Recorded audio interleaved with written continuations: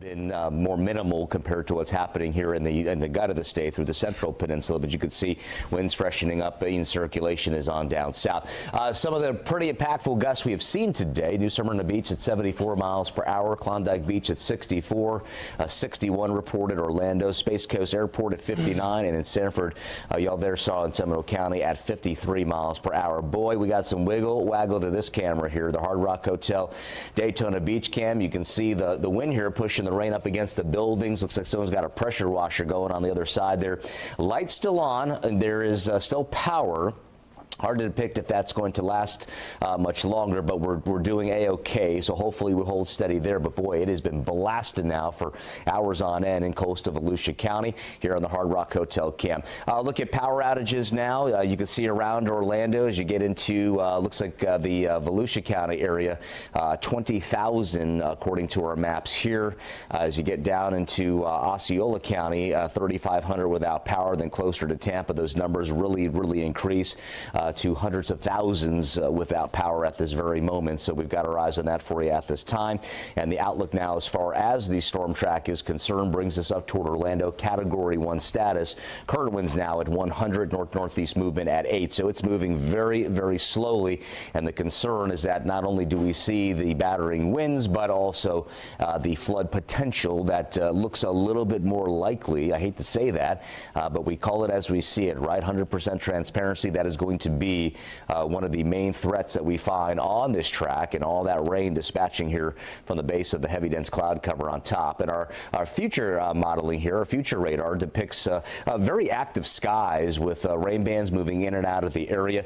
We were just looking at some forecast models behind the scenes here in the Storm Center, and it looks like the tornadic risk will gradually ease up as we head toward the wee early morning hours of Thursday. So that itself is some very welcomed and great news. We like to see that, but the heavy rain threat does continue here at this very hour. Want to head on over toward Brooks now over here, doing some live tracking in the Fox 35 Storm Center for us. And Brooks, you are very concerned. We're both very concerned about a front that's stalled out over the north central peninsula and the interaction with this very tropical air mass, the current winds. I mean, there are a lot of wheels in motion, a lot of cooks in the kitchen, so to speak. Take our viewers to what you're seeing there on the analysis. So this is like a brick wall in the atmosphere where a ton of moisture is going to be flung to the northwest, and it hits this wall and it can't go anywhere, so it gets wrung out in the form of very heavy rain. We've got a stationary front located from roughly Tampa Bay up through Jacksonville. It's essentially a cold front that this hurricane is bringing south. It's some drier air, and so the tropical moisture really can't get past it, and so this front is now interacting with Cat 2 Ian as Ian works northward, and in doing so, all of the moisture being pushed off to the northwest is stopped in its tracks. And that's why we're getting such a heavy swath of rain right now from Tampa straight through Orlando, away from the core of the hurricane. So this is like extra rain beyond what was going to be in the forecast for almost the entirety of the precipitation. You know, we were forecasting, and still are, anywhere between about 12 and as many as 20 inches plus of rain for storm totals by tomorrow afternoon. And indeed, zooming into this core, you know, we got all the heavy rain here happening right now due to what I just explained to you with that southeast flow bumping up against the front. So we know that. But then this core right here is extremely heavy rain, and that's associated directly with the center of Ian. Ian is located roughly near the Sebring area of Highlands County, and it's drifting northeast, doing about 8 miles an hour, and it'll get here probably close to Seminole County or maybe Volusia County tomorrow afternoon. So it's going to continue to slow down. It's doing a real slow crawl. In other words, it's going to take the better part of 12 hours for this to get through here, which is where we are. And that's why our rain totals could be so high. All right, finally, I'd like to show you this. We're going to talk about the velocity is happening in here. This is a way to detect how fast the raindrops are falling to determine how fast the wind is blowing, because of course we're seeing huge gusts out there around the region. Polk County, about 72 miles per hour in some of those wind gusts. And as far as areas a little bit closer toward our viewing area, there's Orlando. Let's sample some of these wind gusts. About 50 miles an hour near Kissimmee, about 48 miles an hour near Mascot. In Orlando, about 22 miles per hour. And bottom line is that these gusts may be somewhat irregular, but they're going to be become increasing in their frequency as the night goes on. So it might be one gust every 15 minutes now, but around 1 to 5 o'clock when this core rolls through, we're going to see gusts like that maybe every minute or every 5 minutes. And that'll be the stuff that unfortunately can take down trees, because a lot of the tree systems, a lot of the roots in there, well, the roots have been weakened because of all of that. It's become mud, basically. So the roots don't have anything to really grab into, so the wind blows and it can just knock them all over. And the problem is that, let me rephrase that, I just said knock them all over. Knock some trees over, especially the older ones that are a bit more weak and maybe have some root rot and other issues. The healthy trees will be okay. But the point is that some trees will fall, and that will just exacerbate the power outage issues and unfortunately extend them. By the way, if you have power now and you're watching us, but maybe overnight you lose power and you're still watching the coverage and you need to know what's going on in your area, don't forget our Fox 35 Storm Team app has the live video feature. So as long as you have cell phone service, you can watch us live just like we're on TV. I think that the delay is like 6 seconds or something like that. So it's basically real time. At least on my phone it's 6. On my wife's phone it's like 2-second delay. So it's basically like watching TV. I've got a slower phone. I need to upgrade. But anyway, this stuff right here moving on to Avon Park and Sebring is the business end of this hurricane, and it is not slowing down. Jamie? Well, we know you're a great husband. You get your wife the best technology. Good for you, Brooks. She's got the better one? Hey, you know what, Brooks? You know, as a weather person, me and you and Ian and Brittany and Allison, we're kind of, you know, we're in studio. We're providing coverage for our community, keeping all safe. But sometimes we want to see what's going on. And we took a peek out on the weather deck, and boy, was it howling out here in Seminole County. Kind of took us by surprise.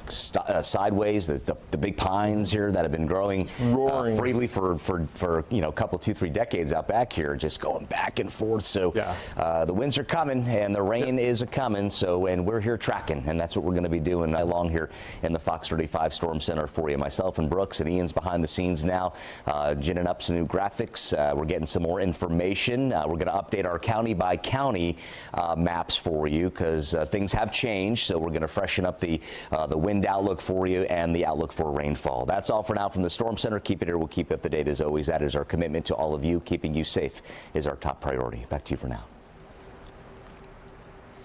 And if you're just joining us, welcome into our continuing coverage of Hurricane Ian as it makes its way towards Central Florida. We're getting strong winds and rain already across our area. Yeah, strong winds, a big concern, especially because they can take down the huge trees all over Central Florida. One of them came down right on someone's house in Belle Isle. And I just got a report from somebody in the Conway area saying they're seeing it really bad in that area right now. Trees down, limbs down, coming down pretty strong is what a couple of people have told me. Fox 35's Marie Ettinger is surveying the damage tonight. The wind and rain has really picked up here. We've been checking in with this wind speed meter, and the wind has really not dipped below 10 miles per hour for a while now. It'll hover just below and then go straight back up, and that's what's leading to things like this area. You can see this tree fell straight over this home here in Belle Isle. So it landed over the kitchen and the garage area. Fortunately, everyone inside is doing just fine. They are a-okay. They're actually still wandering around in there, and they do still have power for now. What is concerning, though, is that there is another portion of a tree, or another tree, that is leaning very heavily. We talked with an arborist who lives in this neighborhood who says with the amount of rain that's coming down, drenching that tree and making its limbs heavy, you can see how the wind is pushing it, and it is just leaning so far over that arborist is expecting that tree is likely to come down directly over the road, probably sometime tonight, he told us. Now, fortunately, there are 2 exits to this neighborhood, so even if the tree does block the road, people will still be able to get out. But you see that that branch right in the driveway there, pretty large. We've seen branches of that size all over the neighborhood. A pretty big one actually hit our car as we were driving back over here just a few moments ago. This neighborhood is just getting pelted, and it is not seeming like it's going to stop anytime soon. In fact, it has only been getting worse the entire time we have been here. So we are going to be checking in. We did earlier see some sparks coming from a power line. If you want to look over here, we can show you that there are trees hanging over power lines in a lot of different areas in this neighborhood. Now, those sparks seem to be from a palm front hitting one of those lines repeatedly, but when we checked, it was just kind of slapping it, and we didn't see those sparks again. So we're hoping that that is going to be okay. We didn't see any likelihood of a fire there, so we're hoping that that remains the remains the case. We also did see a neighborhood just about a half-mile away where that entire area is without power. It was pitch black, and there are lots of trees whipping around just like there are here, so that was difficult to get through. We had to evacuate the area just because it didn't feel safe with the number of trees and the low visibility. Right now there is some ponding happening in the area. We saw one street around here that was starting to flood just a little bit, but for the most part flooding concerns don't seem to be the biggest issue. It's mostly going to be down trees, which we have seen this one large one and several large branches in this area. In Bel Air, Marie Edinger, Fox 35 News. And we are seeing the winds pick up all across Central Florida at this hour. Fox 35's Deborah Cho joins us live from Daytona Beach. We just lost Deborah just as we were going out to him, but that's what you can expect in these types of days like this when the weather is this wild. So we'll check back in her with just a little bit. Okay, our partners at Fox Weather also tracking power outages across the state, and you can see some of the numbers here right now. At this point, we have about 1.8 million, I believe is the last check. Yep, 1.8 million people without power across the state. Most are there in Lee County. That's followed by Collier County, but you can see 100% of DeSoto County now without power. Almost everyone in Charlotte County without power. 93% in Lee, 89% in Hardy, and 88% in Sarasota. While we leave this map up for a second, guys, we just got some of the updated power numbers here. And we have Volusia County has about 22,000 people out. Seminole County has about 21,000 at this point. Orange County, 29,000. Lake County has about 4,900 out, so they're not doing too bad right now. Polk County, 117,000 people without power, and that looks like about Brevard County has 7,500. So we're not seeing the big power outages yet. Osceola County, 3,600. We're not seeing the big numbers in Central Florida quite yet because we haven't gotten the bulk of those big winds at this point that could bring down some of those trees. So just be aware as the night goes on. We keep seeing, and Brooks and Jamie keeps telling us, at around 2 a.m. tonight, that's when we're really going to see these winds kick up, and that's when the outages could happen. And Luann, to me, that's the scariest part about these kind of storms. Yeah. When it's dark and you don't know what's going on out there, and that's when these storms roll through, power goes out, and you just don't know what's going on. Yeah, Duke Energy is already saying about 80,000 customers of theirs are without power tonight, just in Central Florida. So, as you said, the winds are just picking up. We've seen gusts up to 74 miles per hour over in Daytona Beach. So as Ian gets closer to us, the winds are going to get stronger, and we're going to see more power outages. And quite frankly, most of these outages we just talked about in Volusia, Osceola, Orange, Seminole County, those have all happened, really, I would say, in the past hour or two. We didn't have that many until just a couple of hours ago, and you can see why. Just since Luann was here about an hour ago, still you got that line right there where you can see it's drier down below, but boy, is it kicking up just above, and you can see Orlando now starting to get pounded a little bit. Yeah, we're seeing some reds and yellows over Orlando. All right, well, a strong warning tonight from the Collier County Sheriff's Office. There's a mandatory curfew in place between 10 o'clock tonight and 6 o'clock in the morning. This is in the Naples area. Violation of this curfew is considered a second-degree misdemeanor. The Sheriff's Office says it is getting a significant number of calls from people who are trapped by water inside their homes. You were just listening in here to Fox 35 out of Orlando. We're going to switch gears a little bit and go out to Fox 13 instead as they continue this cover with a live press conference out of Polk County. Let's take them here live on LiveNOW from Fox. Not safe, and don't come out tomorrow until it's safe. It's going to take quite some time. We know we've had lots of trees down. The bridge on Highway 98 east of Fort Meade between Frostproof, we know there's quite a few very large trees down there. So it'll take time to get the roads open. So just stay home, hunker down, and wait until it's really conditions approve. And that may not be until tomorrow night or even into Friday in some parts of the county. Just heard an update from Polk County, and I happen to be right next to a map of Polk that can put some of this in context. Really, it's the southwest quadrant you've heard so much about with the Peace River that flows south toward Fort Meade from Bartow. Here's where an estimated 300 homes are at heightened risk of flooding, and while the Emergency Management Director said they're not seeing flooding right now, he has also repeatedly pointed out that you do have possibly a delayed reaction as the rain works through the creeks and then filters into the river. It could be a day or more before you do see that type of flooding. In addition to that, another key point to watch on the other side of the county, particularly to the north and also to the east, north of Lake Lowry, which would be to the west of Davenport, to the north and west of Haines City. Here's where we also have a point of concern based on a prior history of flooding and the track of the storm. One other area to keep your eye on, of course, would be northwest Lakeland as well, though it has not received as much rainfall as other parts of the county in recent weeks. Boy, is it now, and this is an area prone to flooding as well. So those are some of the key points of concern. But, Mark, it's also worth noting that basically all of Polk County, when it faces this kind of rainfall this fast after the ground already being saturated, is in fact at risk of flooding. Craig Patrick with us, Craig. And if it's any consolation, Tyler and Paul are here with us, and we're watching the radar closely. The rain is diminishing. We can't say it's over yet because there's still some bands out there. But the good news is, it seems with every turn of the radar, of Sky Tower radar, it is getting weaker and weaker from a rain perspective. So hopefully that continues, and you guys don't have any more flooding there. But we know we'll check back with you a little bit later. Sure. Governor DeSantis gave an update on Hurricane Ian this evening, and he requested President Biden grant a major disaster declaration for all 67 counties in Florida and all types of assistance due to the ongoing devastation and the impact of Hurricane Ian. As this storm passes your community, understand it's still a very hazardous situation. You're going to have down power lines. You're going to have a possibility of harm's way because of standing water, misuse of generators.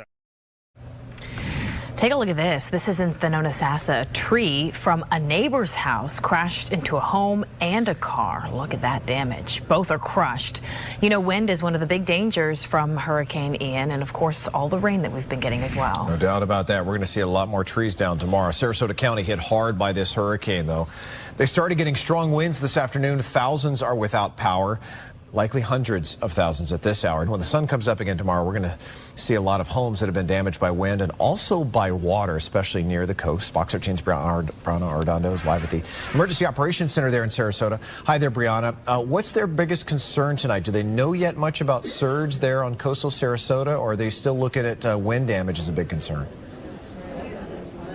Yeah, I would say it's definitely a combination of both. We spoke with the emergency management chief about an hour ago, and he told us that, you know, they're concerned not only for folks who lived and may have not evacuated, who are living in mobile home parks, but also just anyone who may be in those areas where they know that, you know, there is damage from debris flying or even, you know, some storm surge and especially down towards the southern part of the county. Their focus is going to be shifting now toward helping those people who maybe stayed behind or did not evacuate and they stayed in their homes. A majority of the county is without power. It's about 255,000 customers from Florida Power and Light. And so as soon as it is safe for them to do so, those crews are going to start going out and trying to work on repairing some of those power lines and getting that power restored. But of course, it is going to take a long time for all of that to happen. Now let's get to some videos so we can show you exactly what folks have been dealing with. So far tonight, the sheriff's office told us that they got some calls about some roofs being blown off of houses, people stuck in their cars earlier today while they were out on the roads. All through the day and night tonight, workers have been helping residents as much as they can over the phone here at the Emergency Operations Center. That includes having a medical director kind of walk people through what they would need to do if they're hurt or needed help when they called. The emergency management chief did tell us that they would like to get that first round of responders out here around Sarasota County around 3 o'clock in the morning to start looking at damage. You were just listening in there to our Fox 13 affiliates out of Tampa, and we want to thank them as they continue on covering this major story, this major hurricane, Hurricane Ian, as it slowly makes its way across Florida. Catastrophic damages. Coming up after the break, we're going to go back out and give an update on what we've seen from inside the storm. Certainly some very strong pictures as hurricane hunters, and we have a report from one that was in the middle of it, in the storm, in the eye of the Hurricane Ian. We're going to take a quick 2-minute break here on Live Now from Fox.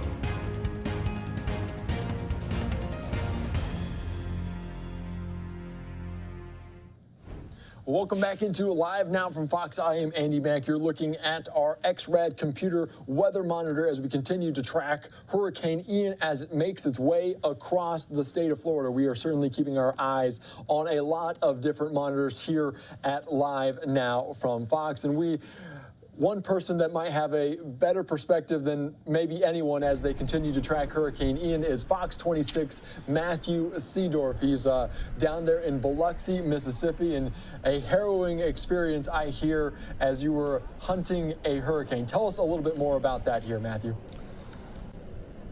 Yeah, Andrew, what a ride this was today. We were in and out of the eye of this powerful hurricane for about 6 or 7 hours today. We actually went in the eye 3 separate times, and you could feel it, every single one of them.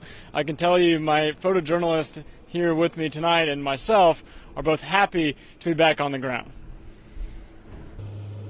Hurricane Ian's relentless 150-mile-per-hour winds and rain shaking this flight crew, telling us to hold on board Teal 71 with the U.S. Air Force as the powerful storm makes landfall.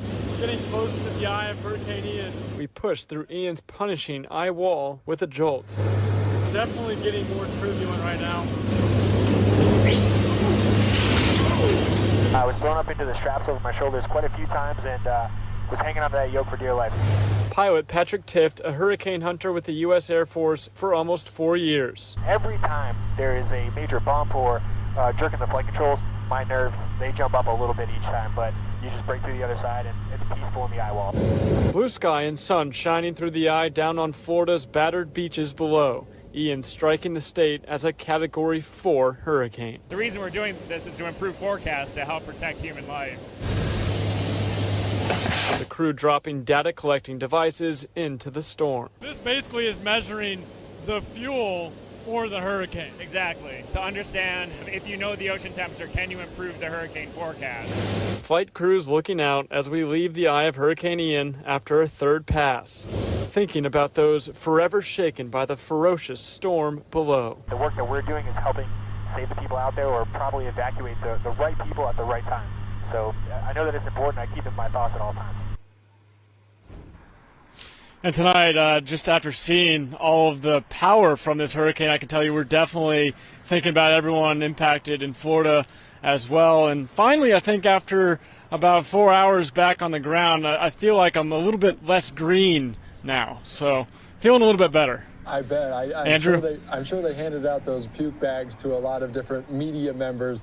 Just take me through a little bit more of this guy's experience that's flying the plane, because I imagine visibility isn't very good. What else can you tell us about what the pilot is seeing during these trips through these massive storms? Honestly, I don't know how they do it. I have so much respect for what they're doing, and they're just calm as a cucumber, but you can't see anything out the window that the pilot would be looking at. They're just kind of looking at their instruments, and we're kind of freaking out, panicking, maybe about to throw up. I think some media members actually were throwing up. They're calm as a cucumber. You can't even tell that they're flying us into a powerful hurricane. It's amazing. Definitely stomachs of steel there for you, I'm sure, Matthew Seedorf. Take me through, because you said you passed through the eye of this hurricane. It's a very wide hurricane. What was that like? Was it clear? Could you see the sun? What was that like when you passed through the eye those several times? Yeah, so each time was a little bit different that we went through the eye. I think the first one was the biggest jolt as we were coming from North Florida down and south. Through that eye wall, and then the second you get in the eye wall, it's pretty calm, and all of a sudden the plane kind of lights up in the inside. It illuminates and it's brighter and it's calm, and everyone kind of stands up and looks around, looks out the window, and you can see little pokes of blue sky peering through in the sun, and kind of see the ocean. And then the third time through, you could actually see Florida down below. So it's an eerie feeling, and also just knowing the destruction that's taking place for all those people below. Definitely. What altitude were you guys going through the storm? Because obviously the height of the storm is certainly. So what was the altitude like?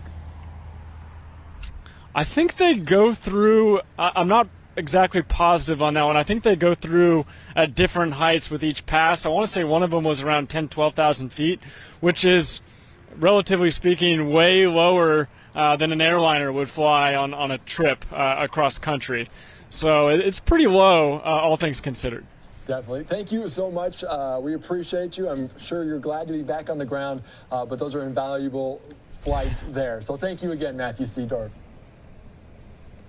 Yeah, thank you. All right, thank you so much as we continue on here on Live Now from Fox as we are continuing to watch this XRAD weather computer model as we watch Hurricane Ian moving across Florida. And like you heard, those hurricane hunters out of Biloxi, Mississippi, just up the coast and to the west of Florida, invaluable as they track it and give us a lot of information to track these weather models like we're seeing right now on your screen. We're going to continue on and get our coverage continuing and head back out to Fox 13 in Tampa as they continue to cover this major storm here on Live Now from Fox. Let's talk about this landfall that was just north of Fort Myers Beach. As you watch this video, most of that town is underwater. You know, we know people who are saying they're talking 20 feet plus down there, right there. Cars and homes submerged. Some homes have even floated away. And it's wild because a lot of folks stayed in their homes. I've seen videos of people on their second floors watching the water flood in. Yeah, like this right here. Look at this. This is Naples, the water rising there. This is actually at a hotel. The water almost to the second floor there, expected to keep going higher. This is another part of Naples where signs were floating down the street. Naples Fire Department even had to evacuate their fire station because of the rising water. They actually had to pull their fire truck out because it started smoking and they didn't want their station to catch fire. You can see it's up to their chest there. Hey guys, it's me again, your favorite hurricane girl over here in Naples. Now we have a truck issue and the guys are pushing the truck out of the bay. Because why, Chief? It seemed like the truck was going to catch on fire. It was smoking, and we didn't want the station to burn down. I mean, do you guys see the water is at their waist? And they're so calm. Wild. That's they are. They're right remaining there. very calm. And you heard the fire chief say it right there. They had to push one of the trucks outside of the garage because of all the smoke rising from it. Imagine pushing that through that water. They were worried that the whole building was going to catch fire there. I mean, that's just incredible. The surge devastating on Sanibel Island, as you can imagine. That's just south of where the storm made landfall. It came up very quickly on the island, and we had heard that some folks were riding it out there on the island. Yeah, we heard of the 911 calls early in the afternoon, long before it actually made landfall. So we were thinking about them, and hopefully they did make it. But I mean, have we ever seen an eye like this, that strong, that big, especially in Florida, make landfall? It's very reminiscent of Michael. Yeah. You know, if folks, it wasn't our area, obviously, but I remember that day when Michael hit up in the Panhandle in Mexico Beach, and it was the span of an hour. I mean, it was no water and then 20 feet of water. In this case, that video was shot. I actually saw a time lapse. It was dry land, and 30 minutes later, it looked like that. Wow. That's how fast storm surge comes. I mean, that's the reason why we have evacuation zones. Catch us up to date, if you will, here at 10:26 here. We know a lot of our viewers in the area are hearing us say it's getting better. Some are saying we're kind of on the edge. Where's the worst of our damage right now? Worst of our winds that we should be seeing? You know, the winds are improving in some of the hardest hit areas from earlier today. So Manatee and Sarasota County, it's better. It's 40, 50 miles an hour. It's still no walk in the park there, but it's better than the 100 miles an hour you had earlier. Worst of the weather right now, if you guys want to pop up the radar, is going to be in parts of Highlands County and parts of southeastern Polk County. That is where the heaviest rain is, and likely still kind of the core of the strongest winds. Now, it's not as intense as it was earlier. You heard us say at the 10 o'clock update that the max winds anywhere in Ian were at 100. The observation sites for the most part in Highlands County and again southeastern Polk County, 50, 60, maybe a couple of gusts close to 70. So it's one of those nights where it's going to be noisy outside because remember, you had a lot of wind earlier that probably snapped a bunch of branches, stuff's blowing around, and you still have tropical storm force winds through the night. You're going to have that stuff hitting the windows. It's not going to be a fun night still, but we're gradually seeing improvement. Hey, we may even see a some dry weather for a time shortly along the coast of Sarasota County. A little bit of sprinkle action, some drizzle, still very gusty winds down that way, but finally a little maybe end to the rain after close to 20 inches of rain, guys, has fallen in southwestern Sarasota County. And it looks like most of the rain, ironically, has been on the northwest side of this thing. It's interesting, isn't it? Yeah, I mean, we've talked about this as far as kind of the usual thing that you would expect is that eastern side, and typically in kind of messy tropical systems, that's the case where you got the center almost naked and then everything has moved to the east of it. This is a well-defined storm. Remember, this is nearly a Cat 5 when it made landfall. And with that kind of a setup, you know, it's kind of everywhere that we have the weather, but there's been some drier air getting sucked in on the eastern side of it. So it's raining as hard as it can in Avon Park and Sebring, and you go down to Lake Placid, it's a sprinkle. You go drive a little further south down 27, it's not raining at all. So big differences over a short swath of land, if you will. And what about, I know this is a difficulty right now. We don't want anybody going outside and taking pictures and risking anything yet. But from what, and I know we don't like to compare this to other storms, but where are you seeing the potential of having structural damage from some of the winds that you may have seen pass through, especially like in Polk County, those Yeah. Speaking mostly to our inland spots here, it's really going to be, I think, parts of Hardy County, maybe northwestern Highlands, and then we did have some gusts upwards of 80 miles per hour north of highways.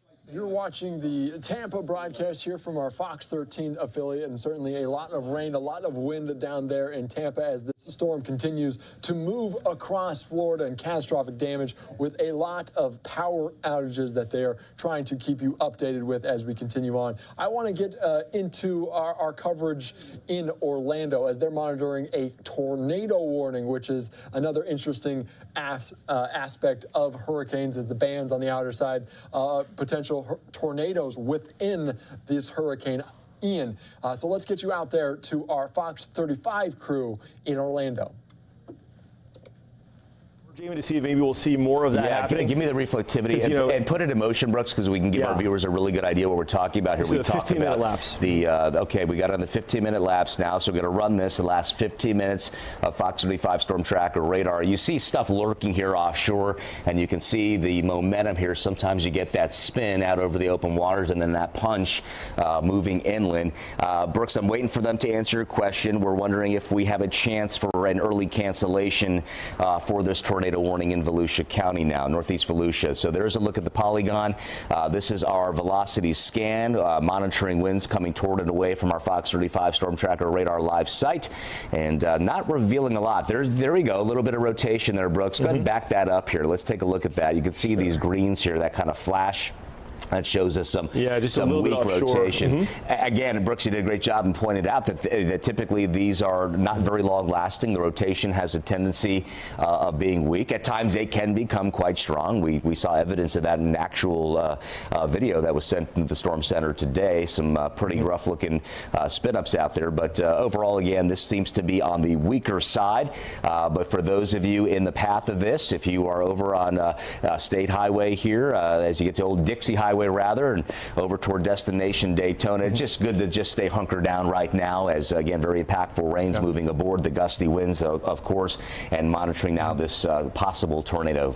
Yeah, just looking at the latest scan, this is another area just offshore of Ormond by the Sea, right off of A1A, that's coming ashore, and it may be another water spout. So I'm wondering if maybe that's also kind of a reoccurring thing. Maybe that's why the warning continues. Right. Well, Weather Service, Brooks, had pointed out some circulations with an S, so that may lead us to believe that there are more lurking. So yeah, exactly. So and that's been the case, Brooks. I mean, subtle, but exactly. So we've been monitoring this for you as we take a look here. Brooks, give me a flash here of the regular radar and put that in motion again. I just want to see what type of momentum we've got here coming in. So not only up this way, but also down toward New Smyrna Beach, or just offshore here. You can see this big push. Heavy rain nonetheless, right? Tornado warned or not. That's right. The heavy rain continues, and at times we do get a little bit of a spin-up potential here. Not getting word yet from National Weather Service Melbourne. I know that they are monitoring all the local television stations, so hey, if you see us and hear us now, Melbourne, let us know if we're looking for an early cancellation here as we watch this now moving ashore. And quite a bit of heavy rain now all across Volusia County. That seems to be ground zero, at least right now, with this big flow of breeze off the Atlantic. We call that a fetch. This is winds blowing at a pretty good clip over a large expanse of open Atlantic Ocean, miles and miles of it. So we're managing to wick up the moisture and force that aboard down toward Kissimmee, Orlando, Altamonte Springs. We also continue now. No warned areas there. There are some flood concerns, though. You can see the rainfall rates up to about 5-6 inches per hour. There's a 7-inch return there. So when we talk tropical weather, we talk rainfall. When it rains, it absolutely pours, right? So that's what we're dealing with at this time down that away around Orlando Metro. But back to that tornado warned area, not seeing anything from the Weather Service yet as they issue the warnings for this. But as we scan with our powerful Fox 35 Storm Tracker radar, give you another look here at this particular area, possible rotation. So destination Daytona still flashing about a minute, and Bunnell at about 16, even 15 minutes. This again is our regular old reflectivity radar here, indicating the heavy rain. And Brooks, give me the rotation product again there. Let's see what that's showing down there on the touch. Yep, right there. Okay. Give me that, and let's take a look at what that's going to show us. Looks like we may be seeing just a little bit to the south. Like, yeah, I mean, that's a good point. See all this stuff out here? I mean, that's what we're looking for there. There's water spouts out there, so we're going to see more of this. If you live on the beach along A1A, you know how it goes. If you have an east flow with a tropical system, those water spouts can come ashore pretty quickly with very little warning, if any warning sometimes. And so that's exactly what happened here. And that continues for about, what time is it now? Yeah, about 10 minutes left on that warning. But we'll continue to watch these. You know, Jamie, right now we're starting to get some just extremely heavy rain. Of course, we're watching across the region. Let me flip it back over to the reflectivity so you can show folks that. Right. In addition to the water spouts out there, look at this now working toward Kissimmee. This is the leading edge. Incredible. Yeah, that is the leading edge here of that heavy rain moving into the metro now. So the process has begun. We told you it'd be just a matter of time as we went deeper into this evening, as we go into the wee early morning hours of our Thursday. We start to see the uptick in the rain and the wind. Brooks, can you give me a look out here? I want to the stuff that's approaching New Smyrna Beach. I want to just give the viewers there New Smyrna. Draw me out a track there and give me a heading here. Give me off to the northwest about 45 miles per hour. This stuff's moving really fast. Oh, sorry. Let me back up here. Okay, yep. So right here. Okay, I'm going to put this off here. Here we go. Bear with us here. We want to make sure everyone's safe. So bear with us. We're going to put this track on in here. Let you know when this stuff's going to begin to arrive. So we've got Daytona Beach Shores about 16 minutes. There's Port Orange at 17 minutes. Bel Air Plaza looks about 21-minute arrival, and then from Daytona Beach International Airport over to Embry-Riddle, generally in that 25 to 30-minute mark. This stuff's moving along. I mean, it's cranking. We'll drop it there at about 45 miles per hour. So another freshened track here for you at SB Airport, about 8 minutes. So if anything, it's canceled now. It is canceled. Yep. Okay. Yep. It sure is. Okay. So there it is. If anything, I tell you, tornado warned or not, heavy rain, gusty winds continue. We're talking about tremendous rainfall rates, Brooks, on the order of about 6, 7, 8 inches per hour. That's that deep tropical moisture, that connection there to Ian that is moving in our general direction now. So interesting. Yeah. Here, come on over. We'll track it on camera too. We'll talk about some of the Ian stuff now that tornado warning is over. Come on over to camera 2 if you would, guys. All right, cool. So Jamie, you know, this is the core of it right now, coming out of Highlands County and transitioning into southern Polk County and now into Osceola County. That's the leading edge of the really heavy stuff.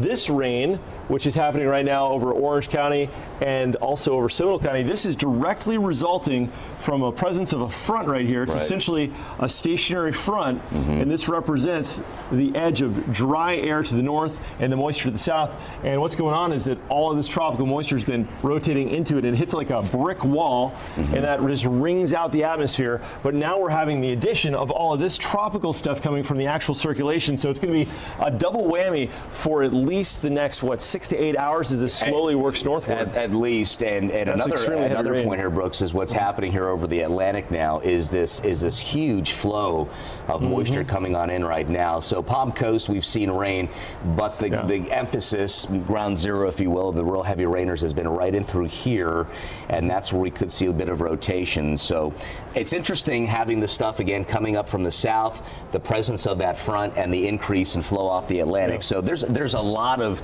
cooks in the kitchen tonight here as we look at the rain potential. The tornado watch does continue until 1 a.m. So it's an anything can happen type weather atmosphere, right? So and as we've been discussing, so we've got the tornado threat and we've got the rain threat and the wind threat. So we're going to see the winds increasing, we're going to see the gusts increasing, 45, 55, 75 miles an hour. We were looking at some of the impacts county by county coming up. We're going to show you that in another weather segment here coming up in just a bit. But Orange County could see gusts to 85 miles an hour, right? With these, yeah. So hey, we've got the heavy rain. We know that. We're going to leave you now, and we're going to get our showpiece together here for you. Going to take the viewers county by county. If you've got concerns in Orange, in Seminole, in Flagler, our northern counties, down south of Osceola County, we got you covered. All right. So depend on us. We'll keep you updated. Coming up here in just a bit, live from the Fox 35 Storm Center. Great job, Great Jamie. work, amigo. Appreciate you. All right, guys, back to you in the desk there. All right. Speaking of counties, let's go to Lake County. Mount Dora Mayor Chrissy Style joins us right now on the phone. Good evening, Mayor. Thanks for joining us. How is your beautiful city looking tonight? Wet like everywhere else, but we're still beautiful. So what are you guys experiencing at this point? We just about an hour and a half, 2 hours ago started to really see the winds kicking up, but we're doing all right. We've had about 200 residents report power outages, but as of about an hour ago, we've got all those residents back up and running. So right now we're doing all right. We're just waiting for the worst of it to hit us. Yeah, that's great news. What about shelters? Do you have any in your area there that are open? Yep, Mount Dora High School is open and available for anyone who needs shelter, absolutely. You know, one of the things with your town is one of those, everybody loves Mount Dora because of those old trees all over. Is that a big concern for you, knowing there's all those old growth trees that have the potential to knock down power lines? Yeah, sure, and that's actually what knocked half of those people out, was a downed tree that took a line down with it, but we've got them back up and running.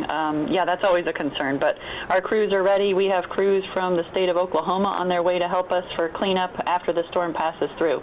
How is Hurricane Irma compared to this? Is it worse now with Ian, or was it worse before with Irma? I think Irma was far worse than what we're experiencing, at least so far with Ian. We'll see what comes further on this evening, but I think so far, for me anyway, I feel like Irma was far worse than what we're experiencing right now. What did you guys experience with Irma over there in Mount Dora? Oh gosh, we had tremendous damage. I mean, trees, power lines. We had people without power for more than 10 days, if I recall correctly. So that was quite an event. Hoping we're not see that with Ian, but we'll keep our fingers crossed. You know, you're Lake County for a reason. There are lakes everywhere. Let's hope there aren't a bunch more after this. Is flooding a big concern for you? I don't know what neighborhoods it might get into, but is that an issue over there? Yeah, it is. It is on a regular rain occurrence. Never mind the amount of inches we're about to see with Ian. So that's certainly a concern. But like I said, I'm at our emergency operations center right now. We're activated. Been at level 1 since 8 o'clock this morning, and we're ready to go to battle whatever comes with Hurricane Ian. Yeah, our meteorologists have been telling us, Mayor, that we could see 20, 30 inches of rain possibly. We know Mount Dora is an older town. Are you guys able to handle those large amounts of rain, the sewers and such? Yeah, I think we are. Luckily, we've got, over the past 6 to 7 years, we've actually updated a lot of our infrastructure, and that includes the sewage and the sewer and the drainage. So I think we're ready to handle whatever comes. Mayor, is there anything else you want the residents of your town, you want them to know before we go? Absolutely. For the most up-to-date information, just visit our website, which is cityofmountdora.com. Of course, our Facebook page as well will have up-to-date information, and 352-735-7102 is our information line. All right. Once again, Mount Dora Mayor Chrissy Style, always good to talk to you. Thanks for your time this evening. Thanks, Don. Have a great night. All right. Yeah, that is one of those towns that the thing that makes it special is the thing that also puts it at risk at times. And you did a John Brown in your town over there, so you know it well. And everybody will be spending a lot of time over there over the next few months, so hopefully it comes out okay. All right, Fox 35's Connor Hansen continues our team coverage tonight. Connor is live in Orange County right now. So Connor, you are hearing information about a possible curfew being issued there in Orange County? Well, Luann, nothing confirmed, but it's certainly being discussed. And if that happens, we'll likely get an official announcement from Mayor Demings. This is where he and other county officials are staying the night, as well as some first responders. So based on what we're hearing, it's certainly possible that there might be a curfew, though, again, nothing confirmed. We'll give you the latest as soon as we hear anything. And as I mentioned, not just the county officials staying here, first responders. Something that's important to note, and something they're really trying to relay to people right now, is just stay home at this point until the storm passes. Something people need to know, sometimes it gets too dangerous for even first responders to be out there risking their lives just by driving somewhere. So to stay home, you're eliminating that risk of having an accident and a delayed response in that case. So people here basically monitoring everything from inside. They've got cameras all over the county. They can see major intersections. They can see people outside right now kind of wondering what they're up to. So we're safe under an awning now. You can see they have these huge curtains up protecting the building and everybody inside, but we'll show you a look outside. We're in Winter Park, so you have some reference for that. To be honest with you, it seems like things just in the past couple of minutes have calmed down a little bit, if you can believe that, but we've just been seeing extremely strong bands of wind and rain coming through here, just ripping through these flags. You can see the rain just flying across the pavement at times. You know, if you're sitting in a car, like when we were getting some gear out earlier, you can just feel it shaking from side to side. And that's when you're parked in a safe place, so you can imagine what it's like out on the road. So it's been a while since we've had a major update from the county. We did hear from Mayor Demings earlier. Again, his main message is to stay home. He is letting people know there's a good chance they'll lose power at some point tonight, with wind gusts potentially reaching up to 100 miles per hour and up to 2 feet of rain throughout the night. We're certainly just seeing the early effects of this storm. It could get much worse late tonight, early morning. So again, there are shelters available. There are over 1,000 people in them. Last we checked, they can open more if they need to. No word on any kind of evacuations or anything like that anywhere in Orange County. They did tell people in mobile home parks that they probably should get out, but that was not mandatory. So again, we'll keep you updated with any updates we hear from the county. If we hear one soon, we'll try to jump back on the air or get something online, or at least to you all, so you can report it right there on the air. Back to you. All right, Connor, sounds good. Thank you much. We appreciate it. Caught on camera by the Lee County Sheriff's Office. Take a look. Storm surge and flooding has roads all across Fort Myers looking like rivers. Water is high enough and moving fast enough to carry that large trailer you see right there. That's crazy. Just right down the middle of the street. Yeah, they were expecting storm surge of up to 12 feet high. Yeah, the other problem down there, Luann, all these boats that broke loose, and I don't know if people have seen this video yet, but it looks like a boat parade. And so you think about the cleanup, just those small things, all those boats that floated right down the main streets. I saw that too. I think it's actually a part of this video. Is it really? Further down, yeah, you see a whole bunch of boats up next to like a condo complex. It's just it's amazing. Really it's a street. Yeah, it is. And so you have so many of those issues. Oh, let's take a look at this one too. More video caught on camera. Tampa police officer saw a traffic light come crashing down right in front of his car. That's in Ybor City. Live wires all over the ground. Once again, that's why they say don't go out. You may not, especially when it's this dark. You wouldn't even see something like that out there. First responders urging people just stay off the roads right now.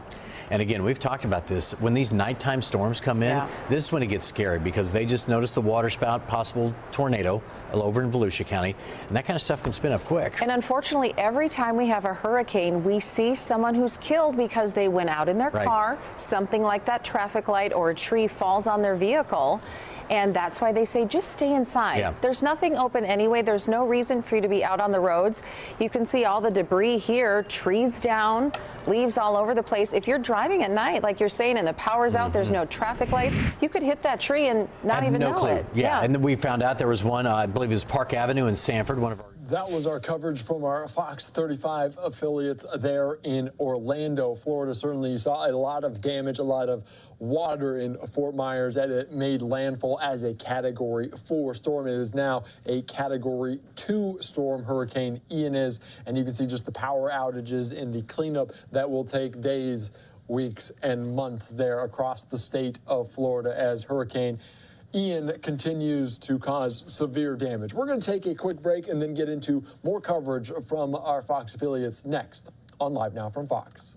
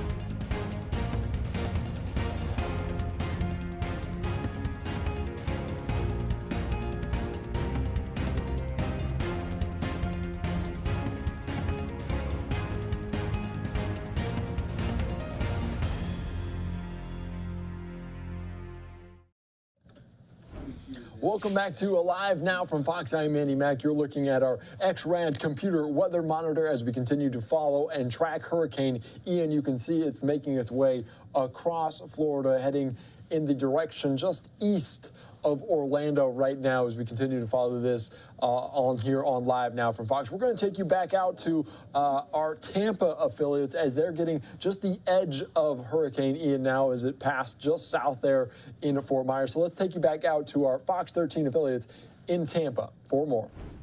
So you add in the 20 that we've had, so you're talking about, and this is the end of the month, that there could be 30 to 35 inches of rain for September.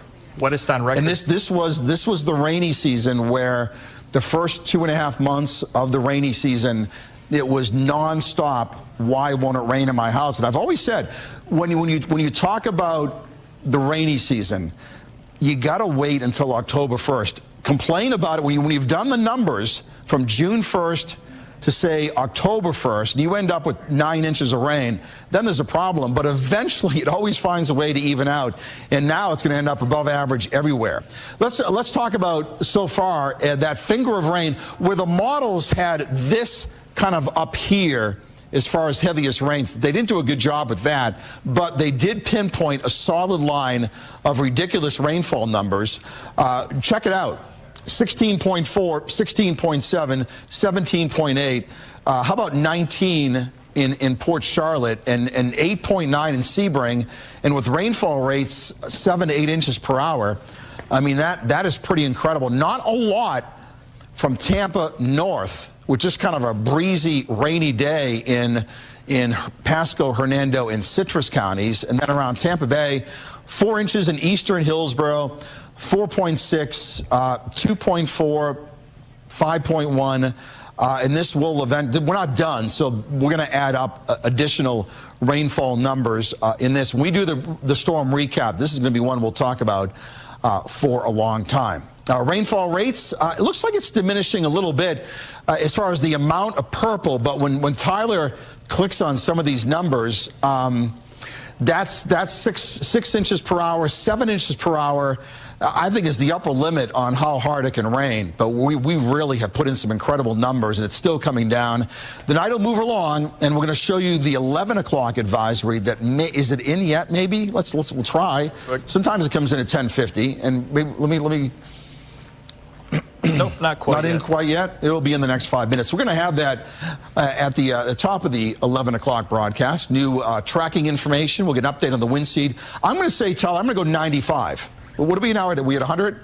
We are at 100 as of the 10 o'clock. Yeah, 90, 95. I say 90, 95, probably the top number. We've gone from 155 to 100. That's progress. And then we'll wait for the 11 o'clock advisory, probably 90 to 95, and it'll continue to diminish. And probably by maybe 4 or 5 a.m., it should be a tropical storm somewhere kind of east or near Orlando in about 6 or 7 hours. So we're kind of getting there, folks. Hang in there, especially for those of you inland that are still hearing the wind howl outside your window. Back to you guys. You were just listening as 6 or 7 inches of rain an hour. Certainly a profound number there. We're going to take you back out to Orlando now as they continue to cover the storm as it continues to bear down. Like you heard, it was 100 miles per hour sustained winds there at about 10 o'clock Eastern. We're waiting to get an update at 11 o'clock Eastern here. So let's take you back out to Orlando and our Fox 35 affiliates out there. But as far as people on the roads, we're not really seeing that many people, which is a good thing. Volusia County is under that curfew tonight. We have seen power crews, though, come through. I have seen a couple of utility trucks come by, but I haven't seen any lights or anything off yet. So we're going to, of course, keep monitoring that for you. But for now, reporting live here in Daytona Beach, Deborah Cho, Fox 35 News. Deborah's seeing what we always see when there's a hurricane. You know, you get the squall, and then it's really rainy, it's really, windy, and then there's a break, and then you get the next big push. So, Deborah, that's probably what you're experiencing right now is that little bit of lull, because we're seeing on the Fox 35 Storm Team weather app, you guys are about to get pounded pretty soon with a whole lot of rain. Okay, well, that's really good to know. I was talking to my photographer, Evan. I said, is it just me, or did the rain and wind kind of just feel like we got a little bit of a break? And he was like, yeah, it was definitely worse just down the way about 20 minutes ago when that tornado warning actually went into effect. We said, all right, it's time to get out of here, go to our safe spot. So we came to the hotel just for safety. But the wind is definitely picking up. I can see it just ahead of me here. And of course, as I turn around behind me, it is starting to pick up a little bit. As far as the rain, though, the rain's going sideways. So that wind is definitely overpowering any sort of rain that's coming our way. Yeah, Deborah, it's going to be raining there well into tomorrow morning, so it looks like it's just getting started over there. Pace yourself, my friend. It's going to be a long night. I know, it sure is. Thank you, guys. All right, thanks, Deborah. We appreciate it. There's that wonderful Krispy Kreme that has great coffee, not too far from where she is right now. Probably not, but that'd be a good start. All right, in Marion County, a local animal shelter worked to create a safe space for dozens of animals. The MCAS staff covered walls and floors this morning. They brought in some crates just in case people evacuating needed a place for their pets. Westport High School in Ocala is designated as a special needs shelter and open for those with pets as well. And we have some new video to show you tonight from up in St. Augustine. This is video of the ocean. Look how choppy it is out there. That was a long time ago, too. Yeah, it was still daylight when a woman took this video, and she says the water at that time was starting to breach the seawall. The National Weather Service is warning people to shelter in place and to expect life-threatening storm surge. But St. Augustine is one of those places when it rains a lot. Some of the streets there flood, and during Irma, it was really bad up there. Yeah, and they're going to get some of this one, too, especially coming off the ocean. Well, of course, Ian made landfall in southwest Florida, hitting Fort Myers really hard. And we've seen all the videos today. I'm sure you have, too. The flooded canals, the roadways, the storm surge. It's a mess down there. Fox Weather's Robert Ray was out tracking the conditions earlier today. Take a look. What we are seeing is massive storm surge coming into the downtown area, flooding all of these sports here in Fort Myers. You see, as these hurricane force gusts continue, and look at this river in this downtown area. It is so unfortunate, and I want to turn the camera so you can see exactly what is happening. It's block after block of the water that has come in from the river over there. There is debris floating and flying. Boats are untangled. Vehicles are submerged at this point. And you see the wind just pushing the water all around the surge in. It is phenomenal.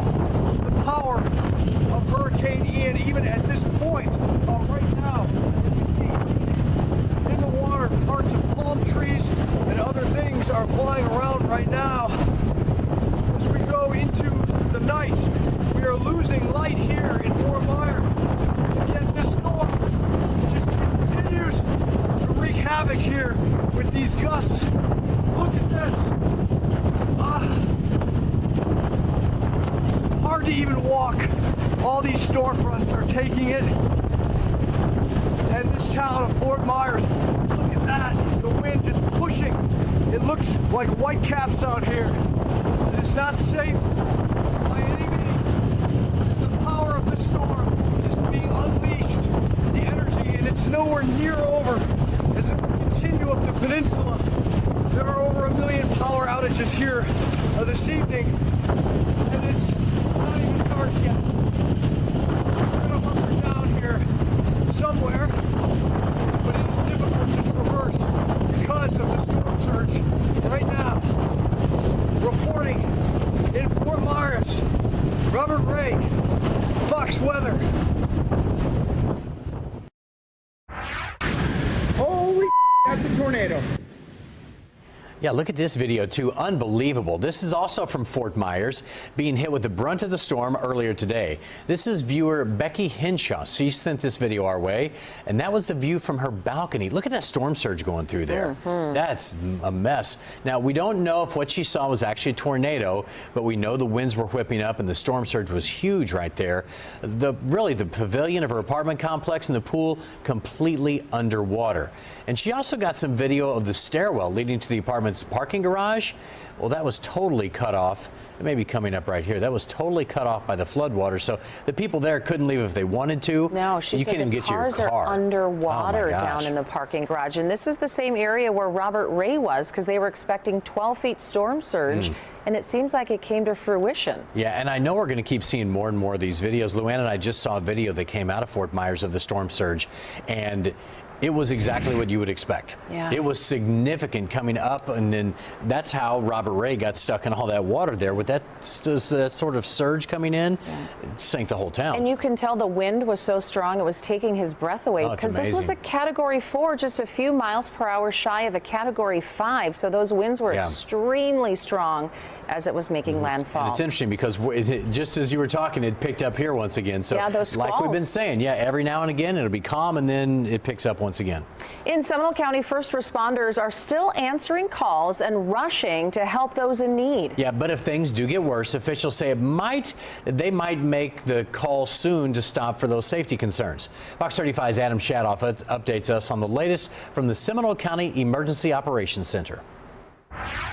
Here outside of the Seminole County Emergency Operations Center, they say it's been a pretty quiet night so far. The number of calls they're getting are just for down power lines, trees down, or trees knocking power lines down, or trees falling into someone's house, sparking a couple of fires. For now, they say they're waiting for the next few hours when they expect things to get a little worse weather-wise and wind-wise. They're going to make probably a decision somewhere after midnight, maybe around 1, 2 in the morning, on whether or not they will continue to allow their first responders, firemen, police officers to be out on the streets responding to calls. They will make that call at that time a few hours from now. But until then, all's relatively quiet and in a good shape for now. The wind is not as bad as they anticipated, which is also good, and things are relatively quiet. For now, from the Seminole County Emergency Operations Center, I'm Adam Shadoff, Fox 35 News. We are bringing you around-the-clock coverage of Hurricane Ian. We've been here on the air keeping you updated. Starts now with a new track on Ian. Since 4 a.m. And you heard it right there, a new 11 o'clock advisory just came in. All right, Brooks, we also just heard from people over in Palm Bay. They say the wind picked up, but all good so far. So what is the latest track showing us, Brooks? All right, Palm Bay, by the way, in Palm Bay, you're going to get some rain here coming up pretty soon. So there have been some significant changes in the track. So let's get down to it. Winds are at 9 90 miles an hour, so the storm is weakening. It's over land. It's encountering frictional forces like trees and all that stuff, so it's no longer the big bad Cat 4, but it's bringing with it the big bad Cat 4 rain, and it is raining. The rain we're getting now is just sort of the start of what's on the way for tonight. Rain may be the biggest legacy of Ian. We could see 20 to 30 inches in some of the hardest hit communities across parts of Central Florida, resulting in local flooding that will be notable at best. We're already seeing significant flooding. I just saw some very fresh video out of Oviedo. My wife shot, and there is a lot of water out there. Needless to say, it's hopefully not entering homes, but it's just like a lake where usually there's no water. All right, so here's the new track. Right now, it's located near Sebring, down in Highlands County. You know, the racetrack's down there in Sebring. It's forecast by 8 o'clock tomorrow morning. This is a big change now. It's forecast by 8 o'clock tomorrow morning to be somewhere around eastern Orange County. But that's important because that means it's going a little bit faster. Because in the earlier advisory, it showed it being just over Seminole County at 2 o'clock in the afternoon. Right, so now it's speeding up. It'll be here, same general location, but at 8 o'clock, maybe a little bit farther to the east.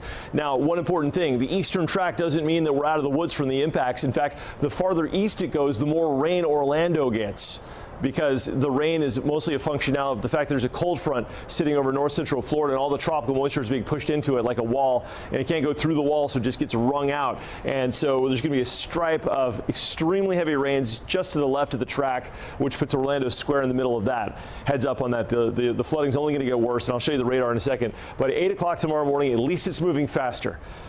That's good. We'll take the good news where we can get it. By 8 p.m., it'll be offshore. We'll have hurricane force winds pushing into Daytona Beach, and eventually it makes a second landfall in the low country of South Carolina. So that's the latest 11 o'clock track. Let's talk about the radar. Okay, so here's Orlando. We're now starting to get in to the business end of this system. We've had the scattered showers all day. We've even had a couple of tornado warnings and a couple of spotted tornadoes down here in Osceola County. At this moment, we're under a flood warning for Orlando, for Osceola County, for Volusia County, for Seminole County. It's a broad brush flood warning. These flashing warnings are flash flood warnings and flash flood emergencies, where up to 20 inches of rain has fallen. This core is the circulation center of Ian, located right here. And as I mentioned, if it tracks just to the east of Orlando, maybe going down the beach line towards Titusville tomorrow morning, this heavy swath of rain is going to go right through the metro and drop about 12 to 15 inches of additional rain. So what we're getting now is very heavy rain. It's just pouring outside, but it's going to get even harder and even more intense before it finally ends tomorrow morning. Let's zoom in now to this. This is frost-proof Lake Wales. We're in the Polk County area where it's just coming down, and it's heading north. Kissimmee, you're right on the edge now of the really heavy stuff that extends from Haines City west through areas like South Lake Tahoe. Rainfall rates with this are between 5 and about 6 to 7 inches per hour.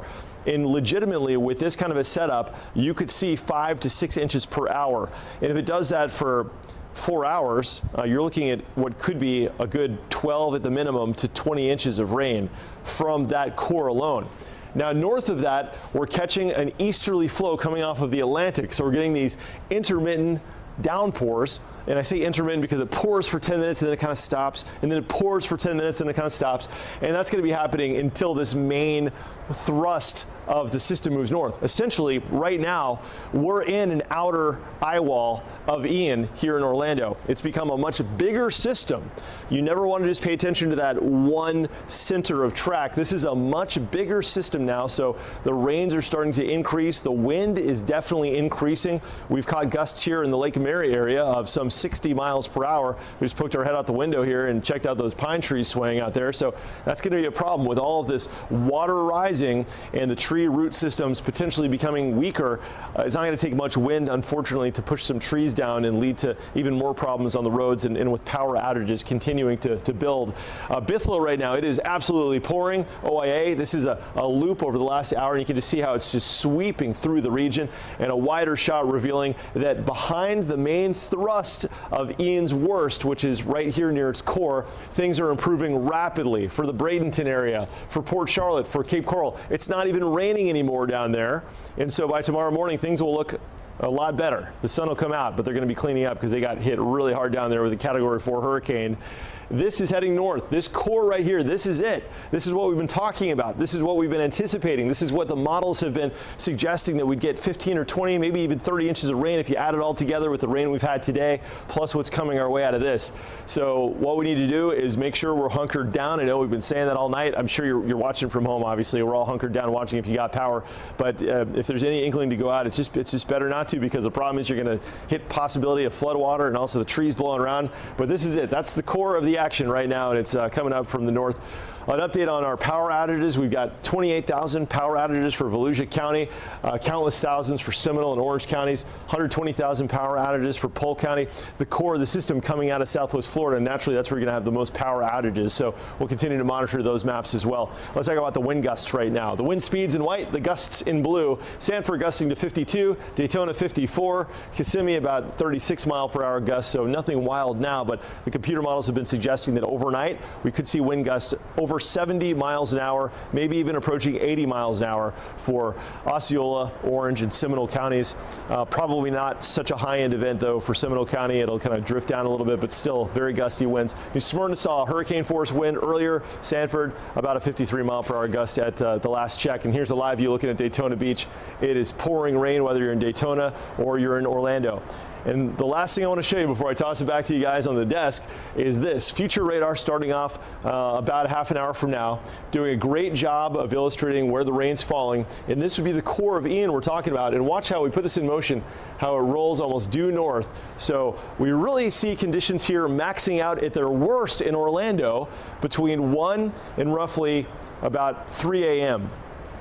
After that, the core works north toward Daytona, Pearson, Lake Catherine, north of Sanford through 5:45 in the morning. And then from Orlando south, conditions start improving a little bit. However, one little thing, it looks like the system's going to occlude, where it wraps back around itself during the afternoon. So this will be the end of that main core of rain that we've been anticipating and also kind of dreading because of all the rain it's going to drop. But we may see the rain continuing, except from out of the north, through tomorrow morning and into tomorrow afternoon. It'll be more intermittent, but we're not going to be done with the system in a clean way like Cape Coral is tonight and Port Charlotte, where the rain is over. In fact, tomorrow afternoon it could still be pouring, just not to quite the same intensity, but with all the flooding that occurs overnight, it'll just be insult to injury, where the water will have really nowhere to go. It won't realistically be until tomorrow night that the rain is over, and we can start thinking about the cleanup that will be inevitable for some communities. So, John and Luann, let's give you an update here on our future rains. Additional rains from now until this is over. We could see an additional 20 to 30 inches in a portion of Volusia County. So that's significant. Oviedo, I hate to look at that, about 17 inches. Orlando, 15 inches. Hopefully these models don't verify. Hopefully the forecast is wrong, right? But this is a tropical system. And it's a Category 4 hurricane that's now weakened. It's got winds of 90 miles an hour, and that means that it's going to transfer the kinetic energy of all that wind into rain. All right, John and Luann, that's the 11 o'clock update. The rain is going to be the big factor now for us to track. The wind is almost going to be a secondary thing, but it is going to obviously knock down trees and stuff like that. It's just not going to be the main player, it looks like, tonight. Unfortunately, the flooding is going to probably have a broader impact. Yeah, Brooks, like you said, it's a little ahead of schedule, so that's good news. But boy, did it kick up the amount of rain in some of those areas. It sure did. You're right. It's ahead of schedule because earlier a model had it about 2 o'clock sitting over Seminole County, and now the model has it, or I should say the National Hurricane Center forecast has that at 8 o'clock. Around northeastern Orange County, so it's sped it up a good 6 to 8 hours. So hey, get it out of here. I'd love to wake up tomorrow morning and find that it's gone and we can rest easy, because rest assured the next few hours are going to be difficult for parts of our region. Yeah, Brooks, do you know why it's speeding up? Because it looks like it's still at 8 miles per hour. Is it that cold front you were talking about? Is it scooting it out of here quicker? Well, it's an interesting question, and you have to remember at this point the subtleties really determine, and it really is a subtle thing, the subtleties determine so much, where if it had a forward speed of, say, I'm going to step off the screen, I'll come right back, but I'm going to go back to our advisory. If it had a forward speed of 8 miles per hour and now it's sped up to, say, 10 or 12 miles per hour, just a real subtle jog. Let's see, right now it's got a northeast wind at 8. That slight increase in speed could do it. But at this point, I think what they're doing is they're seeing where the center of the circulation is right now relative to the previous forecast, Luann, and then they're saying, okay, well, if we going north-northeast at 8 to 10 miles an hour. Where's it going to be at 8 o'clock tomorrow morning? And so there was a little bit of a shift there where before it looked like maybe it would go a little slower. You know, the earlier track actually kind of had it meandering through Polk County and sort of taking the long way. So that was probably also a contributing factor. It was kind of, you know, meandering and kind of almost a curve. And this is more of a straight shot. So it took the highway, and it looks like it'll get there a little bit sooner. And I'll take it. So that's the latest here from the Weather Center. At home right now, if you've got power and you lose it, don't forget you can watch this live on your Fox 35 Storm Team app, live streaming video, just like you're watching TV.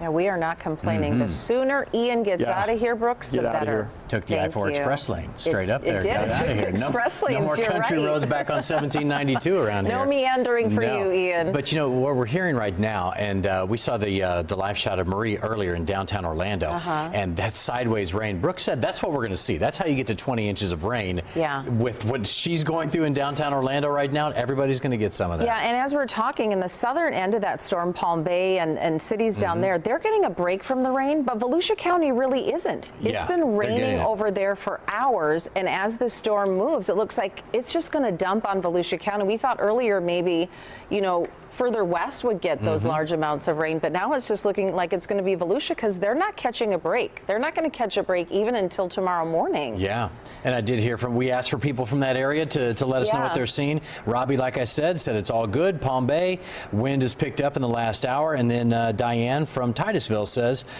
front yard prone to flooding, maybe a river by morning, but it still looks pretty good right now. She sent along a picture. So interesting. Some of those areas are seeing okay so far. How different it is. Palm Bay up to Daytona Beach.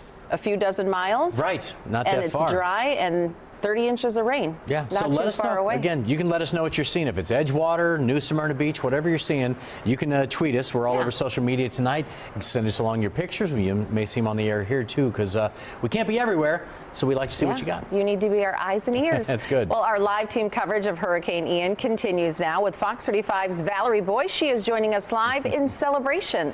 All right, Val, you're at the shelter once again, talking to a lot of people there.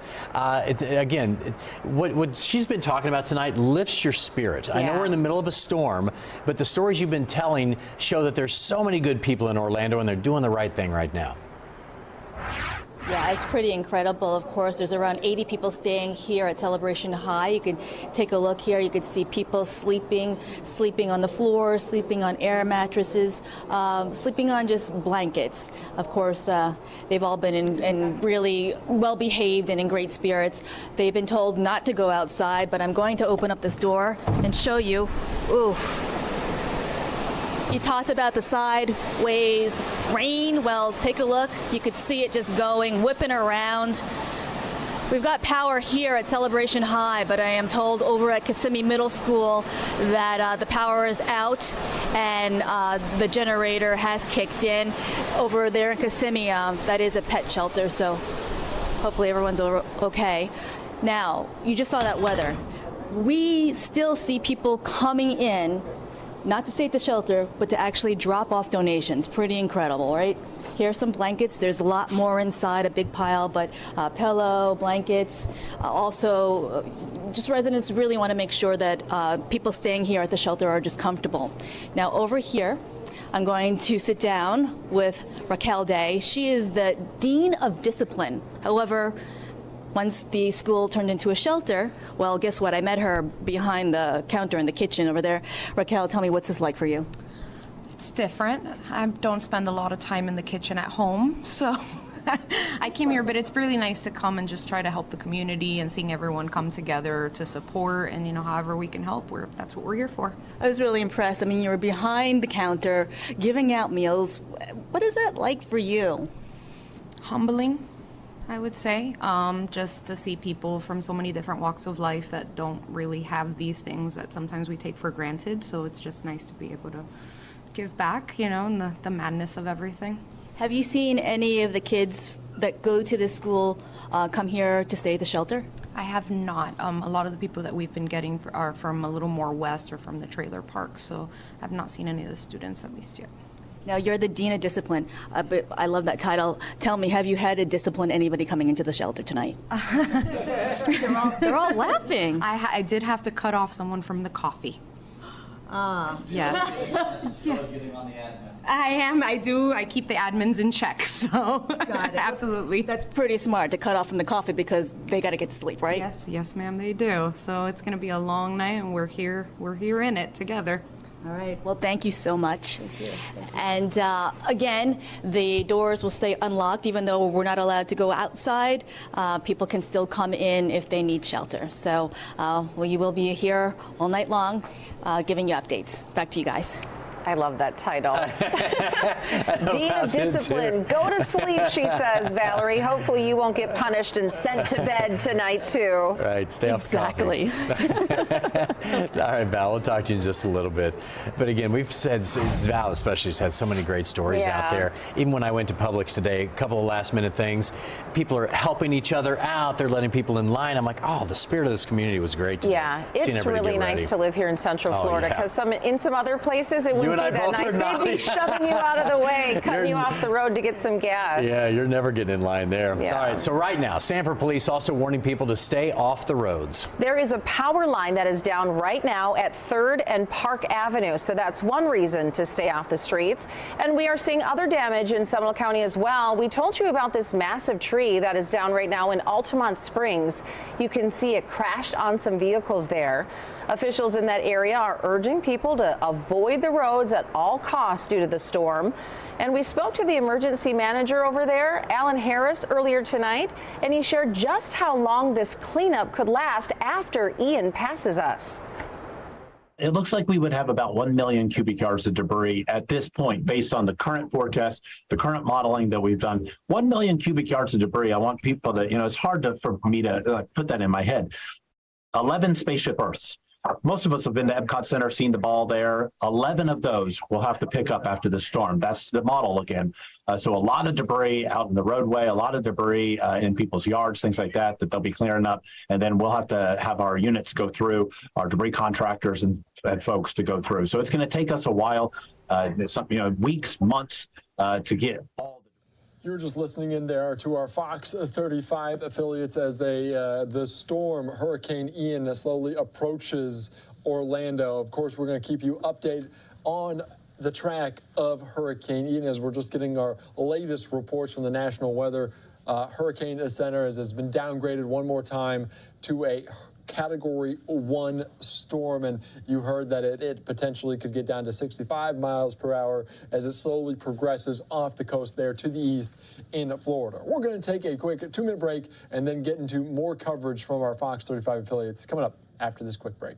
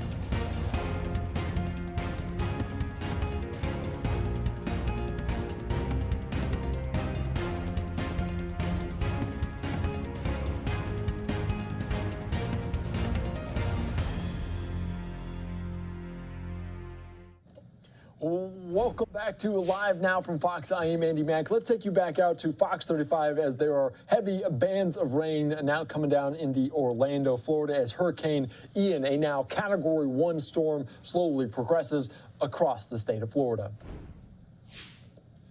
That's helping to keep the street clear, but just look how much it's flooded in this area. I brought a stick just to show you this classic science experiment of just how deep it is. I'm not sure if you can see that. It's obviously going to be deeper further out. And then if you want to, well, it's stuck, but I'll grab another stick just to try to show you how fast this water is moving here.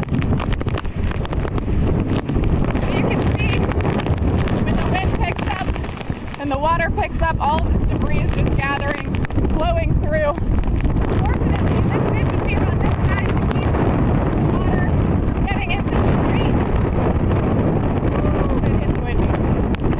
But the water is still pelting on this side and taking up a good bit, even with our efforts to clean out that drain. It is still flooding on this side, and since the rain and the wind doesn't seem like it's going anywhere, sorry about that flashlight.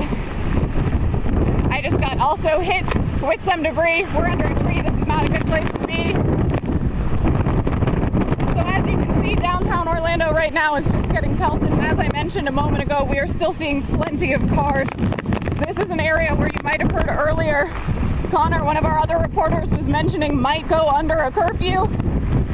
That might be a good idea just to keep people off the streets. We also had somebody come up to us, just walk out a few moments ago, just in a hoodie, just walking around casually until they got blown over by the wind and decided to go back in. So, as you just saw, our poor video journalist stumbling as well. It is bad out here. Please do not come out. Please stay inside. I'll send it back to you guys in the studio for now. Yeah, Wow. It looks nasty down there. That was intense for her. We need to my check in with goodness. our meteorologist and see what the wind gusts are like down there. She's getting blown around pretty good. Well, again, what are we still at? We're at a Category 1 and not too far from downtown Orlando, so I'm sure she's getting those hurricane gusts. That was something. All right, our live team coverage continues out of Seminole County. Fox 35's Adam Shadow found a massive tree that came down right on top of parked cars in Altamonte Springs. We're at the lake shore at Altamonte Springs apartment complex, and it's not terribly bad right now as far as conditions, but clearly earlier it must have been significantly worse. This is a gigantic tree that fell down in this apartment complex, and honestly, I think it was the best possible scenario in the direction that this tree could have fallen, because if you look over here to the right, it did end up hitting some of these cars and doing some damage to some of these cars, but the good news is that it fell away from the buildings, the structures where all the people are inside, hopefully hunkering down right now. But this thing is a monster. It's clearly gigantic.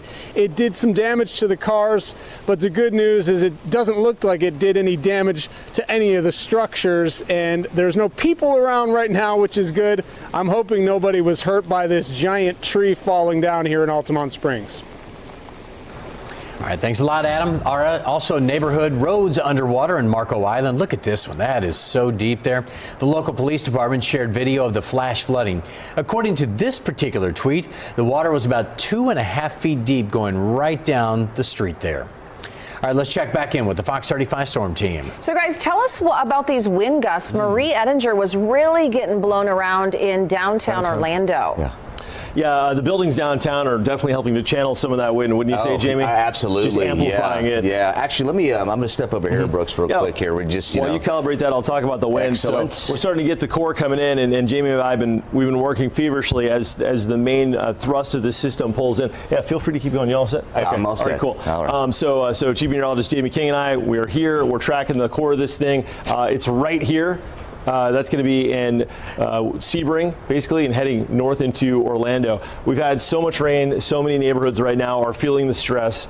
It is stressful when you see the floodwaters rising. It really is, and that's what we're seeing right now.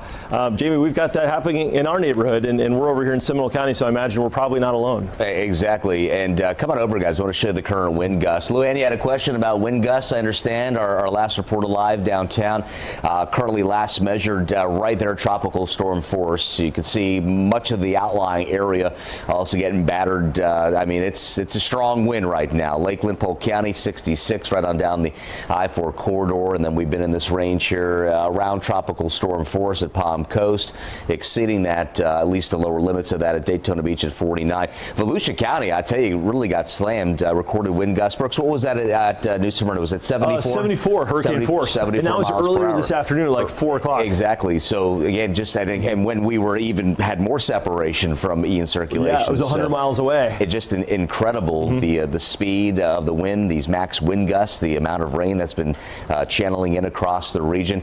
Brooks, can you throw up the radar here for me on Lynx 1? We'll do a little bit of show and tell, a little navigation of the local skies here. And still, I mean, showing very, very prominent returns here on our reflectivity, very heavy rains right now, especially in Orlando, down to Kissimmee, through the Osceola County area, down to Lake Kissimmee, the Florida Turnpike, fully involved right now. There's been some interesting little structures to some of these areas of the very heavy rain, and it's showing us that tropical connection when it rains it pours type deal, right? So again, very, very heavy at this time. The flood watch continues now down in Polk County until we get to Friday at 2 a.m. So very long lasting. There's the circulation there. So everyone north of that is getting super soaked right now. That continues as we take you down to Lake Wales, Hillcrest Heights, and Frostproof. There's US 27, so fully involved there, and some very, very heavy rain amounts. Our radar can actually examine the innards of some of these areas of the very heavy rain. So we talk about how much rain's coming off and being dispatched from the bottom of these clouds per hour. And right now we're in that range of 5, 6, 7 inches as we magnify that and show you how that's coming down there. Here's the Florida Turnpike snaking back across. And then down the Yeehaw Junction, where things are a little bit tamer at this very moment. Around Orlando to Oak Ridge to Winter Park, Altamonte Springs, no one exempt from the heavy rain. It is pouring here at our Seminole County studios here in Lake Mary, right along I-4. We've been taking periodic checks back here in the back door on the weather deck, and boy, it is coming down hard right now. And those big pines out back are swaying to and fro. I'm sure it's like that in your neighborhood as well. And again, if you are watching right now on the Fox 35 weather app, welcome. I know a lot of you know you can stream our live coverage right there on your mobile device. We make it very, very easy here at Fox 35. So if you don't have it, download that app. Again, a lot of you without power can use that functionality there on the app, and you can get this live coverage that the storm team is providing you to the very end. Our goal is to keep you safe, and your goal is to keep yourself dry tonight as it's really coming on down. So do stay in your safe place with very gusty winds and very, very heavy rain unloading across the region. Here's a look at our future rain amounts as we show you the corridor here through DeLand, interior Volusia County, coastal zones of Volusia. That is a big swath of some super heavy rain. Accumulations at about 26 inches out of Daytona Beach, 23 DeLand. I mean, much of the surrounding area will experience just that. And the additional rain on top of what's already fallen out here, you saw those values there. As we give you a look at the rapid refresh modeling here, keeps up with the atmosphere each and every hour. So we don't miss a beat here in the Fox 35 Storm Center, showing tomorrow at 5 a.m. A lot of rain still around. Some of the modeling's hinting at maybe this easing as we go deeper into the morning hours, maybe by afternoon. But Brooks has been doing a great job in indicating a stalled front of sorts, a surface front that's locked into the northwest of our area. So as these winds wrap around, the circulation that is Ian on departure could be bumping up against that front, helping to wring out the atmosphere a little bit more with a secondary round of rain. And then by 7:15 tomorrow, looks like things ease up. Here's a look at wind speeds and gusts for you. Here is the sustained wind. Next to that, this blue here highlights the wind gust, and some of these coming in at Leesburg now, sustained at 31, a gust of 45. And our future wind here, looking at the European forecast model, also showing us very elevated values through Thursday, tomorrow morning. You can see wind as we go deeper into the day, kind of holding steady through about 2:30. And as we start to separate a little bit more from Ian, the values slowly begin to reduce and come on down. So that's kind of the name of the game right now. We're watching, we're tracking. It's turning now into kind of a breeze, a wind, and kind of rain event. I think that the severe factor, while a tornadic spin up is possible really at any time, as in anything can happen kind of atmosphere, atmosphere, right? That threat should be easing as we expire the tornado watch, I believe, by 1 a.m. as we get into tomorrow morning, Thursday, and that's right around the corner here. You saw the peak wind gusts there. Another look here at our Fox 35 storm tracker radar. Some flood concerns down near Sebring and current wind gusts right now. Let's take a look at Marion County. We did promise you a look at our county maps. Want to take you into Marion County now and show what we got. Probably a 6 to 10 inch rainfall amount there for you for your accumulation. Could be a little locally higher in spots. Some very gusty winds down in Seminole County. Here's a look. Winds at 50 to 60, gusts to 75 miles per hour. That is why we are in a hurricane warning now for the Orlando Metro, including Seminole County. This is through our Thursday, 12 to 18 inches plus of accumulated rain there. So some flood concerns there. How about Lake County? As we show you, Leesburg, Mount Dora, Astatula to Groveland and Claremont. Your winds there at 45 to 55 sustain. A gust to 80 miles per hour is not out of the question. A 12 to 20 inch rainfall accumulation there. And beautiful Volusia County for y'all in Pearson, DeLand, Deltona to Oak Hill, up to Ormond Beach and Daytona Beach. Winds at 50 to 65, gusts to 85 miles per hour. Big chunky rain amounts there as well as we look at accumulation. And Brevard County through Thursday, it looks like y'all there see 40 to 50 there with gusts to 75 and rain amounts at 4 to 8 inches. So Brooks, again, this is a long duration event kind of building up to what we are currently now seeing. So areas like Orange County, your wind gusts about 85 miles per hour. Some of our live reporters down in downtown this evening are getting battered down there. So if you guys can hear us, and I know you probably can't see us, maybe hear us through the IFB unit in your ear, please stay safe. If things get a little dicey out there, please seek appropriate and sturdy shelter, because being safe is the name of the game. But we want to bring you what we're seeing there in the streets while you guys are in your safe place. We want to bring you full comprehensive coverage of Ian as it moves through our area. So Brooks, again, it's just one of those deals where we're watching, we're tracking. It's the radar analysis. There's so many different working components. Yeah, we've got the cold front interacting. Things going on. Everything's coming together, exactly. And so I want to show you that real quick here. We've got this this front that's located up here, kind of stalled between Gainesville, Tampa, and roughly St. Johns County. And so what this is doing essentially is helping to channel the moisture that's being flung into it from the circulation of Ian, which is located right here. So from the weather perspective about the workings of how this all comes together, this is unfortunately going to be an enhancing factor. That's why we're seeing these ridiculous rainfall forecast amounts in places like Flagler County of 18 to 25 inches in totals. There's just so much to go. This little core, which in the span of Florida looks so compact, is really going to be a little devil tonight, and we're not liking it because we've already had such a soaking. There's already so much flooding, and unfortunately it looks like this core, which is basically the center of Ian is located approximately, actually no, it's a little bit farther to the west. It's right about here. It's sort of northeast of Sebring. As Ian tracks roughly in this direction, this core of really heavy rain is going to also move in that direction. So you can kind of eyeball and see that it's going to come right up into areas as advertised. Right now we've also got various flood watches, tornado watches in effect till 1 a.m. The tornado threat is probably going to be relegated to the immediate coast at this point. So we're really transitioning to a flood threat and unfortunately a wind threat that's going to probably push some trees over. We've got limbs down everywhere out there. These wind gusts are no joke. A lot of the oak varieties, like the water oaks, tend to be a little bit weaker with big limbs falling, and the roots are not as deep, and so once the ground gets to be that mud, it just kind of falls over in the wind. So not a good setup happening tonight, but we are going to continue to track this flooding rain. We've had radar indicated totals, Jamie, of some 9 to 10 inches around the region, and unfortunately it looks like we have a lot more to go before we can call this done. Right, and again, if you are, I don't recommend, obviously no one should be out on the roads right now, but as things wind down, there may very well be standing water in your neighborhood, right? And you have to account for that. As we say, you know, never know the depth of that water. So turn around, don't drown is the saying, a campaign the National Weather Service has utilized for, God, a couple decades now. So a couple hazards you need to know about once things begin to wind on down. It's the flooding, it's the depth of standing water, it's when you clean up your property, watch out for any electrical wires that are down, watch out for insects. They'll be out and about after we have flooding rains. So Be safe out there. Another look here at Fox 35 Storm Tracker radar.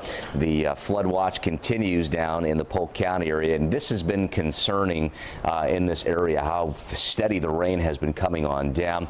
And now a lot of that has been leaching into Kissimmee, downtown Orlando, and buried within there are those very strong surface winds now, recording gusts in that range of 50 to 60 miles per hour. So that's what we're looking at right now. You can see it does not look like that well-structured hurricane that rolled into southwest Florida earlier today. That is the good news. The bad news, though, is that all that energy is still exploding across the area. Look at it now. Winds top sustain at 90, and as we get to tomorrow morning, 8 a.m., winds down to 65, but we don't let our guard down. I know a lot of you seasoned hurricane hardened veterans here in Central Florida, myself and Brooks included.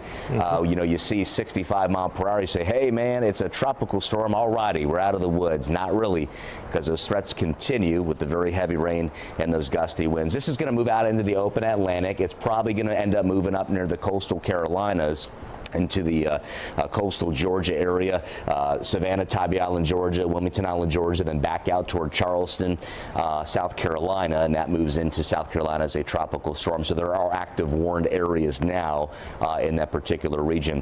High resolution modeling also shows us the rain bands moving in as we go through tomorrow morning, still on top. Get used to the sound. I don't know if you can hear it through our microphones, but it is pouring here at our Lake Mary studios in Seminole County, and a lot of you experiencing the exact same weather. So we're with you. We're riding this out with you. So identical conditions, most locations, showing that wind there, that slow wind. The circulation becomes a little more ill-defined, but the potency is still there, and the potential for another round of heavy rain as we go through into tomorrow morning, as we've got a stalled front to the northwest of the area, and that has been acting as a magnifying glass, if you will, kind of wringing the atmosphere out like a big wet rag right on top of the region. Until that begins to ease, that pattern breaks up, we separate from Ian. That's when we start to get some relief from the heavy rain and these battering winds. And as we talk about the rain, Brooks, it's been all about these huge amounts focusing in on Volusia County, and that's been our concern this evening here in the Storm Center at Fox 35.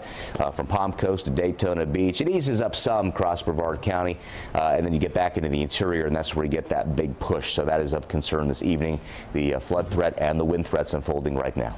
Yeah, it's getting to the point right now when you see these kind of rains that it's kind of sobering, because you know that the flooding is happening right now, and it's only going to get worse.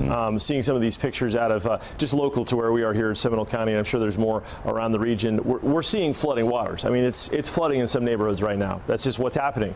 You can't gloss over that. And unfortunately, with this slug of rain coming up from the north, you know, what we've had and what we're getting isn't sort of the core of it. The core of it, unfortunately, remains to the south. This is the center of Ian right here, and it's really going to be this band as it works in. But you know, Jamie, we may be sort of seeing a little bit of a transformation in the last few frames. I don't know if you noticed, but the really organized structure where there's almost like an arc that you could track, almost looks like it's kind of joining with some of this stuff up toward the north, where there's almost a little bit of a coming together. And so maybe we get lucky. This is me being optimistic, but to be realistic about it, maybe the rain will move through just a little bit faster, and sometimes all it takes is an inch or two less rain than forecast to mean all the difference between water reaching the sill level of your house and then water actually coming into your house, which is a completely different ballgame. That's a very good way to look at it. Excellent point, Brooks. Yep. Nice job tonight, man. Thank you. Hey, back at you. You've been at it since 1 o'clock this morning.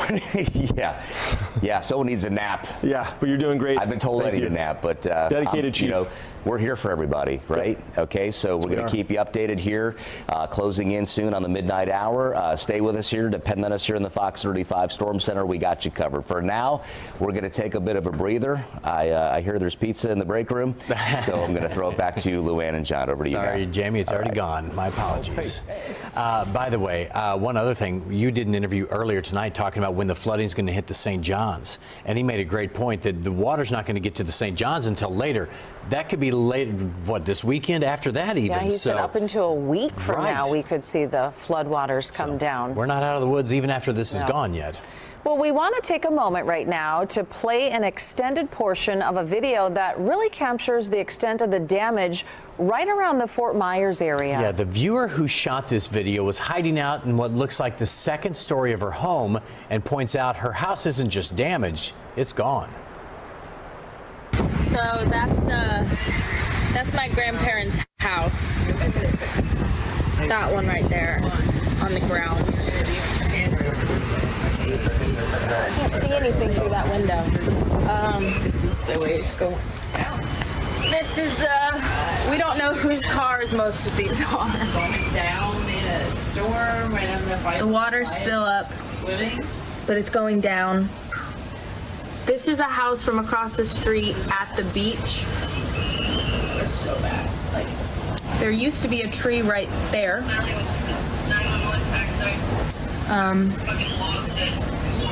No, we called everybody.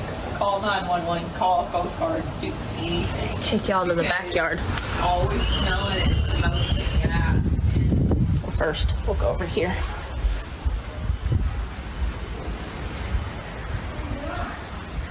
This is all gone, all the way back.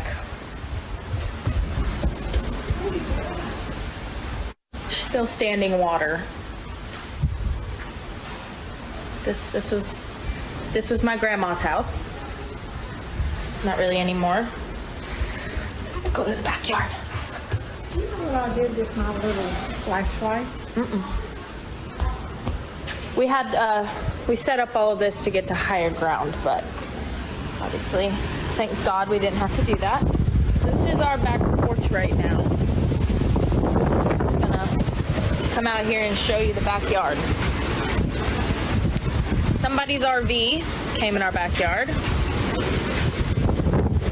That's our pool. That's our deck. That was my house. My house is gone.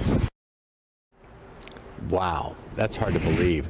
Now, sadly, we expect to see a lot more damage like that as Ian drags along further inland, out to sea once again tomorrow. Two-day curfew in effect for Fort Myers to keep the roads clear for emergency crews. Again, power out for almost everybody. I think some of those counties have 100% power outage right now. But that's the area that I think is really going to shock people tomorrow when we get to get a better idea, because some of those, they're just gone. Yeah, the people along the coast just were hit so hard. 150-mile-per-hour winds.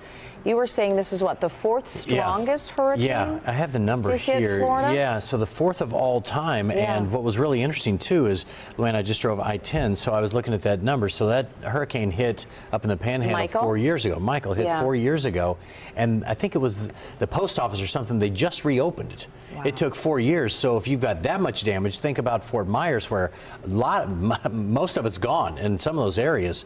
It's going to take a long time to rebuild a lot of this stuff. I'm guessing some of those homes and businesses are going to have to be knocked down because, like we saw in that video, so much of it is water damaged at this point. Sets in and just everything else. Start from scratch, but it'll be interesting to see what it looks like. I'm kind of nervous to see what it's going to look like in the morning once that water recedes. It's not going to be a pretty picture by no means, but those people really took the brunt of everything. And of course, further inland, we are still getting some rain, you can see here, but I don't think it's going to be anything like the people on the coast. Well, I don't think so either. I mean, what they saw, Category 4, maybe they said once they reevaluate, could be a Category 5, but yeah, what a mess there. So let's head back downtown. Fox 35's Connor Hansen is continuing our coverage tonight. Connor, we're hearing you have an update for us from Orange County leaders.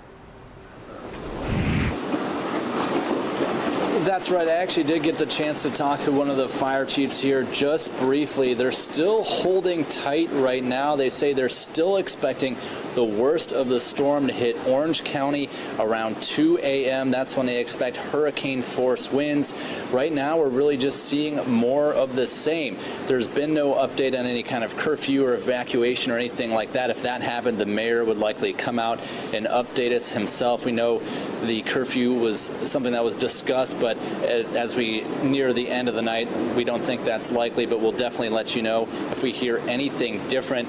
As for the weather here in Winter Park, where the command center is, we're seeing it kind of get stronger and weaker as we go with the wind and rain. Here, take a look. We'll go outside past this hurricane that's protecting the building. And honestly, right now, it's really just more of the same. It's a lot of wind, a lot of rain, but everyone here is really just waiting until around 2, 3 in the morning, again, when they're expecting that worst part of the storm. Of course, that's when a lot of people might be asleep. So definitely urging caution there. The main message coming from Orange County right now to its residents is to stay home. Do not go outside if you don't have to until this storm passes. Even some first responders are having to take time where they don't go out on the road if it gets windy enough. Things like fire trucks, it's just not safe if the wind goes above a certain speed. So just all the more reason to stay home. If you're in, God forbid, some kind of accident, it'll take longer for first responders to get there just because of the weather. I mean, you can see it out here, how bad things have gotten. So, you know, those things are difficult for first responders to get through as well. So we'll keep you updated on any more announcements the county gives us. Of course, we're waiting for another major press conference from the mayor and other county officials sometime tomorrow morning. If they decide to make any other major announcements, they said they will come out and let us know.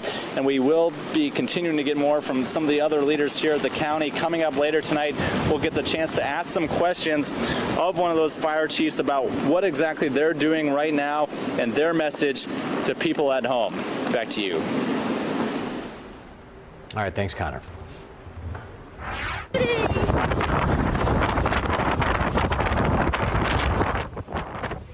Also, look at this one, a daring rescue caught on camera. You can see the rushing floodwaters right there. It's hard to tell, but that is a cat stranded on top of equipment along the side of a home in Bonita Springs. This was earlier this evening when Hurricane Ian was just making landfall. You can see the wind speeds topping close to 150 miles per hour. But that didn't stop that person, that feline lover, from braving the fast-moving water to go outside. Look at the water coming in. Snagged the pet and then got back inside. They are very brave. Look at that water up against the house. Oh, my goodness. That's coming in. Yeah, it looks like the Gulf. That is, again, the storm surge. We keep seeing more and more videos right now, the storm surge, and we're seeing just how bad it was. But he got his cat. He got the kitty, yeah. Well, Palm Bay having more power problems tonight. This was caught on camera by our viewer Raven, saying that's a fire sparked by damaged electrical equipment. You can see it glowing right there. It's orange behind the trees. We can't stress enough tonight. Do not deal with any down power lines or any other damaged equipment. Just stay away, call for help. Also, stay out of any standing water anywhere that there are down power lines, because that water could be electrified. That's a big one. Another video from a Fox 35 viewer capturing the storm in Osceola County. Irene Boltron caught this video on her phone of the rain coming down in St. Cloud. Look at the sideways rain, the palm trees flapping around. You can see a good indication just how strong the wind is blowing there. Standing water also building up in her neighborhood street, she says. And strong winds are a big concern, especially because they can take down power lines and huge trees. Yeah, one of them came down in someone's house in Belle Isle. Fox 35's Marie Edinger is surveying the damage tonight. The wind and rain has really picked up here. We've been checking in with this wind speed meter, and the wind has really not dipped below 10 miles. You're watching our Fox 35 affiliates in Orlando as they continue to provide updates on this situation as Hurricane Ian continues to progress there through Florida. We wanted to give you an update. They heard about officials and they're going to provide you updates. We will likely not hear from Florida Governor Ron DeSantis until tomorrow morning at about 8 or 9 a.m. So we'll get an update from the governor of Florida tomorrow. We're also expected to hear from President Joe Biden on Hurricane Ian and what the federal response efforts are there. So we're going to keep you updated on those two as we progress through the night here on Live Now from Fox as we watch this storm as it will likely get into Orlando and then the east coast of Florida there overnight here. So we're going to continue to follow this main story as this is our XRAD computer weather monitor here as we're continuing to follow it like so many people are around the country. I'm Andy Mack. We're going to take a quick 2-minute break.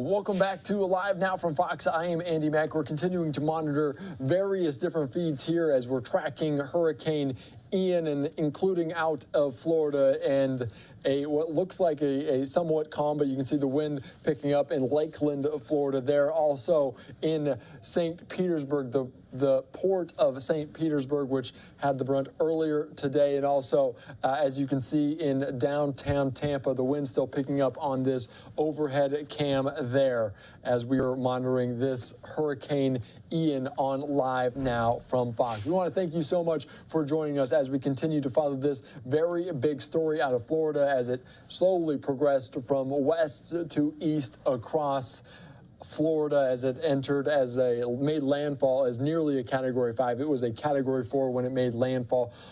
And now it is down to a Category 1 as the friction of just being over land and not being able to gain strength in the Gulf of Mexico, slowing the turn of Hurricane Ian. We want to get you back out, though, to Tampa and our Fox 13 affiliates as they continue to cover this storm that brought upwards of 7 inches of rain an hour earlier today. So let's get you back out there to Fox 13 in Tampa. This is going to gradually improve tonight. This is not a situation, though, where you can snap the finger and this is going to be done. This is going to be a slow process. But an important point is the storm is weakening all the time. And as far as getting wind damage, 90 mile an hour winds now, probably in the next advisory, probably down to 85, and maybe 4 or 5 hours from now. So not even a hurricane, it's a tropical storm. But that being said, all of this is a big deal. Tyler, can we put on maybe rainfall rates real quick and just take a look at how hard? I mean, it's still coming. Let's click over here and some of the darker green. You know, when we make a big deal in our summer thunderstorms, if we have rainfall rates of 2 to 3 inches per hour, that is really coming down. And we have all of the county is probably at least 4. It's 4.4. There's 2.4. And over here, way in southeastern Polk, that's a 7.2. So if it rains like this another hour, they get 7 inches of rain. This is about the upper end of how hard it can rain. I mean, you can't, it's hardly up to 10 inches per hour. So this is like, you know, standing under a shower. It is in your house. This is really just pounding rain. But I've noticed, though, looking back on this about an hour ago, there was a lot more purple here. So even though this is extremely heavy rain, the heaviest is beginning to diminish a little bit. Can we talk rainfall totals quickly? Maybe we have time to do that, Tyler. Maybe they click on that graphic. And we can go all the way back to Venice and just kind of move the graphic. And and you know what's interesting? Stop it there. So our northern counties really, I mean, didn't do, as far as total rainfall, Citrus, Fernando, Pasco, it's going to be generally under 2 inches. And the sharp dividing line is probably like southern Pinellas and then up towards Dade City. These are total rainfall amounts, 0.8, 0.8, 1.1. That's really not all that much. And then it really starts getting higher as you move south. There's a 17.1, 16.3, and then 19.6. The reason why the hurricane kind of looks weird as far as all the weather on the north side, a couple things. Dry air came in from the south, and there's a big high pressure system to our northwest, and kind of the squeeze play between that high and the hurricane kind of produced most of the winds on the northwest side, and there's a trough in place as well. So there you go. Their rainfall totals today, including the one down by Venice at 19.6 inches of rain, which means for the summer rainfall totals overall probably like close to 50 inches for this summer, and then for the year probably 70 or 80 inches for the year. I'm just guessing, and that seems fair enough. We'll be back with more weather updates in a little bit. We going over to that was our Fox 13 there. We want to get it over to our Fox 35. It is the storm Hurricane Ian is moving toward Orlando more. The number of calls they're getting are just for down power lines, trees down, or trees knocking power lines down, or trees falling into someone's house, sparking a couple of fires. For now, they say they're waiting for the next few hours when they expect things to get a little worse weather-wise and wind-wise. They're going to make probably a decision somewhere after midnight, maybe around 1, 2 in the morning, on whether or not they will continue to allow their first responders, firemen, police officers to be out on the streets responding to calls. They will make that call at that time a few hours from now. But until then, all's relatively quiet and in a good shape for now. The wind is not as bad as they anticipated, which is also good, and things are relatively quiet. For now, from the Seminole County Emergency Operations Center, I'm Adam Shadoff, Fox 35 News. All right, thanks, Adam. And let's check back with the Fox 35 storm team. We have Brooks Garner and Chief Jamie King. Guys, we got a new cone out at 11 o'clock. Go over again what that showed. Yeah, well, we got the slow-moving system, and just real quick, we got a new flash flood warning in effect. Got to show you this real quick. The cone is speeding this thing up, which is good. We need the rain out of here, but we've got a flash flood warning for Orlando right now. We've got about 10 inches of rain in the warned area. We could have another 8 to 10 inches. So flash flooding is occurring right now. It's ongoing, and this is just the start of it because we've got all of this. This is the core. Whoops. This is the core of Ian right here that'll be rolling through. So this flash flood warning in effect till 2:45. Right now it's about midnight. So for about the next 2 hours and 45 minutes. Jamie, this is turning out to be quite a wet and flooding situation for many communities around Central Florida. And the volume on the wind meter, I mean, is up. It's blowing. It's blowing out there. And if you've got the high winds in your neck of the woods and the heavy rain, same deal here at Fox 35 at our studios at Lake Mary. Look at the current wind speeds and gusts for you. It's critical we stay on top of this because there are wind impacts likely. We show you the sustained wind values here, 26 miles per hour, for example, at Leesburg. A gust last reported there at 44. 51 on the gust at Orlando, and then sustained at 25. So it's an ebb and flow. It's an up-down type of cycle as this wind moves in and out of the region. As we look at our impact tracker, you can see the circulation there of Ian. Still some weather impacts here locally as we go through the day tomorrow, Thursday at 12 o'clock. So the roughest stuff essentially right now through the wee early morning hours of Thursday, just an hour away now as we approach the now make it actually 2 minutes. Can you tell I've been up since 1 o'clock in the morning as we approach the midnight hour, so these impacts will still be with us. It's all right, Brooks. Take a look here at those wind gusts. 51 Orlando, 59 now at Claremont, Leesburg. There's at 44. We've had lesser gusts up at Gainesville. Parts of our Fox 51 viewership at WOGX TV, though you saw Cedar Key there. Last gust was in the low 60s, and we have some power outage issues as well. 34,000 around the Orlando metro. This yellow shade through here, but as you work steadily south, you can see here as we go into hundreds of thousands, obviously without power, close to where the strike site was, where Ian moves ashore as nearly a Category 5. We were right at the tippy top with winds at 155 miles per hour. The devastation we have seen in video and the social media platforms coming into the storm center, just incredible down that way. So again, you could tell a major hurricane certainly at work. As we show you now, the track, 90 mile per hour top sustained winds. This is the 11 p.m. advisory Brooks brought you a little bit ago. So by tomorrow morning at 8 a.m. winds at 65 and continuing to move off into the Atlantic. So by that time, it looks like we'll continue with some breeze, with some rain likely. It looks like the tornadic threat should fall off, Brooks, as we get toward about the wee early morning hours here. Looks like the expiration of the tornado watch, that should go down about 1 o'clock, so about another hour or so on that. Haven't seen much rotation. Last tornado warning we had was, I believe, in the 10 p.m. hour for Volusia County. That's gone by the wayside now, and longer-term track on Ian taking this into the Carolinas. But the telltale sign of a tropical system is one, the gusty winds, two, the heavy rain, and boy, do we have both right now. The tornado watch again expiring at 1 o'clock from Kissimmee to Bartow, the county seat of Polk, to Lakeland, on up into Palm Coast, Daytona Beach, down in Brevard County. It is a super soaked night tonight. We've got the flood issue there as well. That there is showing some tremendous rain amounts. Brooks, let's take a look here. Let's go ahead and examine some of this rain and take a look at the rain rates now, just to get an idea on how fast this stuff's coming on out. As we talk about the amount per hour, a lot of this has been flashing that tropical signal of 6, 7, 8 inches per hour type rainfall rate. We make it easy to do the compare and contrast. So as we look, some of this is in the upper tier as you get to between 4 and 8 inches per hour down there. As you go south of Kissimmee, that trails up along the Florida Turnpike. That's been one of the hot zones, as I like to call it. And we've got that flood now advisory in play there, the flash flood advisory. Right around Dr. Phillips, Orlando, and right along the beach line, 417 toll road there, and into Kissimmee. So it's super wet there this evening. We want you all to stay in your safe place. Certainly don't want to be driving around in this. The gusty, impactful winds and the very heavy rain on top right now. So each scan of Fox 35 Storm Tracker radar revealing widespread heavy rain from St. Johns County, even up near Duval County. Much of the peninsula involved in the fray right now with the heavy rain, though the strongest core of winds now have exited southwestern Florida and are moving through as scheduled here in the central peninsula. So Brooks, it's a wet night out there.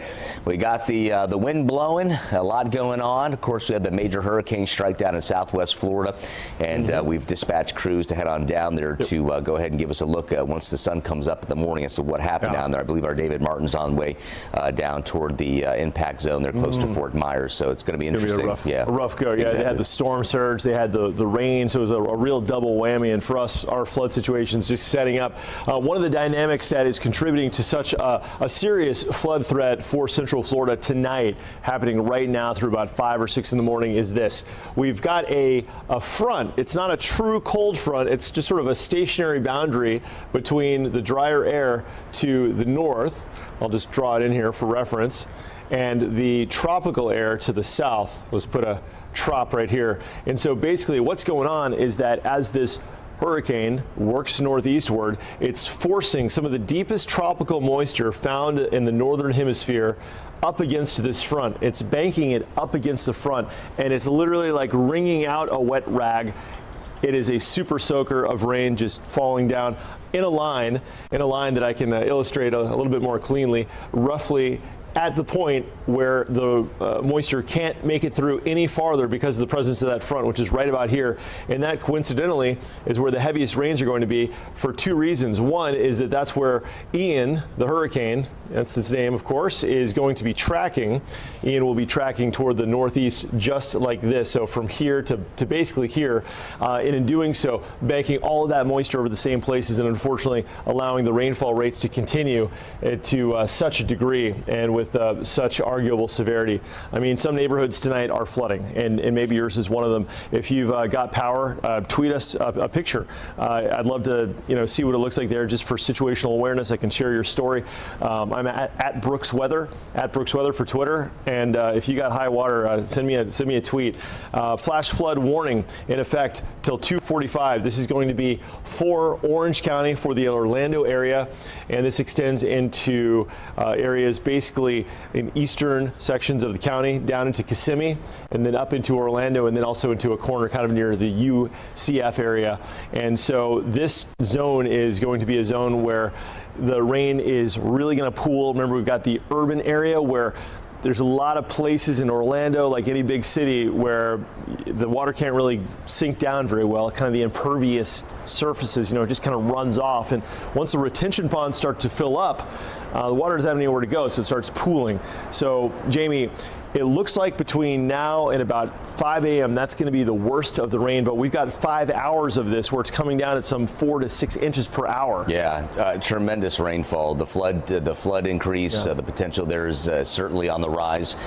The wind impacts, it's a double whammy tonight, and as we take into the wee early morning hours now, 12:04 on this Thursday morning, and boy, Brooks, when you cover a tropical event, and you look back at the day, it just becomes a blur as you go through these various stages, right? You know? To look back at how it was squally rain at the beginning. Right. We were tracking that yesterday with a couple of tornadoes, and then it went into the general heavy rain, and now we're in the flooding stage. And then tomorrow morning we're going to be in the flooding stage with the wind. The wind is howling now, but it's going to start whistling. It's going to start sounding like a hurricane for some of our communities. Wind gusts could exceed 80 miles an hour in Orange County. later tonight into tomorrow morning. So, you know, you imagine if you got power, charge up your devices, charge up your cell phone, turn the AC on, cool down the house, because once that power goes out, it may be out for a while. And yeah, you may have power now. Good point. With all the rain and the possibility of the high winds, the flooding, the downed trees, the power outages. It could come at the end of the back end of this hurricane. Well, I'll tell you what, I'm going to be looking forward to some sunshine this weekend. That's for sure. That's going to be nice. We're going to catch a break from this, Jamie, and we deserve it. But right now, you want to talk about this graphic? Sure. Anything but a break for you. Put up whatever you want. Anything but a break for you, Jamie. We are prepared here in the Fox 35 Storm Center, right? No breaks for you. No breaks for me. No soup for me. All right, take a look here. 3 a.m. We continue, and you're going to start to see the wind shifting around. I had some inquiries out of Brevard County. Some of you guys down there in the marinas asking when we're going to see this wind shift to the west, and that's probably not going to come until we get to the day tomorrow, depending on the positioning of this. You know, I know you want an offshore breeze there to tame the waters. Offshore meaning blowing from west to east, and that'll also have to clean up the local surf here if you're looking to ride some waves here. Wait till things settle on down. But the outlook now on future rain is showing us that we've got some mighty high rain amounts at 26 inches from Daytona Beach into inland Volusia County around the I-4 corridor out at the land. Also the same, it remains in play for Orlando, and also the Sanford area. Longwood comes to mind, also in Seminole County. So as we track this for you now, live sweep of the radar showing all the heavy rain, so no big changes there. The I-4 corridor, Deltona, you've got some heavy rain just kind of easing over toward the east side of town. Haines City down the Lake Wales as you head on down into the Polk County area. South there, if you work down the 429 heading in that direction, we've got some very heavy rain there. Here's another look at some tracking here for you, as we show you Lake Jackson over to Cypress Lake. So a lot of the beautiful open areas here, a lot of the Great Lakes down across Osceola County, showing us this extremely heavy rainfall. This is actually the area we're keeping a close eye on. This is really magnified, very heavy rains that are moving into this direction. So Brooks has drawn out a track here.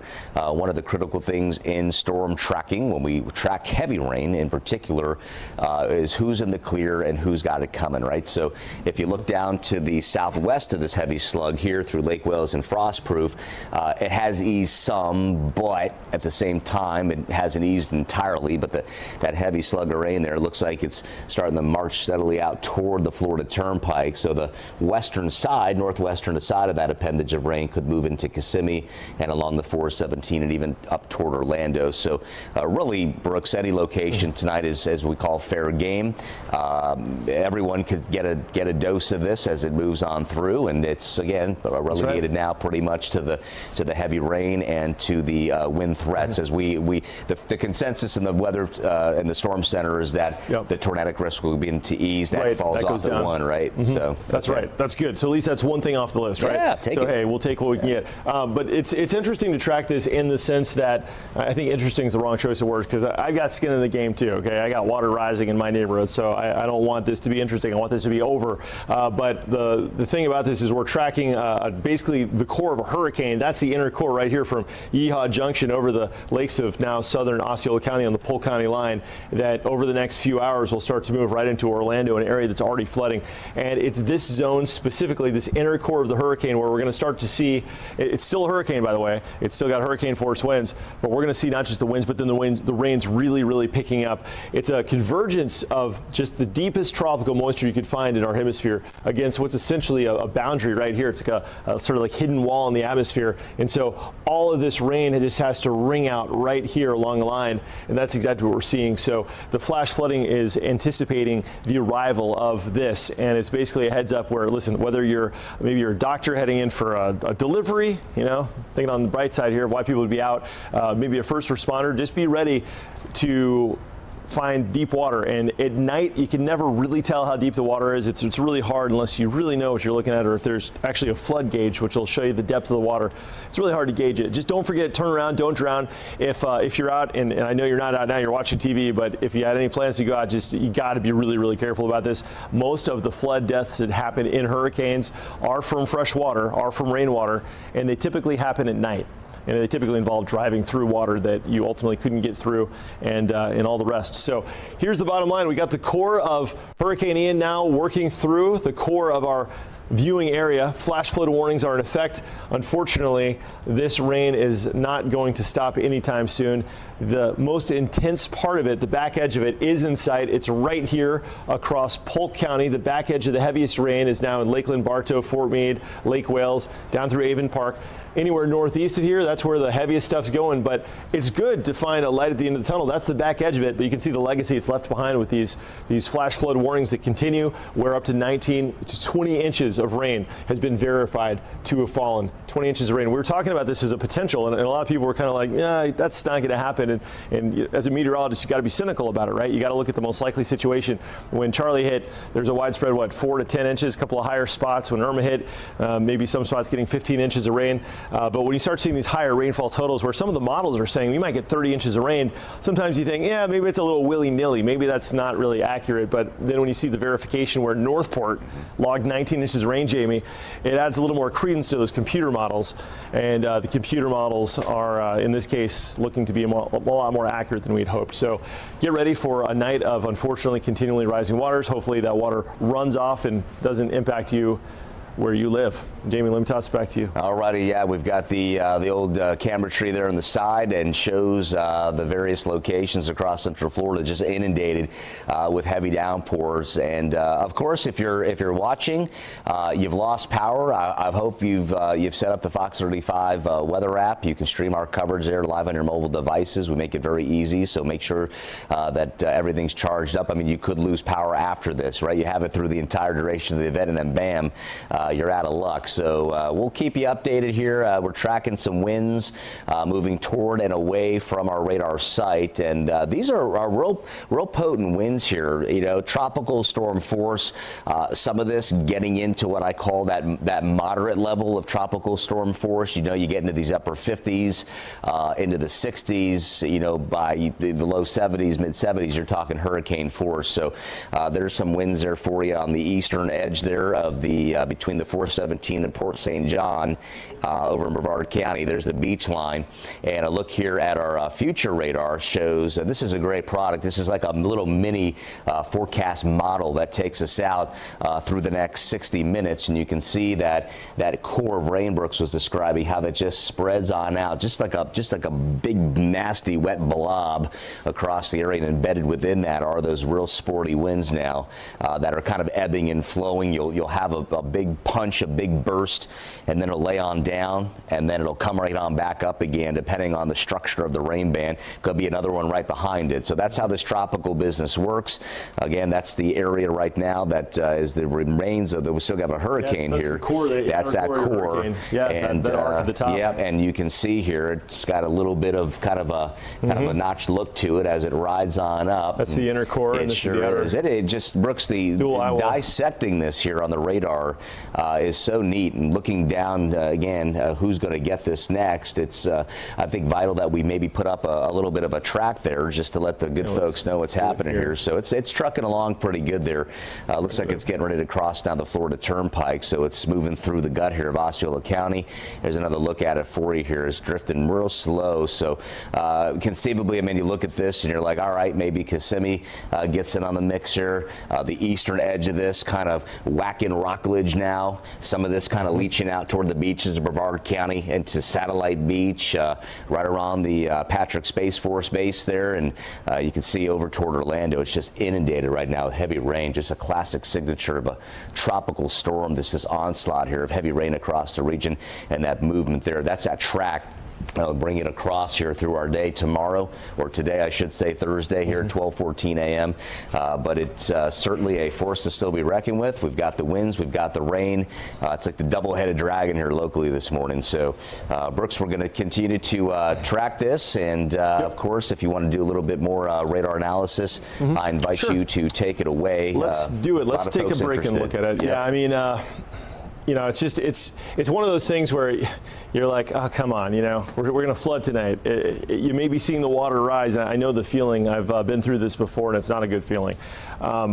weather-wise, this is going to end in about 6 hours or so. The real hard rain, the back edge of it is in sight. It's in Polk County, so we can track the back edge of the rain. Essentially, the heaviest rain, it's here, it's happening, it's moving through. We've been analyzing this very carefully, and we've decided that this indeed is the original center of Hurricane Ian now in this location. And you can kind of look inside the structure of these rain bands and discover how it's kind of morphing and it's changing and it's weakening. Obviously, it's no longer a Category 4 hurricane, but it's got all that kinetic energy, all that power as it came ashore, and it's sort of transferring that to the ground in different ways. One being, of course, the wind gusts, but also the really torrential rain. So that's the inner core right there. And there's what looks to be a assemblage, at least of maybe an artifact of what was another eye wall feature there. Sometimes these big hurricanes can have different levels of eye walls that they're kind of like in an eye wall replacement cycle. So if you have a really tight eye wall, sometimes a bigger, wider one can develop. And so you see seeds of that. Once it gets in within radar range, you can start tracking little features of this. But the significance for you and me at home with this is that inside of these features, inside of these bands, this is essentially this is the core of the storm. This is the outer band. This is where all the really bad weather is going to be, where you get those rainfall rates of between say 8 inches per hour. Let's look at the rainfall rates there. Yeah, you can see right here we're pinging that. So rainfall rate there of 5 inches an hour. Rainfall rate there of about 4 inches an hour. And rainfall rates down toward the central core of over 7 inches per hour. And finally, we go to Orlando, where our flash flood warning continues until 2:45, and we're catching rainfall rates here of over 5 inches per hour. All right, Luann and Ray, that is a detailed look at the weather. I imagine the conditions outside are deteriorating with our team coverage continuing.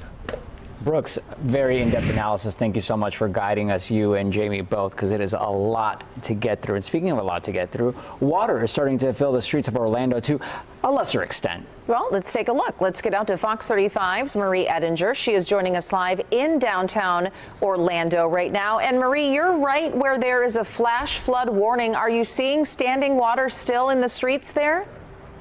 I was just about to bring that up, Luann. Yes, we are still seeing this water. We did try to clear out a gutter. We think that's what's causing all of the issue that you see here in the street right now.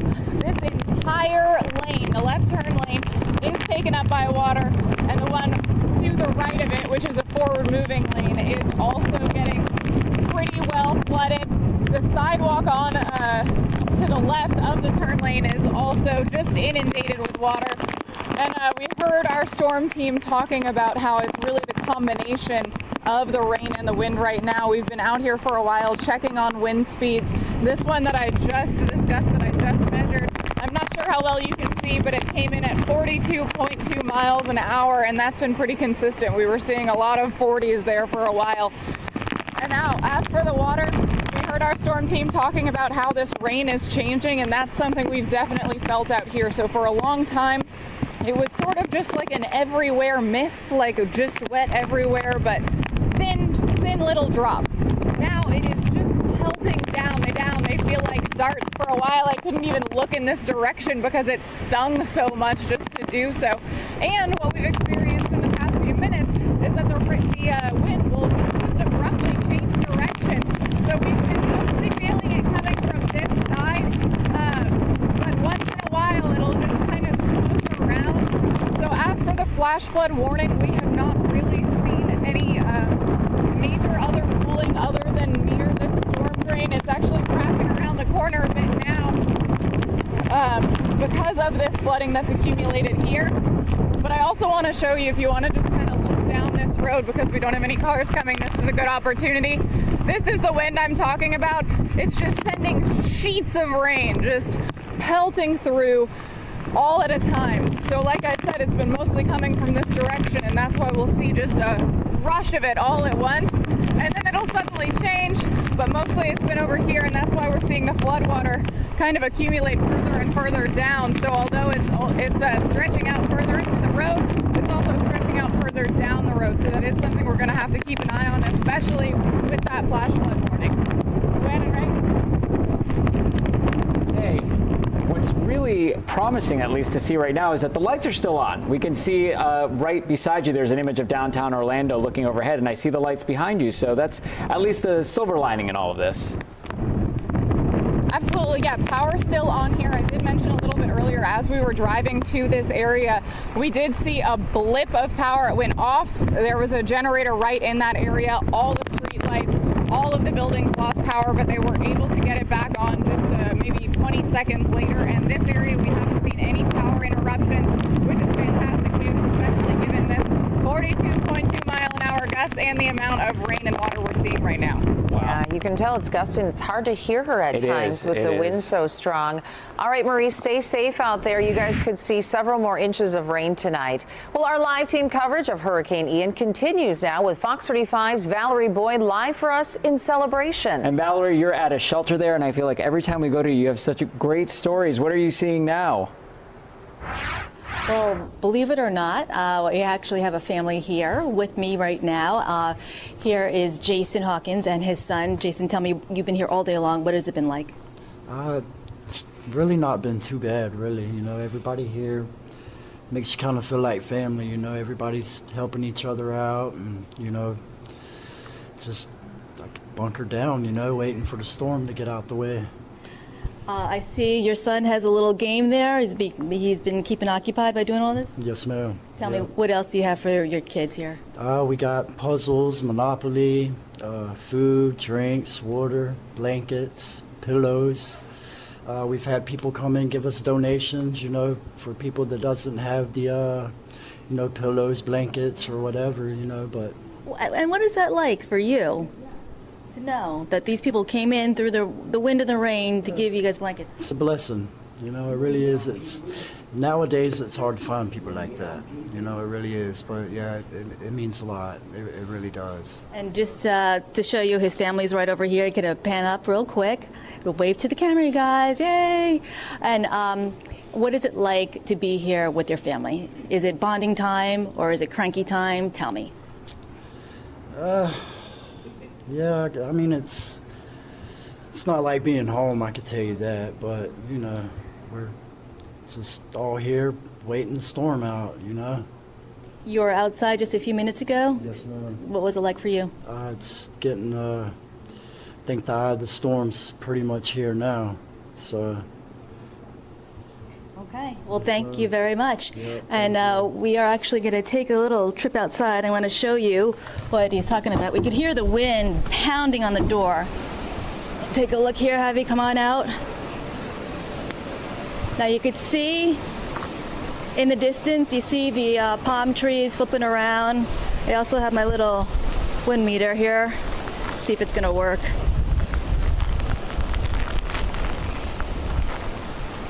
The rain is strong, but it's not hurting my face like a lot of storms have, a lot of hurricanes have. We got wind gusts of up to 12 miles per hour, but remember, I'm standing next to the shelter, so the building itself is blocking the wind. But know that over at Kissimmee Middle School, where there is another shelter, well, that power is out, and they've kicked on the generator. I also just saw an update from Kissimmee Utilities. They say they're going to be suspending restoration until this weather dies down. So again, you could see that sign. Can you see, Javi, the sign in the distance, that stop sign back there? It's just like flapping in the wind. Palm trees are just all over the place. And the rain, we still have that sideways rain. So very strong. Again, a lot of people going here to the shelter. They probably stopped coming in at around 10 o'clock or so. They've been encouraged not to go outside just because it is getting stronger. And so if anybody needs shelter, you can come in at any hour of the night. They are not going to lock the doors on you. Everybody is invited here. Live in celebration, Valerie Boyd, back to you guys. Valerie, we heard earlier that you were saying some people were coming there if they didn't have a place to go. Some were staying in RVs and they felt unsafe. Have you heard of anyone losing power and then they decided, we don't want to sit here with no power, let's go to the shelter? Have you heard that yet? No, not yet. However, there are senior citizens here, and they were very concerned that they were going to lose power, so they decided to come and ride out the storm here. So it's just very much a lot of people taking precautions. And, oh, look at this. Look how much it's whipping out now. Let me see if I can get another gauge. 17 miles per hour. Still not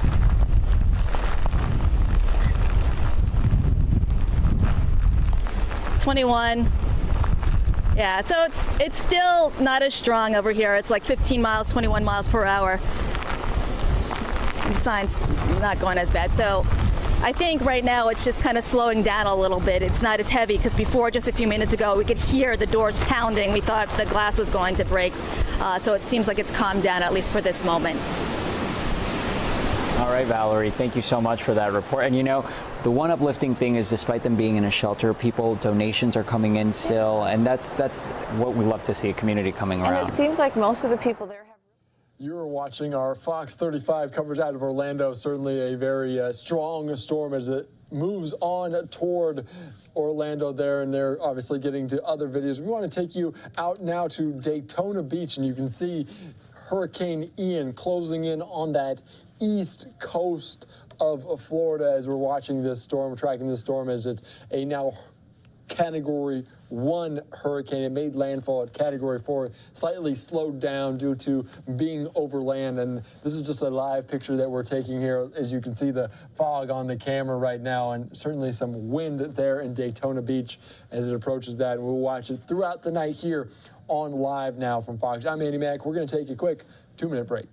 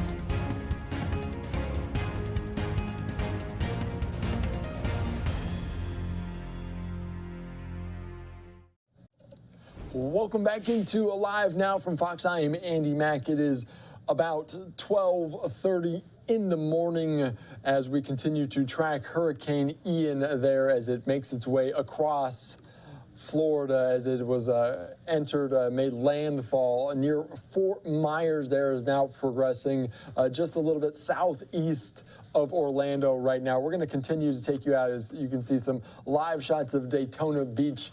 And we also want to give an update that Florida Governor Ron DeSantis will be providing an update tomorrow morning between 8 and 9 a.m. So we'll keep you updated and we'll take it to you live here on Live Now from Fox. Also, President Biden expected to make remarks also with FEMA there tomorrow about midday to give you an update on the federal response from Florida and Hurricane Ian. We're going to continue on here on Live Now from Fox and take you right back out to Fox 35 in Orlando with updates as they continue to watch this storm move through their area. So let's take you out there right now on Live Now from Fox. equipment alongside a home in Bonita Springs. This is just south where Hurricane Ian came ashore around 3:05 this afternoon. This, of course, was earlier in the evening. You can see it's still daylight, but the wind speeds were topping out at 150 miles per hour. You can see all the floodwaters there rushing. So that is one brave man. He wanted to save that feline, and he did exactly that with a smile on his face. Rushing through that rushing water. Well, we've been talking about Fort Myers. A scary amount of storm surge was caught on camera in the form of a time-lapse video. Water is rising up high enough to take over street signs and reaching windows of a home there. But you know what? We want to go to Connor Hansen, who we're seeing right next to us. Connor, what are you seeing where you are? Well, right now I'm at the Orange County Fire Rescue Headquarters, and joining me right now is Chief Lauralee Avery. She's a battalion chief, and she's the emergency manager for Orange County. Chief Avery, thanks for taking a minute for us. So right now, basically, we're still waiting to see the worst of this storm. What's your message to people out there right now? So at this point, everybody needs to remain sheltered, whether it's in a shelter or if it's in a home, wherever they are, they need to stay put. And the latest news we're seeing in Orange County, there is a flash flood warning for a large part of the county. What's that going to mean for not only your people and the people at home right now? So the flash flood warning did just come out. It goes till 2:45 in the morning, and what that means that we can have a really rapid amount of rain, a lot of rain come very fast. So we were already expecting 12 to 20 inches of rain. Now we could go up to 30 in some areas. So the biggest thing is to stay home. Don't try to drive through this. Nobody should be on the roadways. What is the department doing to be prepared to respond to that sort of flash flooding? So we have task forces that we've put together so that immediately when we're able to, we have wood trucks and boats that are going to be going out if needed to make rescues. And we also have, FEMA has staged 3 task forces here in our convention center to also assist the state of Florida. Right, and we were just talking a second ago about the convention center and all the assets that are there. We were there a night or two ago taking a look at that. That really helps being in Central Florida, right? Having all of that right here locally. Absolutely, and having the space to house it, having the large convention center as a very strong partner to make sure that we have that space to house those units and people and equipment. And you and other county leaders have been hunkered down here, this location. This is kind of the hub for all the activity. Can you kind of tell us a little bit about what's been going on here, what people are doing, what they're looking out for? Yeah, so I run the Emergency Operations Center. We have over 100 people in our EOC, our Emergency Operations Center, right now as we speak, taking reports about damage, whether it's damage, trees down, lines down, traffic lights out. Also, they're tracking the power outages, which we are beginning to see. Hurricane force winds. We have not seen the worst of this storm yet. 2 a.m. is when we expect the hurricane force winds. So it's only going to get worse. Right. People might be looking at us right now saying they're standing outside. It looks fine, but really your message to people is the worst is yet to come with this storm. That's correct. That and the fact that we're going to have rain for a very long duration. Are we expecting, to continue to have this situation set up here into tomorrow? Officials like yourself here waiting are just monitoring the whole situation, directing things? Yeah, so we are, our Emergency Operations Center is at a level 1 full activation. That means we work 24 hours a day until we've got things all, until we've responded and made sure that everybody's taken care of and all power's been restored and Another thing we've talked about with other agencies, this isn't just dangerous weather for the people at home right now. I mean, first responders might have to go out in some of this. It might even be too dangerous for first responders at some point. Can you just speak about the challenges this kind of weather presents for firefighters, police officers, everyone who's having to respond to these emergencies? Absolutely. So we do have policies where we cease to respond due to the winds. So I would encourage people, if they do have a true emergency, still call 911. If they have to hold it until it's safe to respond, they will get to them as soon as possible when they're able to. Gotcha. Well, Chief Avery, that's about all the questions for now. Anything else you want to make sure people know right now if they're watching this? Absolutely. So please follow ocfl.net/Ian for the latest updates that Orange County publishes, and obviously for the social media and any other messages we want to get out to our citizens to keep them safe. All right. Well, thank you so much. That was Chief Avery, Orange County's emergency manager. Back to you. Thank you. And one thing, we're keeping track of is the power outage situation, because at least right now it seems like it's not as terrible in our area as it is in a lot of the rest of the state. The state is seeing 2.1 million. Definitely not as bad as where Hurricane Ian came ashore, but we have significant numbers statewide. We were looking at the Fox Weather website here, and they are reporting 2.15 million people are without power statewide. Here locally, from what we could decipher, Ray, Duke has about 108,000 people out just here in Central Florida. FP&L is reporting about 45,000 people without power. And OUC covers a smaller area, so that's reporting just scoured dozens here and there, like around about 150, 200,000, I would say, just right here in Central Florida. So it's a good reminder, if you don't have our Fox 35 News app or Storm Team Weather app, now is the time to get it, because if you lose power, you can still watch the newscast live right there on the app on your phone. Make sure your phone is charged, and you can also follow Hurricane Ian with our interactive radar, so you can see where it is as well. Exactly. So charge it up right now while you still have that power. Hopefully you don't lose it. Our team coverage continues out now in Seminole County. Fox 35's Adam Shadow found a massive tree that came crashing down right on top of some cars parked in Altamonte Springs. We're at the Lakeshore at Altamonte Springs apartment complex, and it's not terribly bad right now as far as conditions, but clearly earlier it must have been significantly worse. This is a gigantic tree that fell down in this apartment complex, and honestly, I think it was the best possible scenario in the direction that this tree could have fallen, because if you look over here to the right, it did end up hitting some of these cars and doing some damage to some of these cars, but the good news is that it fell away from the buildings, the structures where all the people are inside, hopefully hunkering down right now. But this thing is a monster. It's clearly gigantic. It did some damage to the cars, but the good news is it doesn't look like it did any damage to any of the structures, and there's no people around right now, which is good. I'm hoping nobody was hurt by this giant tree falling down here in Altamonte Springs.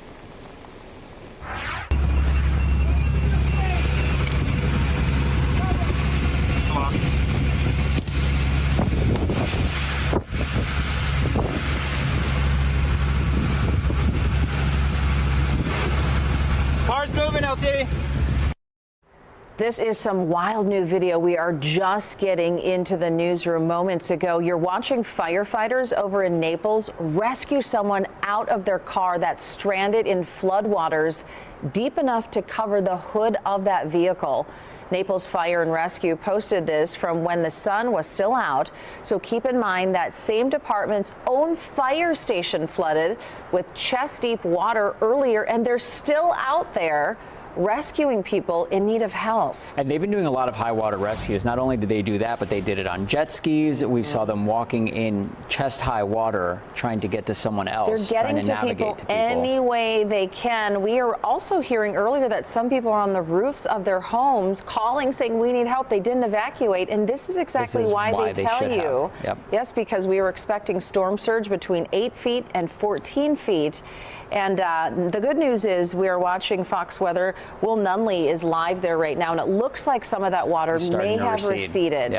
So we will see in the morning the damage that was left behind. But now we want to take a moment to play an extended portion of a video that really captures the extent of the damage over there in Fort Myers. The viewer who shot this was hiding out in what looks like the second story of her home and points out her house isn't just damaged, it's gone. So that's my grandparents' house. That one right there on the ground. I can't see anything through that window. This is the way it's going down.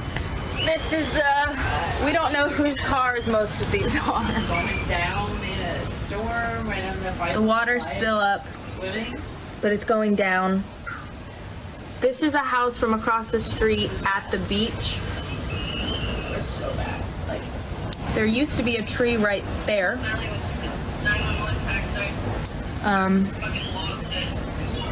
No, we called everybody.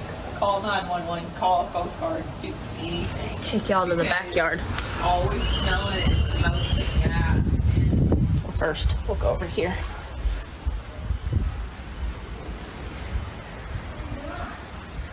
This is all gone, all the way back. Still standing water. This was my grandma's house. Not really anymore. Go to the backyard. You know what I did with my little flashlight? We set up all of this to get to higher ground, but obviously, thank God we didn't have to do that. So this is our back porch right now. I'm just gonna come out here and show you the backyard. Somebody's RV came in our backyard. That's our pool. That's our deck. That was my house. My house is gone. Wow. Sadly, we can expect to see some more damage like this as Hurricane Ian drags along further inland tonight and into the morning. And also as we get a better idea of the damage left behind once the sun comes up tomorrow and we can get a closer look at that area. There is a 2-day curfew in effect throughout Fort Myers to help keep roads clear for emergency crews. But I think once the sun comes up, we'll get a better idea of just how badly that area was battered by this hurricane. Hurricane Ian is now a Category 1, so that's the good news. It's losing strength, but it's moving away from the west coast and into our area right now. Fox 35's Marlisa Goldsmith has been reporting and taking a look at things here in Seminole County. Here in downtown Lake Mary, conditions have started to change. The rain is picking up. The wind is starting to get a little bit stronger. But good news here, the power is still on. If you take a look, no one is in sight. Even though Seminole County has not enacted a curfew for the area, people are still heeding the warnings of first responders, government officials, and of course our meteorologist. I can tell you from what we're seeing out here, just slight ponding is starting to form. Not a major issue of flooding out here at this point, but again, the good news here is that no one is out here, no one is on the roadways, but we still are seeing power on. We're seeing traffic lights on right now, and people seem to be getting the message and heeding the warnings here. Again, we're going to be keeping a very close eye as conditions begin to change, and we'll be sure to let you know as soon as they do. Reporting in downtown Lake Mary, Marlisa Goldsmith, Fox 35 News. Good thing is at least people are heeding the warnings and staying out of the streets. We're still tracking the impacts of Ian, and more people are sharing videos online of the damage in their neighborhood. But this is the first we've seen in the Fox 35 newsroom tonight. A boat washed right up into someone's yard in Cape Coral. As the sun rises, like I've been saying, we'll definitely see more damage and strange debris left over around people's properties. Yeah, here locally, we have several flash flood warnings we're keeping a close eye on. And let's check back in with Fox 35 Storm Team meteorologist Brooks Garner. So, Luann, we're starting to see everything we've been talking about now come to pass. We talked about how there could be 20 to 30 inches of rain. It is raining and it's raining, and we may indeed see that. We've already had 12 to 15 inches across our viewing area, and we could easily see another 10 to 15 inches before this is all said and done. So the flooding is starting, and the flooding may continue. I've been getting a couple of pictures in on Twitter. I'm at Brooks Weather. I'd love to see what your neighborhood looks like. If you're, be safe, just maybe from your front door. If you have any floodwaters in the street, you want to share it, I can retweet it. Maybe we can air it on the newscast. But nothing, knocking on wood, and hopefully this remains, but nothing in homes yet. Hopefully that doesn't happen. I'm coming off of Hurricane Harvey in 2017 in the Houston area over in Texas, and it was a very different story. Hopefully, our luck holds, this is moving through, and it is moving. It's not stalled. Hurricane Ian is moving north-northeast at 8 miles an hour, so it's a very slow jog. It's got winds of 90 miles an hour, so it's still a hurricane. This is the 11 o'clock advisory. It's 972 millibars, so the pressures are coming up, indicating that it's weakening, and you can see the eyes now Well, at least this mid-level circulation of the eye, or at least a little bit of a, actually, you know what, that's more of a dry area. This is going to be the center circulation. We've been tracking it through Sebring. It's now moving into southern Osceola County. So that said, we're starting to see the outer eye wall moving into Orange County and Osceola County, where the rains are going to become quite intense. And Ian Cassette's going to track that for us here in just a sec. But let's talk about the track of the hurricane. Tomorrow morning by 8 o'clock, the center of it should be over maybe eastern Orange County as a tropical storm. So that's less than 8 hours from now. This thing's moving, which is great, because earlier it looked like it would be maybe right here by 2 p.m. tomorrow, you know, just to the north, moving a lot slower. So it's moving, and the reason for that is the previous track kind of had it curving through Polk County the long way and then kind of making its way back, but this is taking the highway. It's going straight up and straight out. So the faster it can push through, the better. We can get through this rain here. It's going to then push into the Carolinas and produce some flood issues there for the low country, the Midlands, and the upstate of South Carolina, as well as the beautiful Smoky Mountains of North Carolina. All right, let's talk about the big picture, and for this, we've got Ian Cassette here, meteorologist Ian Cassette. Ian, we've been tracking the flash flood warnings. You know, 15 to 20 inches of rain looks like it's starting to happen, and we're starting to see some impacts. Yeah, I wanted to show you very quickly how much rain we've picked up here today. We've picked up so much rain, and it is all really coming down now, and it's going to pile on here as we go on through the rest of tonight and into tomorrow morning. So here's the rainfall for the past 24 hours. I have a few spots pointed out here. This is showing you Orange County right now, where we do have a flash flood warning that is in effect, and that remains in effect here going on into tonight. 6 inches of rain has fallen in that corridor running from 417 to 528. That is a lot of rain, and we've had reports of some flooding going on downtown, south of downtown, where they are seeing some very heavy rainfall right now. We also have flash flood warnings in Osceola County farther to the south as well. So we are experiencing a lot of rain, and they've gotten plenty of rain down in Polk County too, over 12 inches there, and that is probably going to be moving up our way as we continue to see all of this rain. So let's show you what we have going on the radar right now. We are looking at a lot of heavy downpours that are just funneling in, and it's just a steady diet of rain. We're not really getting a break from this, and while the rain rates may not be extreme, they're just really consistent. So we're picking up an inch or 2 to 3 inches over the span of the night. That's going to add up. So the heaviest rain right now is over northern parts of Osceola County, running west to Kissimmee and to the east, and then also over the greater Orlando area, stretching to the north into Seminole County, where they've already picked up plenty of rain today. So Sanford to the south to Altamonte Springs. Let's get even closer here, showing you this heavy rainfall. Winter Park, I'm sure you hear the winds right now. You see the rain. Got reports that were some power outages in the Maitland area, Winter Park as well. Baldwin Park, you're probably dealing with those power issues as well.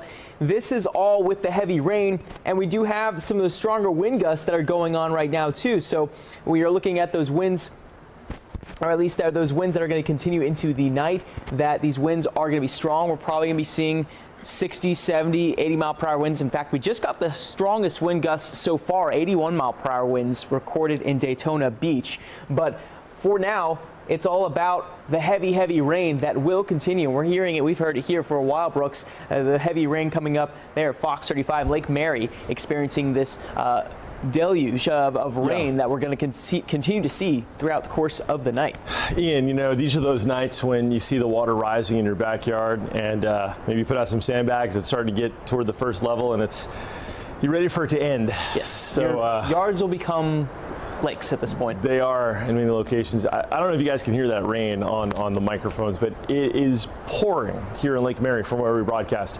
So that's the rain into the system, and we're going to see this torrential flooding rain for at least the next 5 hours or so. It looks like 6 o'clock, optimistically, we'll start to see most of it starting to head out. But the winds are only going to pick up. The center of this hurricane is now located, basically speaking, in southern Osceola County, moving up toward Kissimmee. Now, fortunately, it has weakened considerably. And with the trees and with the structures, it's not like uninterrupted wind flow, right? That slows it down. It's called friction, surface friction. And so while the official intensity might be 70, 80, 90 miles an hour, on the ground you catch maybe wind gusts around 60 or 70. And that's kind of the territory we're in. So it's getting windy.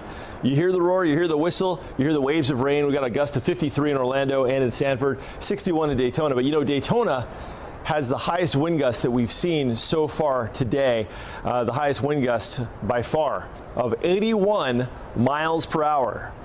So that is a hurricane force gust. Earlier this afternoon, Smyrna Beach had a 74-mile-per-hour gust. Orlando, a 61-mile-per-hour gust. Space Coast Airport, about 59. Sanford, 53. So yes, it is windy. It's going to get windier. Now, a lot of folks are asking this. Okay, I'm going to try and go to bed, get a little bit of sleep. Maybe wake up around 6, 7 o'clock, see what it looks like. What's the weather going to be tomorrow morning when I wake up?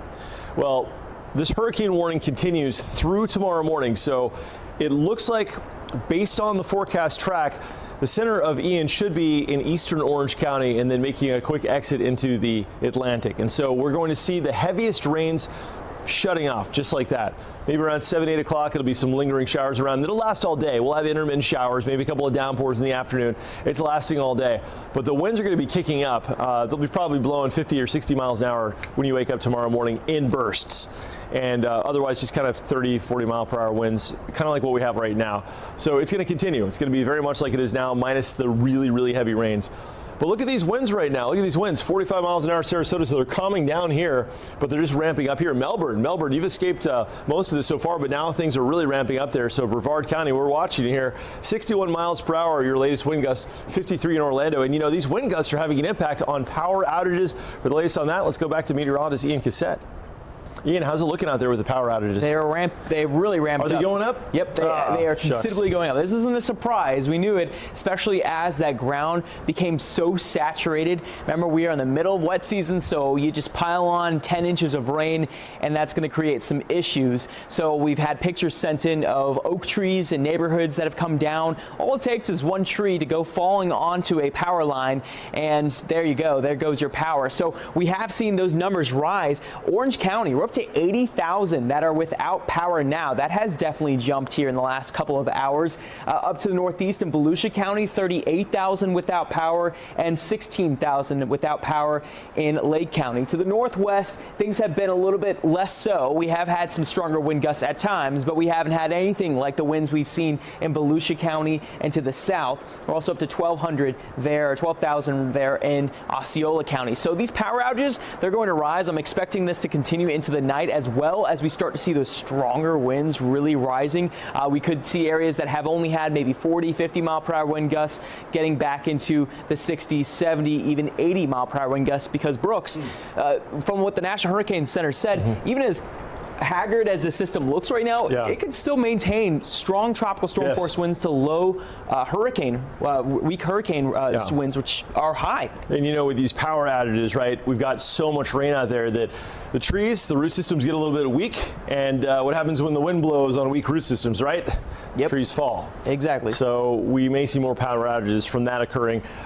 It's been interesting. In parts of Seminole County, we've had power going out and then it comes back on for a while. So if you're in a period of on power, make sure you don't forget to charge up that cell phone or cell phones. Keep the battery high. I always like to turn the AC down too, if you can, just so that when the power inevitably goes back out, at least your humidity in the house is nice and low and it's cold, so maybe it won't get too untenable too fast. But here's a look at our future radar. Starting off at 1:15 in the morning. This is going to be in about 20 minutes from now. Doing a good job depicting the center of Ian right now, coming out of Highlands County, that core of rain continuing through 3:30 in the morning. But this is interesting. In the last model runs, this is optimistic. I like this a lot. This is kind of suggesting that maybe the core of that rain moves out a little bit faster. We're still looking at the possibility of some heavy rains on the backside, but that core, well, that's the core. It'll be kind of moving out. But this is an interesting system because it's morphing before our eyes. You see, we've got a cold front to the north, draped across North Florida, and what that's doing is the hurricane's banking up against it. It's kind of like stringing it out. It's like stretching out like Play-Doh, so the circulation's getting a little wonky. It's not as uniform as it was as a Cat 4 coming in. But what that's going to do is displace the rain into different parts of the storm. So we may still, through 7 o'clock in the morning, have some bands of heavy rain, but it's not going to be quite the same intensity. And as the day breaks, the boundaries won't be quite as tight as far as the warm air and the thermodynamics that go into these rain bands. At nighttime, if you have a rain band that's kind of like turning on your garden hose when it's on the wide spray, and then you put it into laser mode, when you twist the nozzle and make it like it shoots out really far, that's sort of what happens at night with these tropical systems. And so this will continue. We're going to have rain tomorrow continuing intermittently through the day. So it's not going to be a dry day. It'll be overcast, it'll be breezy, and it'll be raining, and eventually it's going to end. But Ian, let's go back to you and talk more about that front that is really enhancing the rainfall across the area, because I mean this makes this a little bit more of a unique system. It's interacting with a cold front. It is, and I've had questions, people asking, does this front have any impact on this system? It does. It has a big impact on the system, where the system's going, and also looking at what areas are going to get the most rain. Because when we look at things, especially when it comes down to looking at what areas are going to get the most rain, we're going to look at everything that's going on in the atmosphere. What this cold front has done is it's been a wall. It has prevented northern Florida from getting the worst of the rain. They are getting rain, but they're not getting that deep tropical rain that we are seeing here right now. What we've had is we've had that interaction. We have the hurricane that is right now spinning right over the center of Florida, and then we have this front that's kind of stationary. It runs from Volusia County down to the northwest. For most models, they show that Volusia County might actually end up seeing the most rain out of every single county in our area. If you live in Volusia County, you may wake up tomorrow with upwards of 15 to 25 inches of rain, depending on how things play out here tonight. Obviously, we really want this to just move along, get out of here soon enough, and the models to be a little off because that's getting up there in the crazy numbers. But we are going to continue to see that heavy rain that will be using all that tropical moisture, pulling it in, and then wrapping around, stretching over areas that run from Daytona to the southwest over Orlando and Brooks. I think the heaviest rainfall totals will be over that region from Volusia County down to Seminole and then into Orange. Hey, I've got a map to show you that is different than what it looked like earlier because we've progressed through the storm. We've picked up a lot of the rain. So we don't have the mega totals as far as future rain goes because we're in the midst of it and we've already picked up half of it. But this is additional rainfall from right now at 12:56 a.m. over here on the East Coast in the United States. Maybe you're watching from abroad right now, from a different country. So it's almost 1 in the morning here on the East Coast. But from here until the end of this through Friday morning, we could pick up another foot of rain in those areas from Palm Coast all the way down through Daytona Beach, about 11 inches more in DeLand, another 8 inches in Oviedo, another 8 inches in Orlando. That's a lot of rain, and it's rain that's falling in a place where the rain has nowhere else to go, so it's running off, it's pooling, the retention ponds are filling up to their brim. And the problem here is that in some communities, the retention ponds may not be able to hold this amount of water, and they might start to spill over and cause some issues with roads and stuff like that. So a lot of people on Twitter have been sending me pictures. I've been retweeting them and sharing them with the newsroom. We'll get them on the air at some point. But at Brooks Weather, that's my Twitter, and I'd like to see what it looks like in your area. We're looking for some situational awareness. Don't go outside and get soaked. Don't risk anything. Just maybe from your front porch if you got flooding. Show me what it looks like. I'd love to see it. 6 inches of rain in additional to Claremont. Maybe another 2 inches out toward the Tampa area, Wesley Chapel. So for west central Florida, it's pretty much over. But here in northeastern sections, it's still going, and we still have this really severe flood threat continuing for at least the next 6 hours, and then in the addition of the rain coming in tomorrow afternoon, maybe a little bit more than that. And then compounding it, we've got the wind. Let's talk about our future wind. This is around about 1:15 in the morning, so roughly 15 minutes from now. We're going to continue to see these big gusts as the center of circulation heads up through Kissimmee, gusting to almost 60 miles an hour there. Kenansville, about 60 miles an hour. Melbourne, you may gust up to close to 70 miles an hour. And as it continues to work north, this is the center of circulation of Hurricane Ian.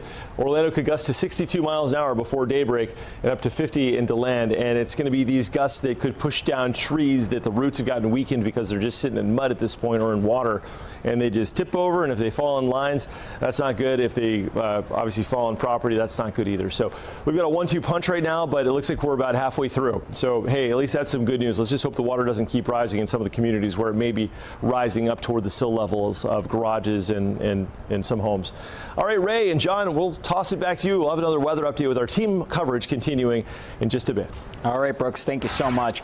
A scary amount of storm surge caught on camera in the form of a time-lapse video. Check this out. Water rising up high enough to take over street signs and reaching windows of a home there on the left-hand side. The National Weather Service says storm surge will rise between 1.5 feet high.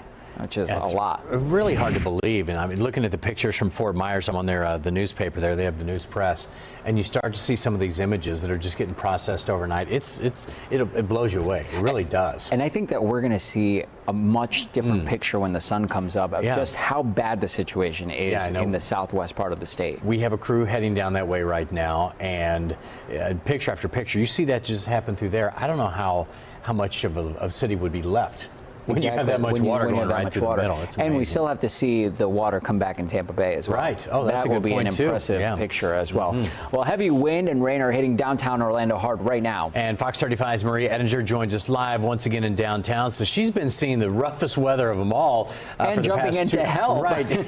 For 2 to 3 hours now. So, Marie, I assume you're still right in the thick of it, it looks like.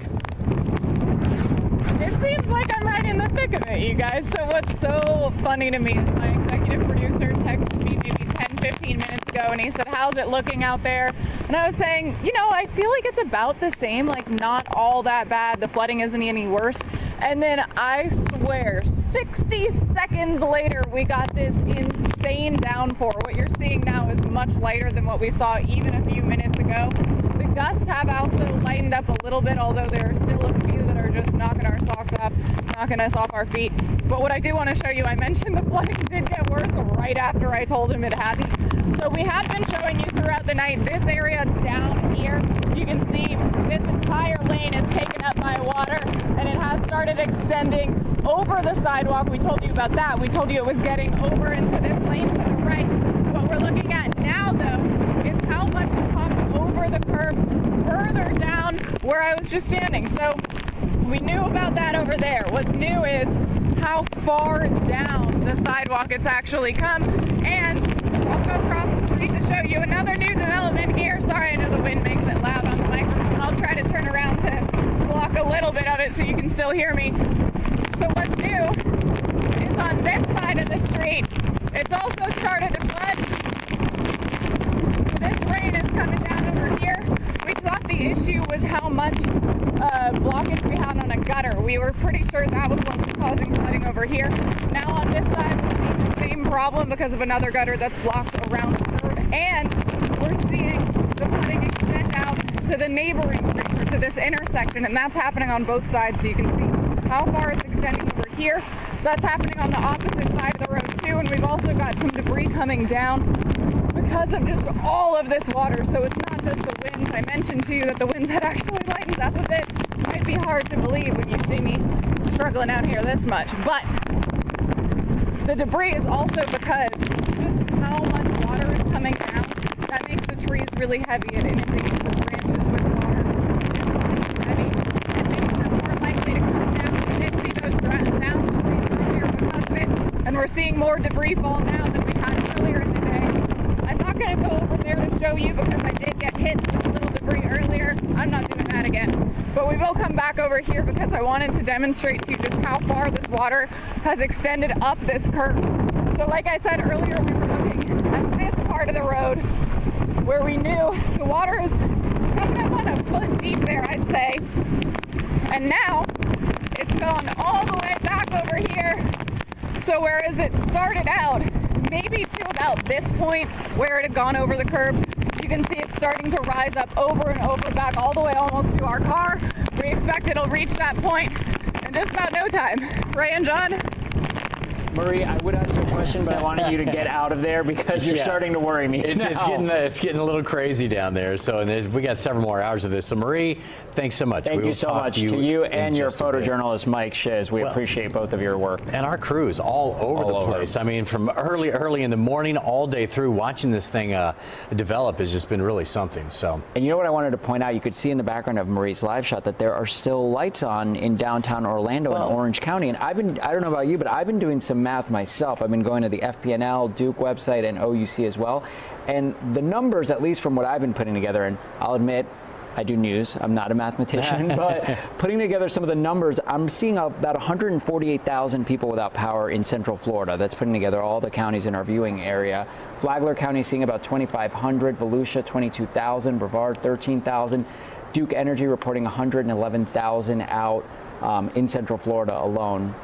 It's really amazing to It's me. incredible that it's not worse. We're expecting a much... You know, now granted, there we had the map. I was hoping you guys could pull that up very quickly. So look at this tracker down there, though. So you see the difference between Southwest versus where we are right now. Every single person in DeSoto County, which is down there, southwest part of the state, is out without power. Almost everybody in Charlotte, almost everybody in Lee, Hardy. Now, they got it a whole lot worse. But, you know, I've worked in these hurricanes for a long time, too. I mean, a lot of storms will give us more power outages than what we're having right now. So the crew said they were trimming the trees, getting all the pieces in place, having the crews there. And boy, it certainly worked at this point. Yeah, it really has. And it's just incredible that, I mean, in downtown Orlando, you're seeing all that wind and all that rain. And all the lights are still on. The high rises behind her, all the lights are still on. Good to see it. We hope it stays that way. Well, people are, I guarantee you, people, and yeah, there are some people without power. The numbers, like you mentioned, are still high, and people are suffering tonight. But for people at home tonight, not having to worry about the air conditioning at this point. Oh, my goodness. What a relief that is. Being able to clean up in the morning. So this has worked out about as well for us right now. As we could hope. Really, I mean, that's true. I mean, the word catastrophic kept coming up. Yes, it did. Yep. Down there it is. For us, so far, so good. Fingers crossed. Right, yeah, let's hope it keeps going this way. New video just into our newsroom right now. Matt in Poinciana sent us this from a look out in front of his home. Looks like a bit of a canal there. It's not normally a canal, but it's a street. Flash flood warning still in effect for Osceola County, and that's until 2:45 this morning. So another hour 45 minutes or so. And our live team coverage of Hurricane Ian continues with Fox 35's Deborah Cho. She's live in Daytona Beach. Deborah, what are you seeing out there? Because I know that you've been seeing it be pretty much quiet. Not a lot of people out there at all, and it looks like it's still that same way now. Yeah, it is. So Ray and John, I will say this is probably within the last couple of minutes, probably the strongest wind gusts that we've seen. And I know Brooks was mentioning earlier how Daytona Beach was seeing some of the strongest in our viewing area. So this is pretty strong stuff. But I want to show and bring your attention to actually there's a down power pole behind me. I'm at Oak Ridge Boulevard and Halifax Avenue. You can see that power pole. It is literally hanging on by that power line. Look at that. And it's literally just been swaying back and forth, up and down. Probably about 10 minutes ago, I saw about 15 power company trucks come by. I actually reported this power line down. I called the Daytona Beach Police Department's non-emergency number, and I reported it, and I let them know, you know, there's no sparking or anything like that, but was this the right number to call? And they said yes. So if you end up seeing any of these downed power lines in your area, to report it to the non-emergency number. And they said that they would either turn off the power in the area, or they put some sort of cones or something up for people to just stay away. Now, we are a safe distance away from it, but you can see it could be pretty dangerous if that does come down. Obviously, it could knock out some power in this area, but look at it. It's just going up and down, and that wind and rain have definitely picked up since then. And of course, this is a little nerve-wracking for people as they're going to sleep tonight. You know, it is now in the early morning hours as this hurricane moves through the area. So, of course, we're going to keep an eye as we're getting absolutely pounded here. I'm going to send it right back to you guys. We're going to get back in the car. Yeah, I don't blame that makes sense, because we're seeing the radar right now where she is, and that weather is coming in. Yeah, get in the car, Deborah. Get safe. And thank you so much. And she's leading by example, calling in any down lines. That's a good tip that she gave our viewers. If you see something like that, don't get close. Give a call to the non-emergency line so they can put up some cones and keep any potential people, any passerbys away from that area. You can see where she is right now. It's almost directly above my head. So you got these big bands swinging around right now. That's why the winds really kick up at this point. All right, so our team coverage continues. Down lines. That's a good tip that she gave our viewers. If you see something like that, don't get close. Give a call to the non-emergency line so they can put up some cones and keep any potential people, any passerbys away from that area. You can see where she is right now. It's almost directly above my head. So you got these big bands swinging around right now. That's why the winds really kick up at this point. All right, so our team coverage continues. Down lines. That's a good tip that she gave our viewers. If you see something like that, don't get close. Give a call to the non-emergency line so they can put up some cones and keep any potential people, any passerbys away from that area. You can see where she is right now. It's almost directly above my head. So you got these big bands swinging around right now. That's why the winds really kick up at this point. All right, so our team coverage continues. Down lines. That's a good tip that she gave our viewers. If you see something like that, don't get close. Give a call to the non-emergency line so they can put up some cones and keep any potential people, any passerbys away from that area. You can see where she is right now. It's almost directly above my head. So you got these big bands swinging around right now. That's why the winds really kick up. Where these winds are kicking up. One of the things that we were lucky about here is we still have power. But you can see this intersection, no power. The hotels across the street, the gas stations, none of them have power. Most of the places up and down this street no longer have it. So we were lucky enough to be safe enough at this Quality Inn last night. But things have been very difficult out here in Lakeland. The storm has passed us, the main part of it, but we're still getting those heavy bands of wind and rain. It's going to be a long day here in Lakeland for these people who've already dealt with so much rain and so much wind. This hotel, again, is booked solid, as well as the other 7 in this area. It took us forever just to find a place to stay. Most of these people were escaping mobile homes. That's what some of them were telling me, and it's just been an experience out here. But we're going to have more throughout the morning with the Fox 35 Storm Team Thunder Truck as we continue to track Hurricane Ian. That's the latest in Lakeland. Dave Puglisi, back to you.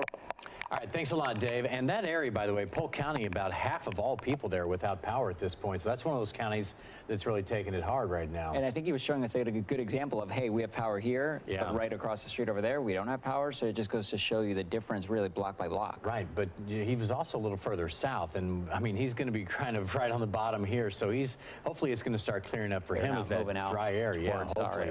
Yeah, start moving up this way.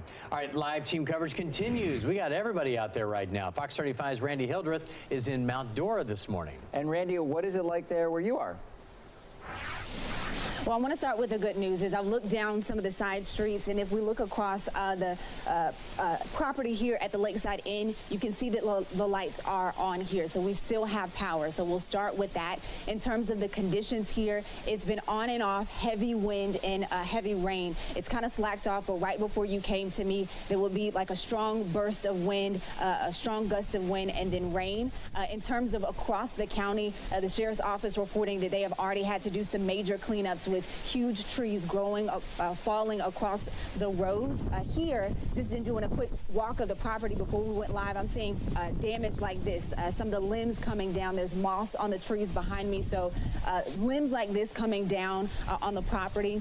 One of the things that I talked to emergency responders and then also checked in with staff here, they are seeing people move out of their homes and go to either check in at this Lakeside Inn so that they can hunker down, but then also go into the emergency shelters available across the county. The emergency responders say they have gotten up to over 830 people checked in across the 15 shelters that are open. When I checked in right before we came on air with you from this location, staff here say that they have a combination of people from as far away as Tampa and as close as Orlando coming here to hunker down with the storm. And then also when I checked in with emergency officials, they are still very concerned about the Astor area in the northern part of Lake County, specifically monitoring the St. Johns River and the impact that has had in that area. They are saying across a 5-day outlook that they are concerned that we will potentially get to a major flood, like a crest with the river in that area closer to Friday. And then we also have to think about the waterways that are impacted by that. This location, you won't be able to see it in the dark, but right behind me is Lake Dora. And so I spoke to staff here. They say that is one of the waterways that is fed or gets water from the St. Johns River. So we have to monitor bodies of water like that, and then also think about long term that water has to go somewhere. So just again, a recap of what we're seeing here: bursts of wind and bursts of rain from this location, debris coming down like this across the county. We've seen some trees go down, but we do have power, and we of course will continue to monitor the conditions. I'll go ahead and send it back to you. All right, thanks, Randy. Yeah, Lake County's only about 10% without power right now, so that's good news for those guys. Video now from the Naples Fire Department. It shows jet skis driving along the flooded roads. You can see there's actually a firefighter right on the back of the jet ski. The caption of the video says, "Sometimes even we need a ride to the rescue." And you know, the Naples Fire Department really has been showing us on social media kind of the trials and tribulations that they're going through just to do their jobs because of all of the water that's come into that area. And we're going to see a lot of videos from them tomorrow as they get out there and they start assessing the damage, because they're, again, that's one of the worst areas in the entire state right now. Oh my gosh. All right, look at this one. Viewer Gabriel Taylor shot what looks like a tornado forming in Osceola County. We're told the ominous funnel was spotted forming in the Deer Park area near where Sapling Lane meets Highway 192.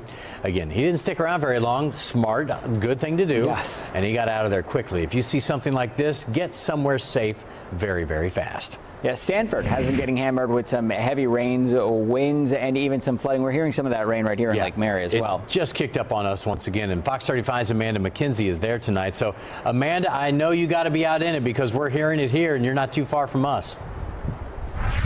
That's right, and the wind and the rain has really picked up right now. You can see it coming in at a slant, and it is pushing against my body, but I want to bring your attention to what is behind me right here. This is the St. Johns River Steak and Seafood Restaurant. This used to be an awning in front of the entrance. The wind has taken it down and tangled it right in front of the front door, and parts of it are here on the street. Now you can just feel that wind. It is really strong right now. We are right next to Lake Monroe, so we are here in Sanford where we're getting a lot of those strong wind gusts right now. You can even take a look at the palm trees over here, just how much they are waving in the wind. Now, one thing we would like to tell people if they are thinking about getting out on the roadway this morning, we are not far from First Street, and we were about to drive through it until we realized this water was getting a lot deeper than we thought. It looked from a distance here in the dark. So it was several inches deep. We had to turn around and find another route, and that's when we saw what appears to be a lot of damage here at the restaurant. So we have a couple inches of water puddled in certain areas of Sanford right now, but so far this is the most significant damage we have seen from the wind here at this restaurant. Reporting live in Sanford, Amanda McKenzie, Fox 35 News. We are getting our first look at some real damage in our area. That's the first time I see that, and I mean, it's impressive. Yeah, it really is. And, normally we talk to these reporters, but right now we're in some of the worst. And they've always said around 2:30 or so. That's when we were going to see the thick of it. Now we know the storm is actually moving ahead quicker than what it was. So we're seeing a little bit earlier. So this is probably the worst of it for the Orlando Metro right now. So we rather get them to safety than ask them any more questions and have them hanging outside I'm sure they feel that way as well. Exactly. All right, how about this video?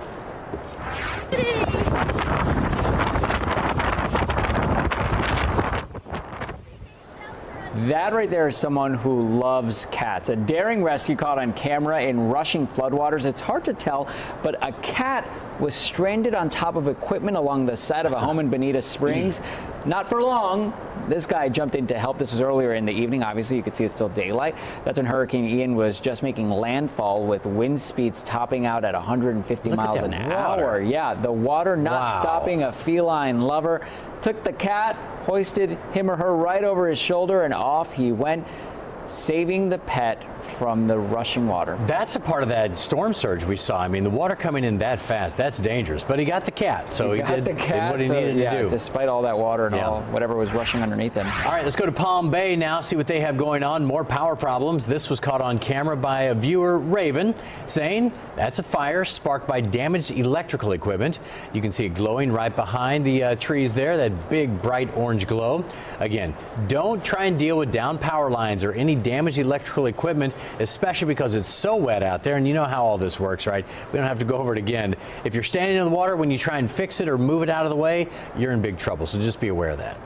And, you know, as one of our reporters did, she called for help when she saw down power lines. Come out for that. That's the thing to do. Another video from a Fox 35 viewer capturing the storm in Osceola County. Irene Boltrin caught video on her phone of the rain that's now really coming down in St. Cloud.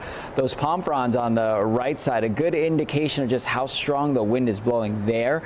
Standing water is also building up in her neighborhood on her street. So that's, of course, something we've been warning you about throughout the evening, really, about the ponding on the streets. Yeah. It's coming down so strong right here. We're hearing we can hear it. We're trying to talk over the sound of that rain falling overhead on us. It's interesting. Normally you can hear it up there on that roof, but we're actually hearing it on the side of some of the buildings right now. So it's coming sideways.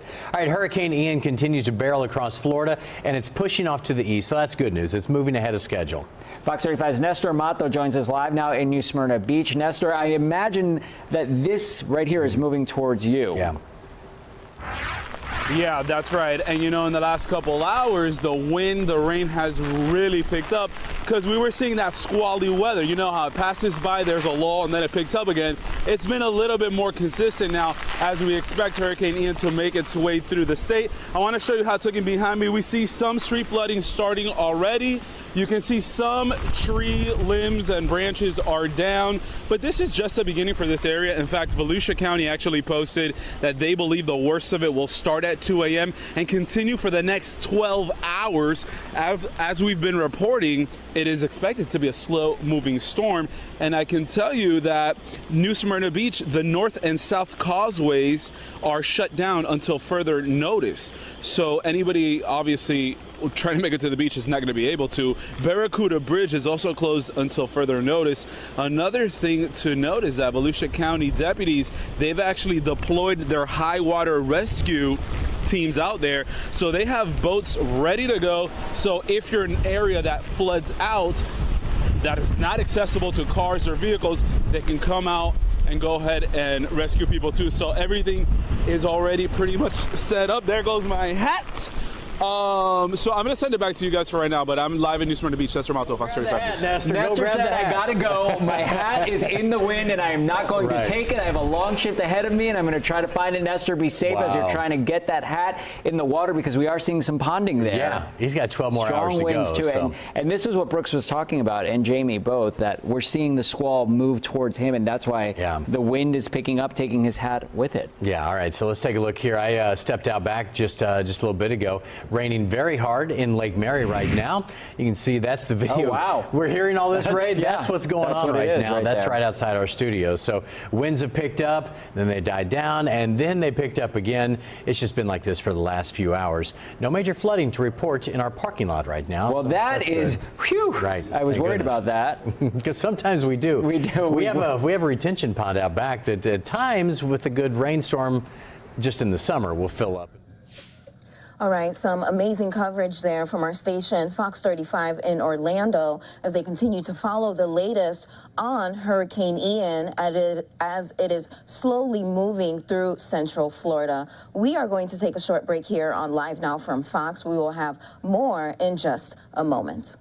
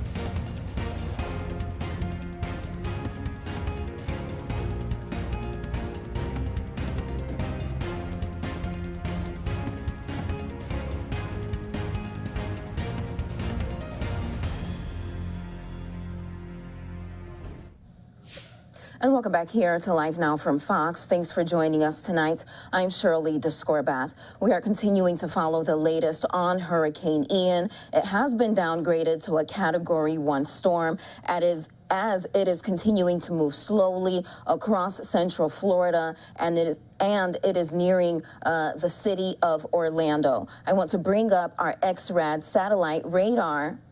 As you can see there on your screen, the eye of the hurricane is no longer visible, but there is a lot of activity on the system there. You can see a lot of green, and again, a lot going on the system, on the radar there. Obviously, this means a lot of heavy rainfall, and the top concern for Central Florida, including the city of Orlando and the downtown area, is flooding and heavy rainfall. Now, we have heard from local officials there that the worst is not over, although Hurricane Ian has been downgraded. It has weakened, but we have heard from local officials that the worst could come at about 2 o'clock in the morning. Now, we want to go ahead and dip into live coverage from our sister station, Fox 35 in Orlando.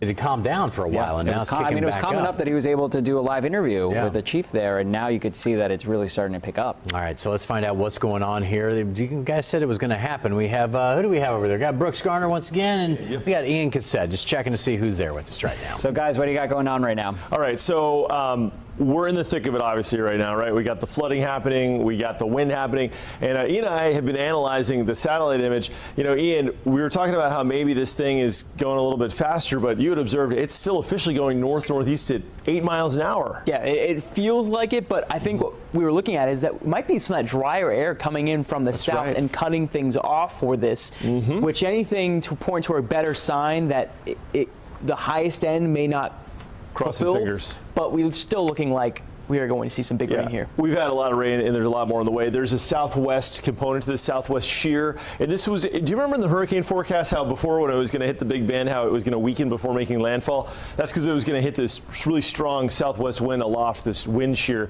And I think what's happening is it's encountering that a little bit, where essentially this is an infrared satellite image. So you're not seeing the low level stuff as much. It gives you the image thanks to the temperature of the clouds. And with tropical clouds, they're pretty warm until you get really high up in the atmosphere. So the southwest shear is blowing a lot of the thunderstorm cloud tops to the northeast. And so it's still raining here. The center of circulation, actually, believe it or not, is just about moving into Osceola County right here. So with the center of circulation here, you can see like it looks like obviously most of the clouds are being blown off to the northeast. And so essentially, while the forward speed of the surface circulation is going 8 miles an hour, most of the weather looks like it's actually going a little bit faster getting out of here. We hope, crossing fingers, because we don't need any more water. We're seeing the water rise in some neighborhoods where it's going up and up, and maybe it's a couple of inches from the top of a sill of maybe a garage or maybe even a home. And this is the kind of situation where if it rains for another hour or two, that maybe would be all that would be required to actually cause it to spill into the house or into the garage. So if we can get this out earlier, that would be great. Oh man, I wish we had control over the weather, but we don't. We can report on it and tell you what we see as far as the forecast goes. And the National Hurricane Center says by 8 a.m. the center of circulation will be located in eastern Orange County, a tropical storm, so it continues to weaken. Right now it has winds of 90, but when the next advisory comes out at 2 a.m., it'll probably be either a tropical storm already or it'll be a minimal hurricane with 75-mile-per-hour winds. We're catching gusts right now about that speed. Daytona recently had a gust to 81. Some real winds here, 81-mile-per-hour winds. By 8 p.m. tomorrow, it's going to be here off of the Atlantic. And once the center of circulation gets north of Orlando or east of Orlando, we're going to be out of the thick of it. So it's going to be on the way out. So it's very good news. But as far as future rain goes, we're probably a little more than halfway through this, maybe a little bit more than that, but we've still got significant rain in the forecast to go. In fact, we could see another 8 inches in both Orlando and Oviedo, another 11 inches in DeLand, and another 14 inches around Daytona Beach. Rain will fall off considerably because the storm obviously is moving through, but this is additional rain adding to what we've already had. We've already had 10 to 15 inches of rain around the region. Places like Northport, down toward the southwest Florida, verified with 19 to 22 inches falling, and it looks like we're well on the way to match that. But it's still pouring right now, and meteorologist Ian Cassette is tracking the center of Ian. Ian tracking Ian. Wow, there's some irony. Don't worry, we made that connection a long time ago. But now we've got flash flood warnings across the area, so it looks like the water's starting to stack up. Yeah, and this was what we were anticipating. We were talking about this yesterday, last couple of days, that there would be this potential that the legacy of Ian not only being a very powerful storm making landfall, but as it continues, remember, just because something makes landfall, it continues on, and it may have impacts not just here in Florida, but also up in South Carolina. Locally, for us in Central Florida, it always looked like it was going to be the big rain that was going to be the issue. We're seeing that unfold here as we go on into tonight. We're seeing that heavy rain. We're seeing those rain totals start to really pile up. It's rising. In fact, we checked out the gauge there along the St. Johns River, a number of locations. We might see record-setting levels of the St. Johns River as all of this rain, all it feeds into the rivers. But let's take a closer look at what we're looking at right now with the radar. We have multiple flash flood warnings issued. The most recent, that includes parts of northern Brevard County, Volusia County, and Orange County. So a closer look on that and what we're seeing with the radar, and this goes until 4 a.m.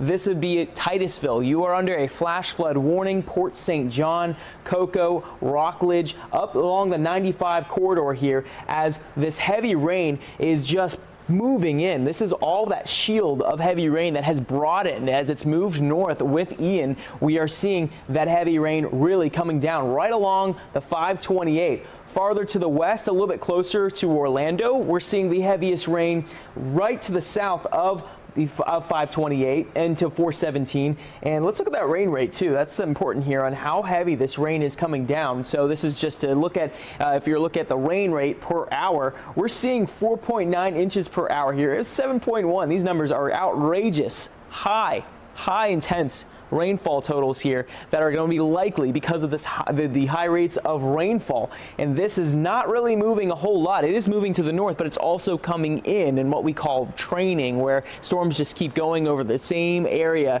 as it gets fed with all of that tropical moisture. So look at that reflectivity here on what we're seeing with the radar.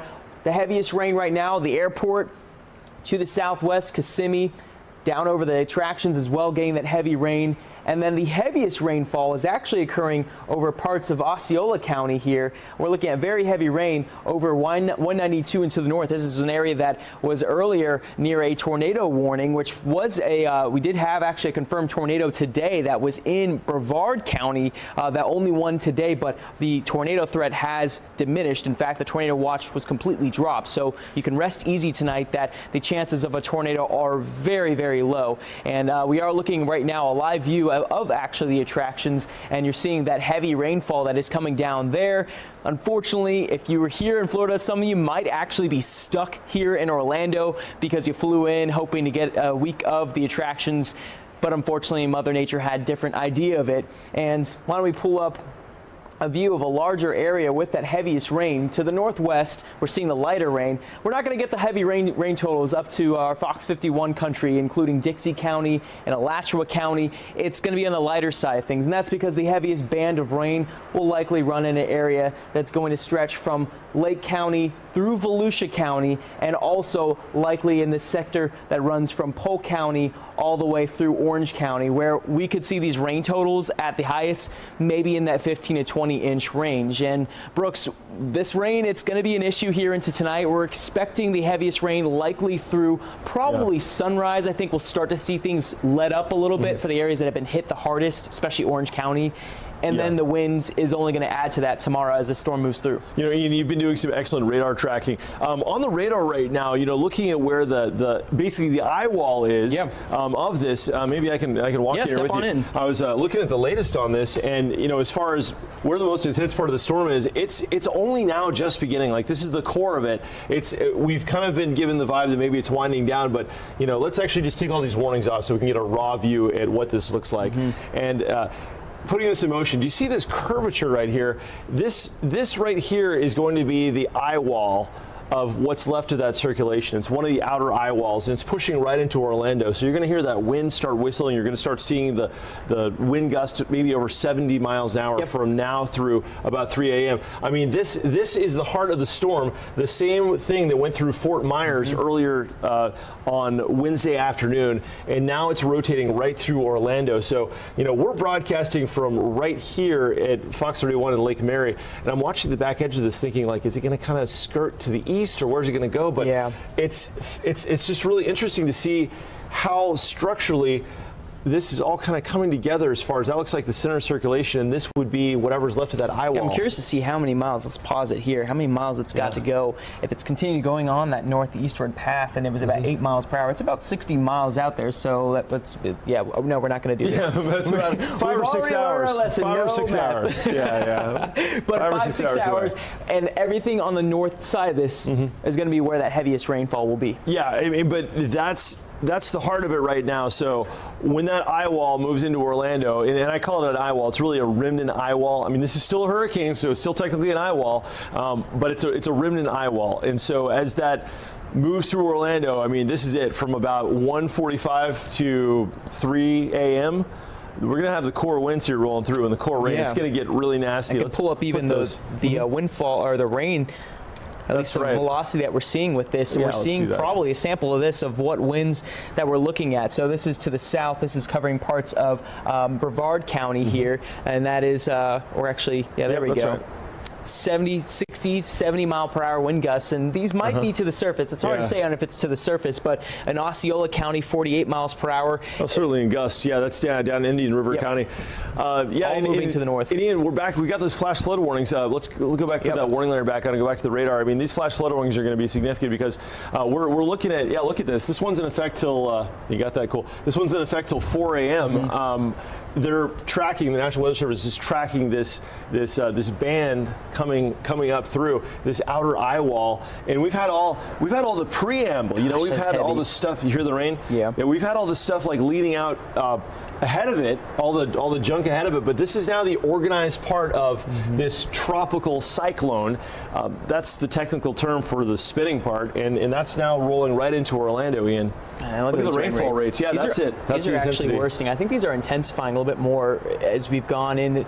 And when the National Weather Service were talking about this, they were saying that it was kind of loosening, or it was not as intense. But I'm thinking we're starting to see this intensifying some of the rain rates. Absolutely, and that will happen sometimes at nighttime. Sometimes the boundaries will tighten up a little bit, and especially when you have what's becoming kind of a remnant of what was a major hurricane, it starts acquiring different characteristics than it had when it was a full-blown ocean-borne hurricane coming in. So we're starting to see that right now. Let's take a look at the winds over here as well. We've got winds that are gusting now at 58 miles an hour in Orlando with higher gusts. This is just at one location. You may hear the wind at your house whistling around. We're hearing it in the studios here, and we're probably 15 miles away from that outer eye core. And that's significant because, I mean, the way it sounds here, it sounds like we're having a hurricane. And essentially we're in the vicinity of one. You can see the camera shaking on the right-hand side. That's our City Furniture iDrive cam doing a scan, and it's getting buffeted around. 38 mile per hour winds in Leesburg. In Melbourne, 52 mile per hour gusts, 36 Titusville, 56 Daytona. Daytona Beach had an 81 mile per hour wind gust. Look at this wind gust. This happened a little bit earlier this evening, about 10:30. Or I should say yesterday evening to be technical, since it's 1:35 Thursday morning.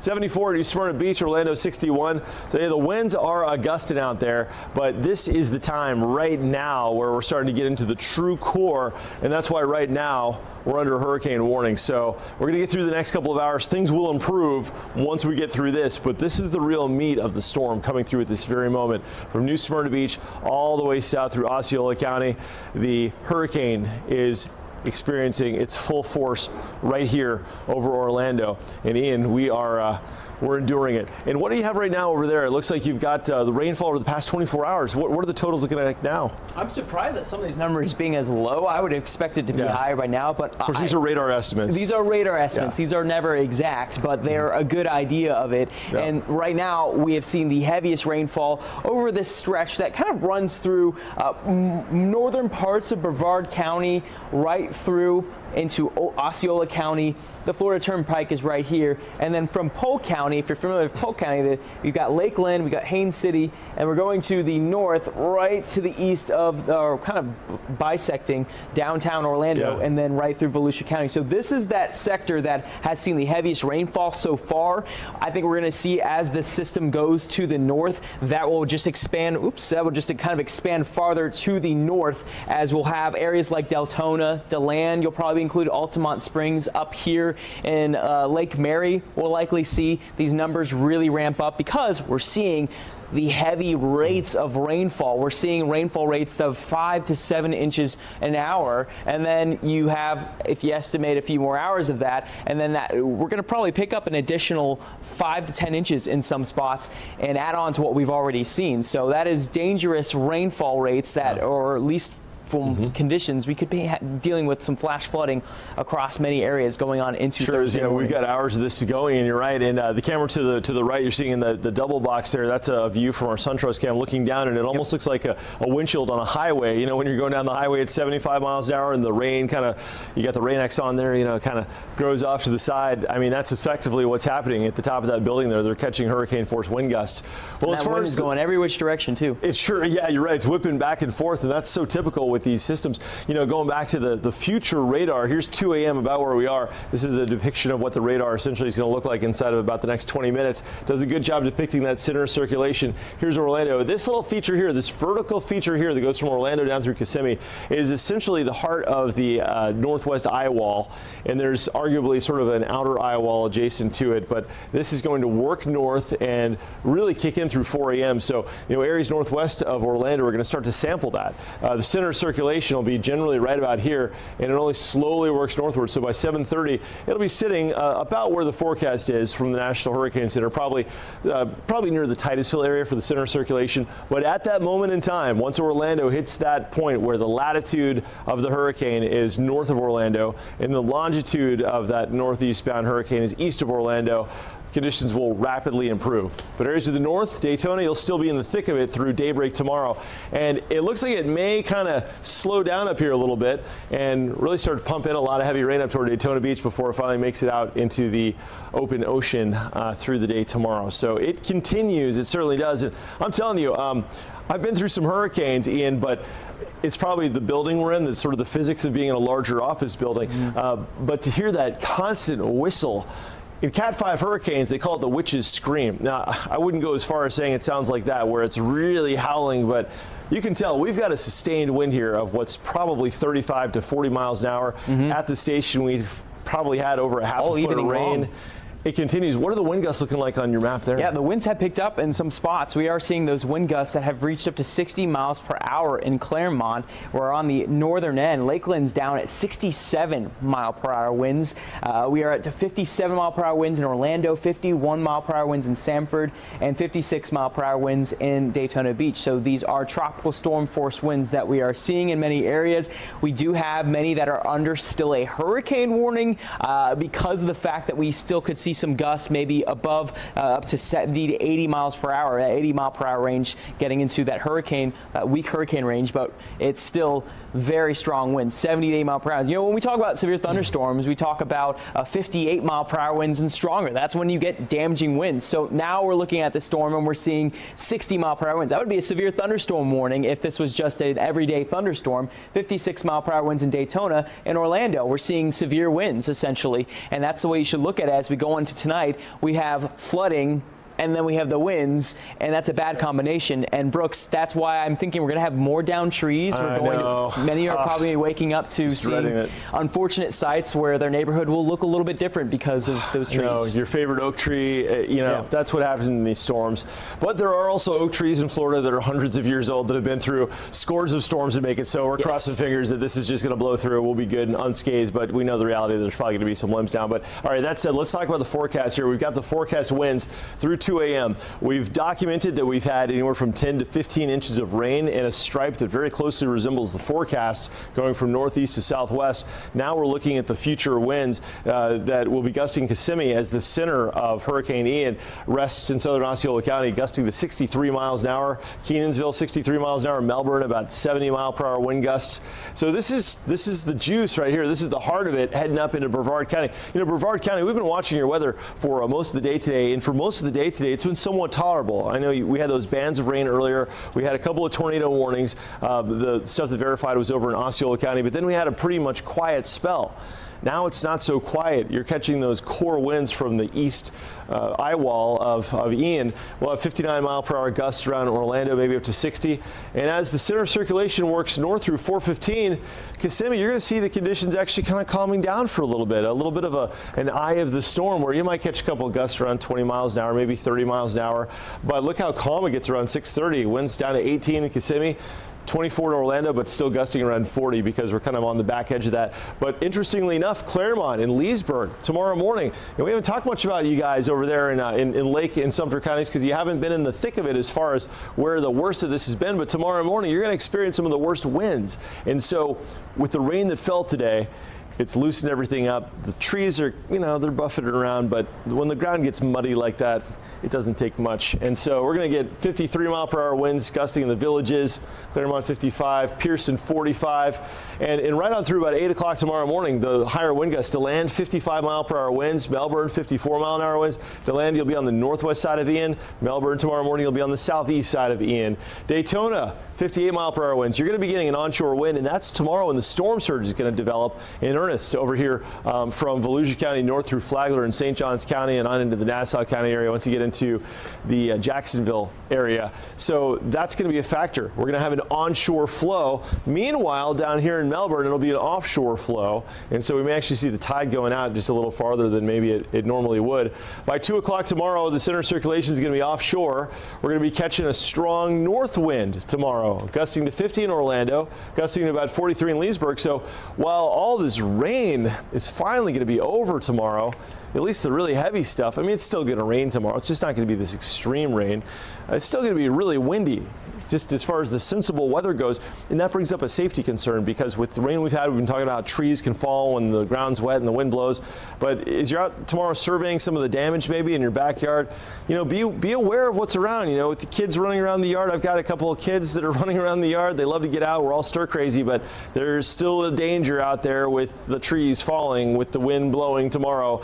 The system in the afternoon, we're still going to get winds of 53 in Pearson. Look at this in Palm Coast tomorrow. This is new. Tomorrow, I keep saying tomorrow. Let me say Thursday, because today technically it's Thursday. It's 1:45 in the morning Thursday. For me, it's still Wednesday night. But that said, for Thursday in the afternoon, 72-mile-per-hour wind gusts at Palm Coast. That's some big wind there at Palm Coast. That's an onshore flow. That's going to up the ante as far as storm surge. So while Orlando is starting to emerge from this thing Thursday night, it's only going to continue to ramp up from Daytona all the way up through Flagler County. We can see higher gusts from there. So this continues. The rain continues. And Ray and John, we're going to have team coverage continuing as well with a whole new crew coming in here inside of 15 minutes. And, I just saw Allison Gargaro walk in, so we are looking forward to seeing her take over for you. We're still keeping an eye on that picture, that live picture in Orlando where the lights are still on. And as Brooks was talking about, that weather is making its way towards Orlando. The heaviest winds, really, that we've seen all night, making their way towards Orlando. So we'll be keeping a close eye on that. Our live team coverage of Hurricane Ian continues now with Fox 35's Valerie Boy. She joins us live from Celebration, where she might be the only person awake. She has been, she's been all over this place, shall we say, and then they even kicked her out at one point. And so we'll find out what she's doing right now. So you're at a shelter. A lot of good work's actually going on there, Val. Oh, yes, there are. In fact, from the distance here, you could see the people sleeping inside the gym. I actually walked around and saw people sleeping soundly. It was kind of neat. Kids are out cold, so I was happy for them that they could sleep, and some adults were still up and at 'em trying to sleep. But again, it's tough. It's a little bit noisy. You can hear the rain coming down on the roof and all. We have people from all walks of life here. We have senior citizens, homeless, and even tourists. And joining me now over here is Rory Westford from England.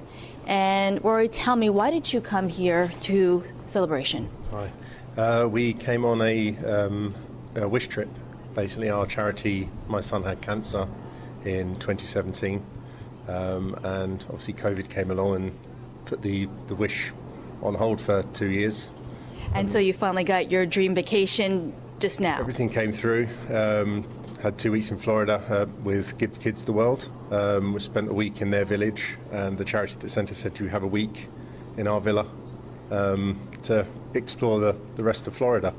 So was this the trail end of your vacation, or was this the middle of it? It's the last few days. So it's been an experience, maybe a bit more of an experience than we were expecting, if I'm being honest. And so you have a picture of your son, correct? Yeah, what is his name? His name's Evan. Evan. And how old is he? He is 9 now. 9 years old. So tell me, how is he doing here at the shelter? He's always been very adaptive. He's good, but it's a little bit stressful. So we have a picture particularly here. for the family. And he's to the left, correct? Yes. The picture. He's in the blue. He's just adorable. And how is he feeling? Yeah, he's doing okay. It's just a bit difficult right now. I think they're probably a little bit too scared to go to sleep earlier. But my wife was really worried, being that we're not from this country. She didn't know who to call, who to get advice from. So we just packed everything up, put it in the back of the car and said, let's go. I saw the news channel saying there's a shelter. That's it. When are you supposed to go home? Friday evening. So, yeah, whether we get back to the villa beforehand, I don't know now. Any word from your airline? Nothing from the airline. Play it by ear, hopefully check today and see if they're still flying. But we'll see. Okay, well, we're going to be following your trip and all, and we hope you get home safely. Thank you. All right, thanks, Rory. And so, again, here at the shelter, we have around 80 people staying inside that gym. And again, the volunteers say they're not going to lock their doors, that people can still keep coming on in. Back to you guys. Valerie, by the way, has anybody come in since this latest storm kind of came through our area? Has anybody else come in, or has it been quiet now? It's been pretty quiet. People probably stopped coming in around 10:30, but we did have some people dropping off donations of blankets and pillows and stuff, maybe around 11. Yeah, and they were drenched. They came in, and I'm like, what are you doing? How come you're coming in like this? And they're like, oh, we just saw them, and we wanted to make sure that they're going to be okay. It was worth it. Cool. So, again, and it's really inspiring to know and see that people really do care about other people.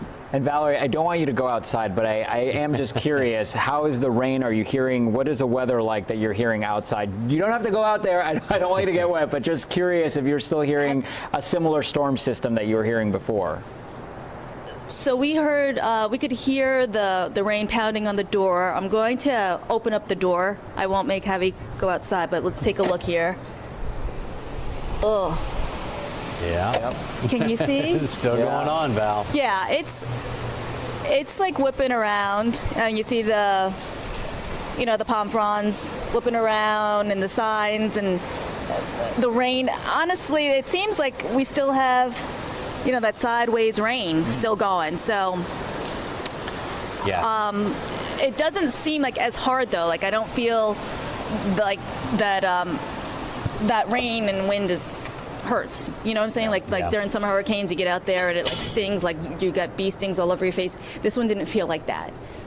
But again, it could be just because it's it could be a little so slower, it kind of looks that way. All right, Val, great story tonight. We'll talk to you in just wonderful. a little bit. Really, that was really hard. Thank you so much. All right, great reporting there from our colleagues at Fox 35 News in Orlando as the storm continues to slowly move through the central Florida area. We're going to take a short break here on Live Now from Fox. We'll have more in just 2 minutes.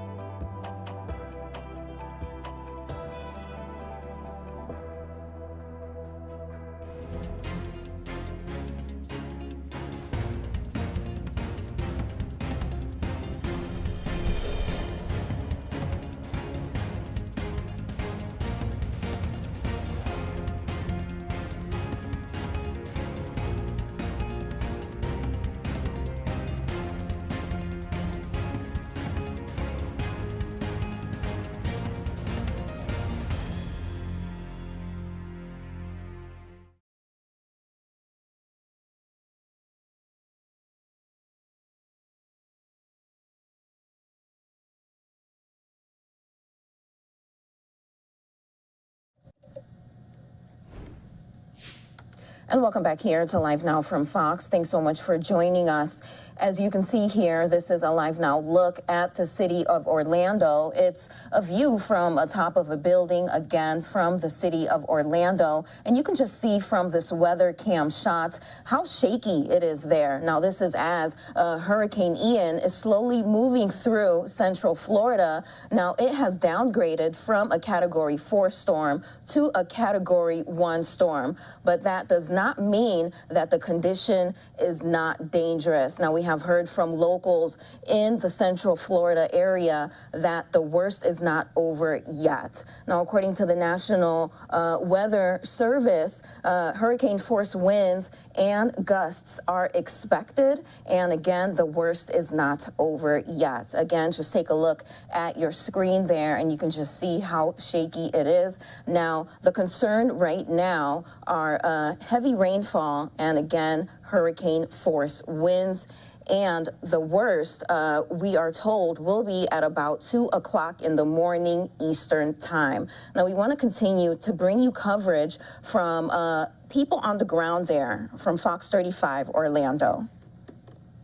Hearing and feeling and give that real experience, because we were all going through it. It was just an incredible experience witnessing this storm from where we did. It didn't have the power, of course, that it had down in Fort Myers, but it was still incredibly strong. And it's just an amazing thing to see. As somebody who comes from the north and hasn't really witnessed hurricanes up to this magnitude, I almost see it as a giant blizzard in a sense. But the winds are just so much stronger than what I would ever see in a blizzard. Because obviously those aren't ripping down trees like this does or throw things around. But when I came outside and saw poles bent in half, it just showed the power of what was going on outside of our window all night. Yeah, Dave, usually we're used to seeing blizzards up north. Nothing like this, nothing like hurricanes, which is what you've had to deal with crisscrossing the state. And we appreciate all the hard work that you and your photojournalists have done throughout the last 2 days. Right now, Sanford police are warning people to stay off the roads. Yeah, we're seeing some damage in Seminole County right now in some areas. We told you about a massive tree down in Altamonte Springs a little earlier, smashed a car window right there. Officials in the area urging people to avoid the roads due to the storm conditions as they continue for the next few hours. We spoke with the emergency manager, Alan Harris, earlier, and he shared just how long the cleanup could last, too.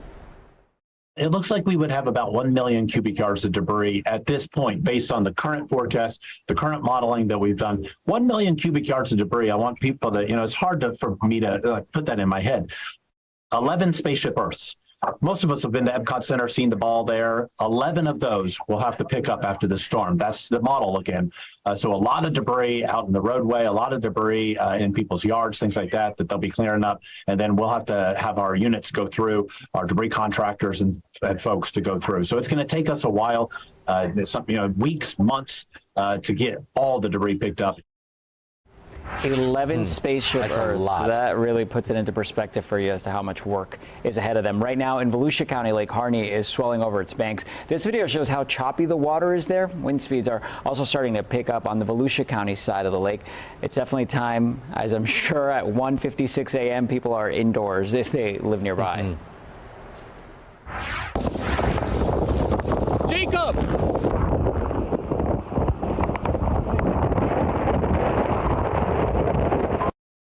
All right, there's a lot going on here. An elderly man rescued by a band of strangers risking their own lives in neck-deep flooding waters. This is out of Bonita Springs, which is another area we've been showing you that got hammered as Ian passed by. One of these Good Samaritans posted later saying the older man's car door was wedged shut and everyone nearby immediately jumped into action. Also, Lake County, tons of downed trees already getting cleaned up there. Lake County Sheriff's Office posted this before the sun went down. Crews made quick work of some big trees that were sprawled across Osgood Road near Lave Avenue. More people are sharing videos online of the damage in their neighborhood. Take a look at this. This is the first we've seen in the Fox 35 newsroom tonight. A boat washed right up onto someone's yard in Cape Coral. Of course, that part of the state seeing the worst of this all. As the sun rises, we'll definitely see more damage and strange debris left over around people's properties. Of course, the water carrying a lot of that debris that we've seen throughout the day. And of course, as the sun comes out, we're going to see a lot more of images like this. Yeah, we have a couple of crews, by the way, on the way down to Fort Myers. Myers. So we're going to see exactly once the sun comes up what they got there. Take a look at this. Powerful new pictures and videos giving us a better idea of just how much damage done in the Fort Myers area we've been talking about. This was taken just a few hours ago, and it's easy to see the flooding there already devastating. Homes are flooded up to their windows. I mean, you could see, all you could see from the trees are the tree tops right there. Debris can be seen floating. It looks like it's part of buildings potentially collapsed or washed away. Winds are still strong enough that it's tough to make out exactly what we're looking at, but as a reminder, storm surge is expected to reach at least 8 feet high in the peak of the storm. Holy that's a tornado. Yeah, also in Fort Myers, this viewer, Becky Hinshaw, sent this our way, showing the view from her balcony. Okay, we don't know yet if they actually saw a tornado, but we do know the winds were whipping around fast. You can see the whole pavilion of her apartment complex and the pool area completely underwater. She also filmed the stairwell. Here she goes. She's going to wander down there a little bit. That's the stairwell leading to the parking garage, totally cut off by floodwater at that point as well. One other note here, if you're watching this right now, you've been probably monitoring a lot of this. One thing that came up earlier is the St. Johns River. It's going to get all of this water because all these tributaries flood into that. And then the emergency management director said that flood's probably going to take place a week from now. And that's what's going to cause the 11 spaceship Earths he was talking about. That's so, going to cause the cleanup lasting into next week. You've got so much. So you've got tomorrow, cleanup begins after this gets out of the way. And then for the next week or so, you're still going to have disasters happening. So there's a lot to get through. And I'm curious to see what's going to happen in Tampa Bay when the water comes back. Yeah, and I did see a couple of videos with the flood or the water coming back in a little south of there, and it was strong coming in. So we'll see the damage this morning. Well, strong winds are a big concern across our area right now, especially because they can take down huge trees. Yeah, one of them came down right on someone's house in Belle Isle. Fox 35's Marie Ettinger is surveying the damage. The wind and rain has really picked up here. We've been checking in with this wind speed meter, and the wind has really not dipped below 10 miles per hour for a while now. It'll hover just below and then go straight back up, and that's what's leading to things like this area. You can see this tree fell straight over this home here in Belle Isle. So it landed over the kitchen and the garage area. Fortunately, everyone inside is doing just fine. They are A-okay. They're actually still wandering around in there, and they do still have power for now. What is concerning, though, is that there is another portion of a tree or another tree that is leaning very heavily. We talked with an arborist who lives in this neighborhood who says with the amount of rain that's coming down, drenching that tree and making its limbs heavy, you can see how the wind is pushing it, and it is just leaning so far over that arborist is expecting that tree is likely to come down directly over the road, probably sometime tonight, he told us. Now, fortunately, there are 2 exits to this neighborhood, so even if the tree does block the road, people will still be able to get out. But you see that that branch right in the driveway there, pretty large. We've seen branches of that size all over the neighborhood. A pretty big one actually hit our car as we were driving back over here just a few moments ago. This neighborhood is just getting pelted, and it is not seeming like it's going to stop anytime soon. In fact, it has only been getting worse the entire time we have been here. So we are going to be checking in. We did earlier see some sparks coming from a power line. If you want to look over here, we can show you that there are trees hanging over power lines in a lot of different areas in this neighborhood. Now, those sparks seem to be from a palm frond hitting one of those lines repeatedly, but when we checked, it was just kind of slapping it, and we didn't see those sparks again, so we're hoping that that is going to be okay. We didn't see any likelihood of a fire there, so we're hoping that that remains the case. We also did see a neighborhood just about a half mile away where that entire area is without power. It was pitch black, and there are lots of trees whipping around just like there are here, so that was difficult to get through. We had to evacuate the area just because it didn't feel safe with the number of trees and the low visibility. Right now, there is some ponding happening in the area. We saw one street around here that was starting to flood just a little bit, but for the most part, flooding concerns don't seem to be the biggest issue. It's mostly going to be down trees, which we have seen this one large one and several large branches in this area. In Bel Air, Marie Ettinger, Fox 35 News. Marie, thanks. Ryan Elijah in now with Danielle Knox. We're going to hand it off to weather here in a second. I want to look at the live conditions throughout Central Florida right now. As we know, Central Florida is seeing the worst of Ian overnight here. We're kind of watching that roll in. As we have been doing really for the last several hours. So let's check in now with our storm team. We've got Allie and also Jamie over there taking over as well. Good morning to you guys. Good morning. Good morning. Good to be here. How are you? I'm good. How are you, Mr. Well, we're going strong here. Hour 20-something for me, but it's all about keeping everyone safe, and we are committed to protecting this community. We've got heavy rain in progress, and I do want to get Allison now to the latest track on Ian. Yeah, just updated now. Still a Category 1 hurricane. That's right. Let's go ahead and take a look at it here in the big wall, you guys. Go ahead and flash it. Here we go. Winds now at 75. Northeasterly movement at 9 miles per hour, and looks, at least on satellite presentation, that the forward speed has maybe increased, but Hurricane Center still has it northeast at 9 and should be over the Atlantic waters as we get through later today. Thursday, 8 o'clock here, 65 mile per hour top sustained winds, and then heading up into the coastal Carolinas and then out towards Charlotte as a depression. So let's talk about live Fox 35 storm tracker radar.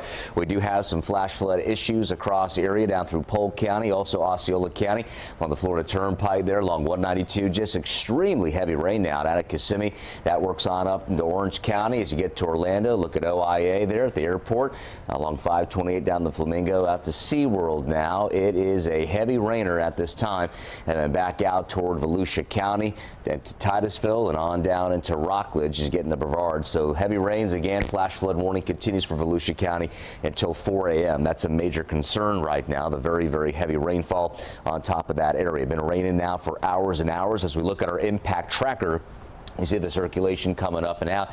The good news in this is that the tornado threat has ended. It's ceased now as the atmosphere is not able to produce any more wrap-ups. Could it happen? It's a slim, slight opportunity. Likely won't, though, as we show you the movement of this again. Eventually kicking on out to sea with the gusty winds taking it with it out to sea there. You see here we got that big wrap-up there off to the east of Daytona Beach as this continues moving steadily out over the Atlantic as we look a little bit longer term. So pretty formidable wind gusts and making for some power outages out there. You can see hundreds of thousands across the southern portion of the peninsula. Power outages there up toward Ocala. Looks like we're doing A-OK. Sumter County's got about 1,000 out, 44,000 as you draw closer to Orlando. And into Osceola County, about 18,000 now without power. So let's take a look at current wind gusts. They are up. We can hear it here in the building in tandem with the rain. 49, the latest gust at Orlando, 47 Fort Myers, and 45 out of Tampa. I want to go over to Allison now in the Fox 35 Storm Center for a look at our Fox 35 Storm Tracker radar. I'll take it away. Good morning, Jamie. Well, I do want to take you right out to what we are seeing, all of the heavy rain that's falling that Jamie did such a great job at showing. But something else that I want to show is how fast this rain is falling. So the darker purples that you're seeing on your screen, that's going to be rain falling at a rate of 4+ inches per hour. So let's take you into some locations just south of Dr. Phillips there, about 4.3 inches per hour. You can see in East Orange County, this rain is falling at a rate of 7.3 inches. So we talk about the chance for flooding, already seeing it and likely going to be seeing it even more. Flash flood warning for Volusia County by until 4 o'clock in the morning. And you can see that the rainfall rates do continue even out over the Atlantic,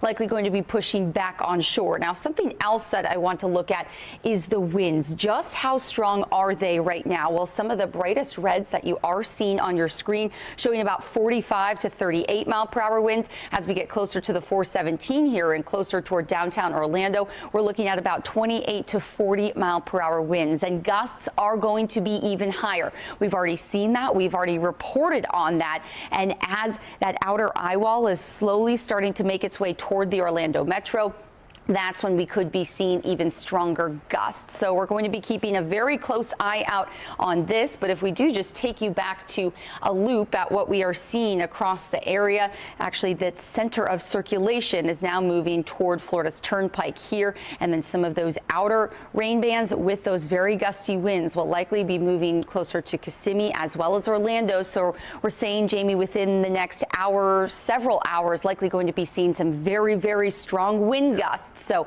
it's very imperative that you stay inside as we do see that. Yeah, live tracking continues. Heavy rain and big bursts of wind will continue through the morning hours, hopefully beginning to let up a little later today, as in the maybe late afternoon into the evening. Yes. We'll see how it goes with Ian separating from the circulation here from the state of Florida. That's all for now from the Storm Center. We'll send it back to you, Ryan and Danielle.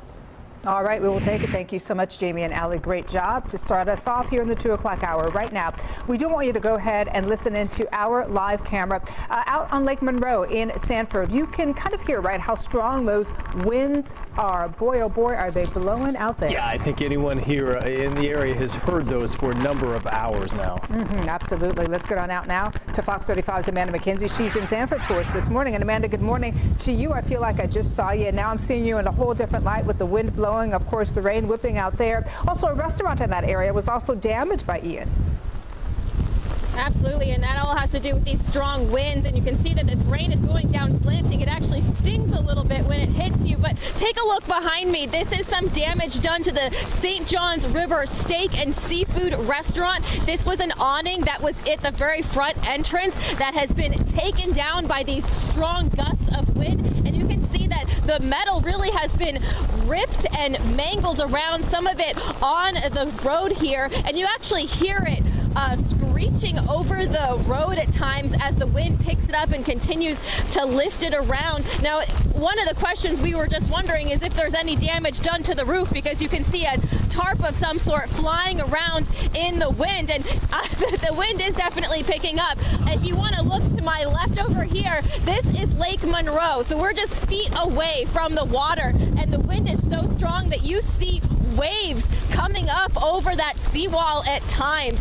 So the wind has definitely been picking up throughout the morning and overnight, really. We have witnessed several inches of flooding on some streets around here in Sanford. We were starting to drive down First Street, and then we had to turn around because we realized even though it didn't look too bad, it was. So we have to be sure to let everybody know that if you are getting out on the roadway later today, to use caution, and of course be on the lookout for any debris like this that could become airborne. Reporting live in Sanford, Amanda McKenzie, Fox 35 News.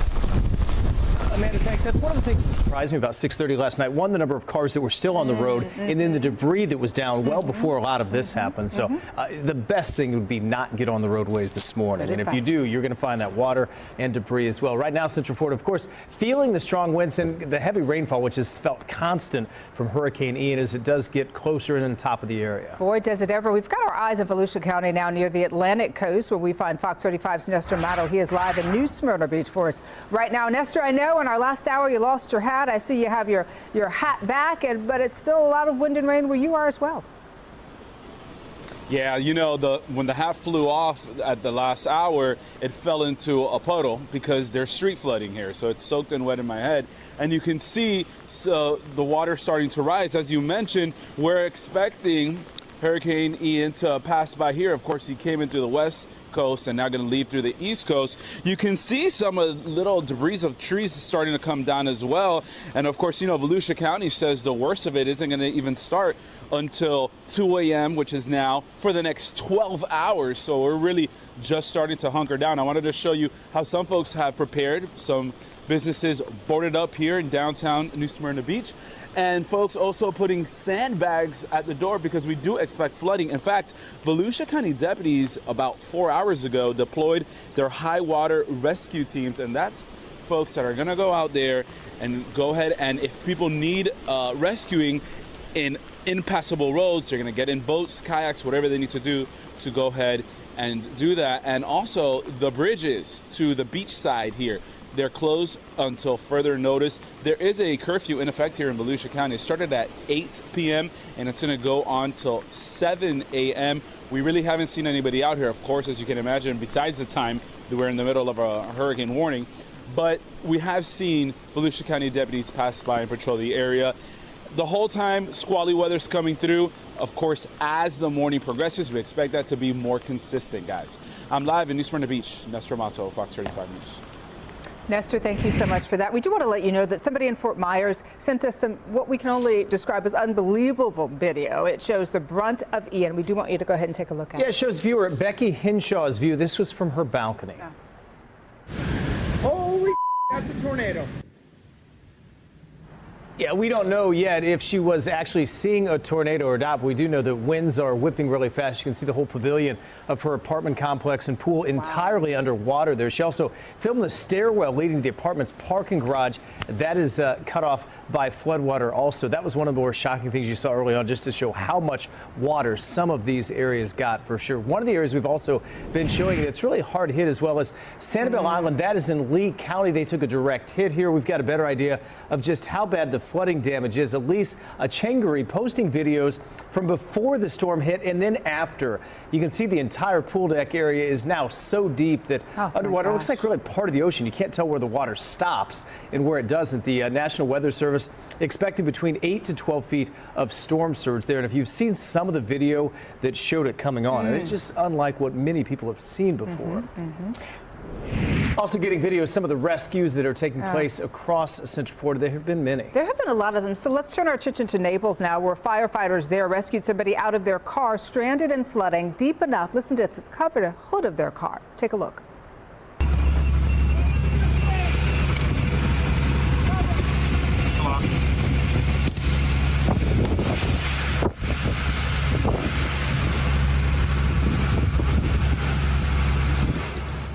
Well, you see it happening there. Naples Fire and Rescue posted this from when the sun was still out. Keep in mind that same department's own fire station was flooded with chest-high water earlier.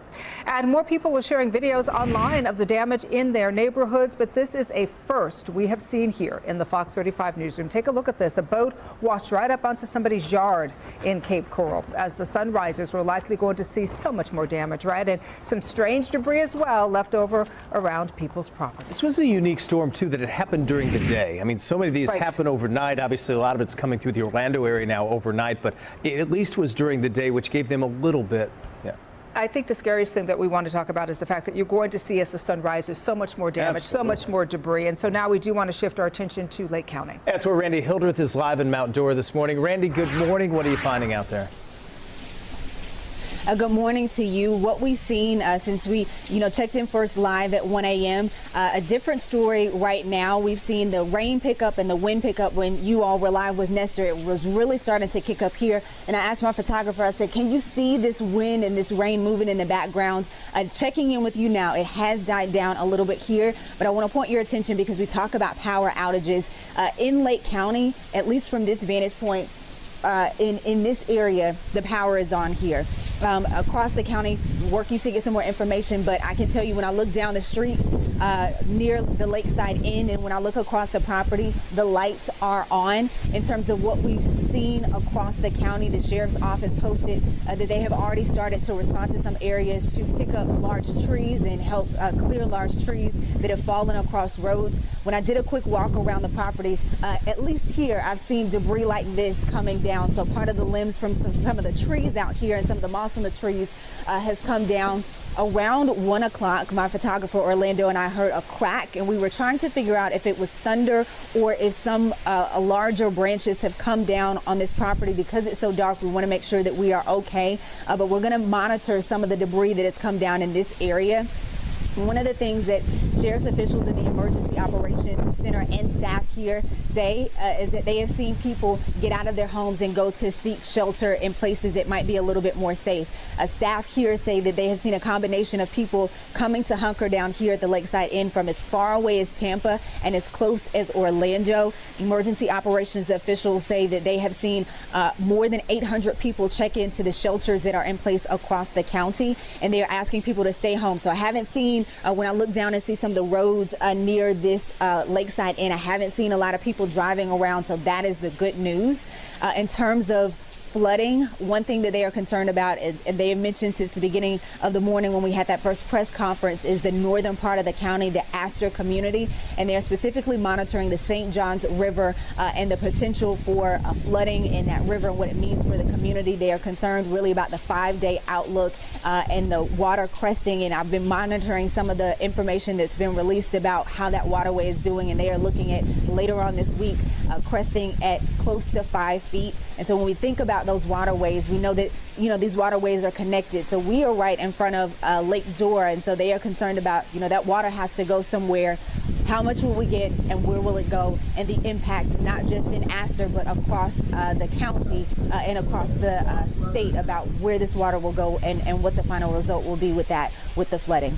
But for here, just wind and rain that we are monitoring. I'll go ahead and send it back to you. Randy, good to see you out there. It's interesting that there are several hundred in the shelters. I know around 7 o'clock tonight, I was surprised how many limbs and stuff were still on the roads. And obviously, you're still getting the wind, so they've got to deal with that. But also, it sounds like still watching some of the flood waters that they could see there just from all the rain. Yeah, certainly monitoring the flood waters, and just you may not be able to see it from this vantage point, but I've been checking it in some of the road around here, and we've seen a little bit of ponding, a little bit on the road, but nothing that is impassable. I did right before we came to you. I reached out to public safety to find out, okay, well, what are the roads looking like? Have we seen any injuries? How are people doing in the community? And they are working on that request for us right now. But in terms of what we're seeing on the roads, in terms of major flooding, haven't seen that yet, but we are starting to see some standing water, and keeping our eyes on that to make sure that the viewers know what's going on and that we remain safe as well. All right, Randy, thank you so much for that live report. All right, some vital information there from Fox 35 in Orlando. As you can see there from our XRAD radar, the slow-moving storm is now in central Florida. And the main issues, the main concerns is heavy rainfall and hurricane-force winds. Now, as you know, Hurricane Ian has been downgraded to a Category 1 storm, but this is still a dangerous situation, obviously because of that heavy rainfall and those strong winds. Now, we have an update from the National Weather Service. They just released an update at 2 o'clock this morning, just about 20 minutes ago. Now, according to that update, Hurricane Ian has maximum sustained winds at about 75 miles per hour and is 55 miles south-southeast of Orlando. So it is continuing to move slowly towards the city of Orlando and at speeds of 9 miles per hour northeast at 9 miles per hour. So again, a very slow moving storm here. And again, as we know, a slow moving hurricane is one of the dangerous storms. We want to go ahead and take you to live coverage from our station, our sister station, Fox Weather. They too are continuing to track this storm. Storm surge that came through in the Key West area and the Lower Keys area of the Florida Keys. We are very lucky. I think at the highest point, the gauge said that we had 4.4 feet over our mean high water, which is a pretty significant amount of water on our streets. And we had about 50 homes that actually had water in them as well. 50 homes that were inundated with water is what you were saying due to the storm surge that you guys saw late in the evening. Sir. Wow. Yeah. All right, and Kristen, what I'm curious about, can you tell me a little bit more about what the power outage situation looks like right now in Key West for our friends and family that may be down there? Sure. There are 579 homes that are still without power right now. There's about 30,000 homes in the Lower Keys that are hooked up to power. At our height of losing power, there are about 10,000 homes that didn't have power last night. And Kristen, I'm curious too, obviously, when you're talking about, a massive hurricane that came roaring on through, have you had an opportunity at all from this point to get outside and maybe observe some of the damage that you've seen in Key West? Yeah, I did. I drove around yesterday in between our meetings. We had a lot of meetings yesterday, but I did a little ground patrol, little ground truth to make sure that everything that I was saying was correct. So a lot of down trees, a lot of streets that were impassable at this point. We had 118 people actually seek shelter here in Monroe County at our shelter that we opened up yesterday. So they were able to well, I guess it was 2 days ago now, but so that they were able to ride out the storm. A lot of them live in boats. We had a lot of boats that washed ashore along the shoreline. We have our Monroe County Fire Rescue. I saw that you guys were showing pictures earlier. They're out helping any residents in need that might not be able to access their driveways or might need some help removing, trees and branches and limbs from their driveways and yards so that they can access their homes. And what at this point does the future look like as we prepare for the aftermath here of Hurricane Ian? What are the next steps, if any, at this point? Sure, we're waiting. Earlier today, our Public Works went out and did a lot of patrolling around to see what our damage assessment was. Luckily, there were only 2 neighborhoods that they couldn't get to. So tomorrow they'll double check on those neighborhoods to see what houses might have been inundated. Like I said earlier, we had saw that there were about 50 houses in the Key West area that did get water in their homes. They're usually ground level homes that happens to. Wow.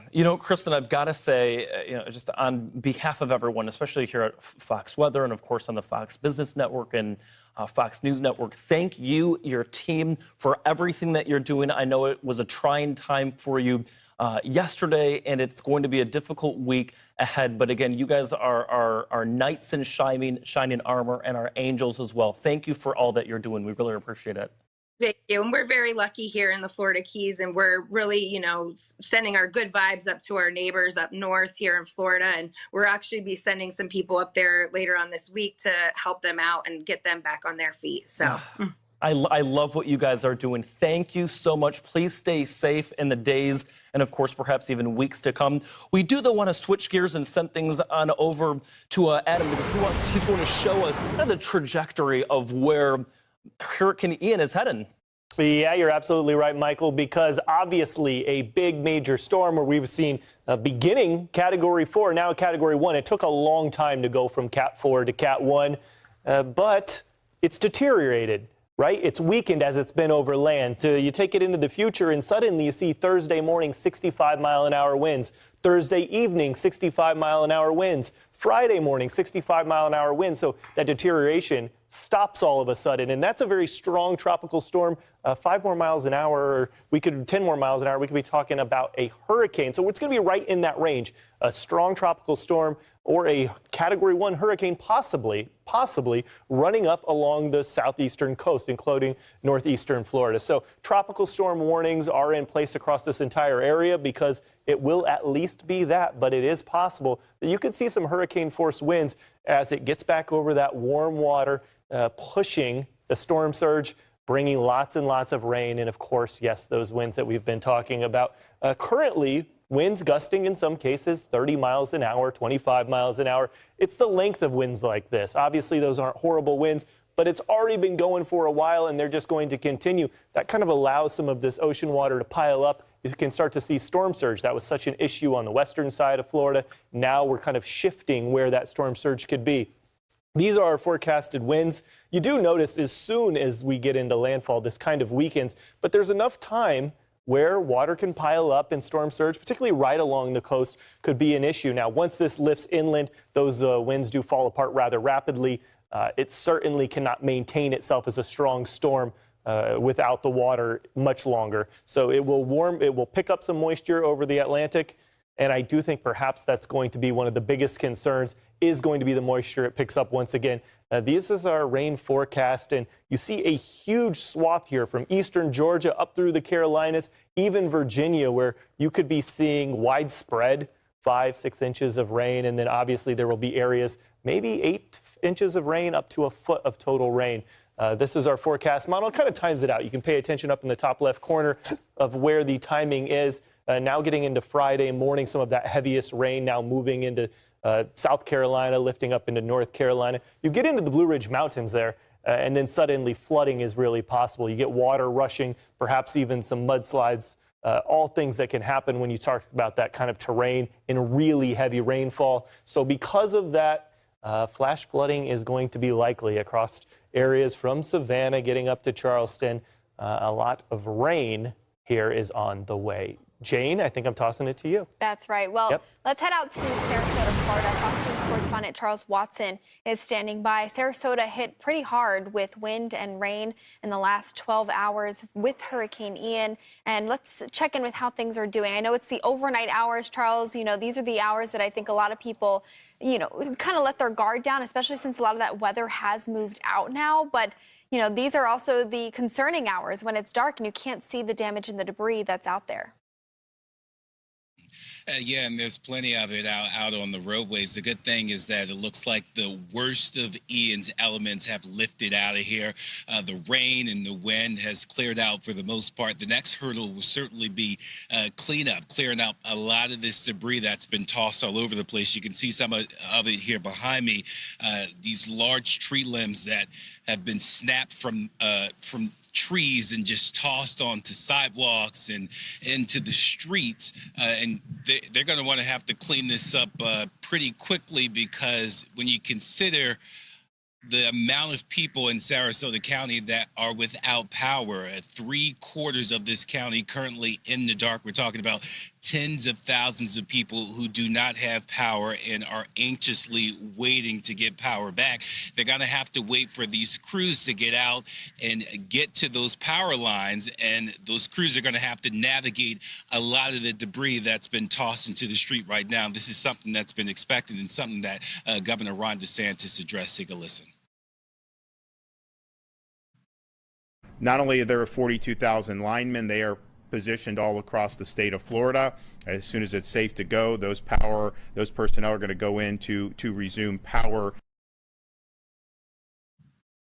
Yeah, and folks are certainly going to have to be patient. This could be a process that takes days because, again, utility crews have to get around, have to navigate through this debris. And once they're able to, they're going to prioritize public health and public safety facilities. We're talking about hospitals, police station, things of that sort. And then you also have to consider it rained here for more than 24 hours. So the ground is just soaking wet, completely saturated. So when you have that, you have to consider that even though the worst of Ian's elements have moved out of here, the ground's wet and these trees could be uprooted. So you could see the possibility of some of these trees uprooting, knocking over into the streets and possibly pulling down more power lines even after they've maybe been fixed. So folks definitely have to be patient in the next couple of days as utility crews get out there.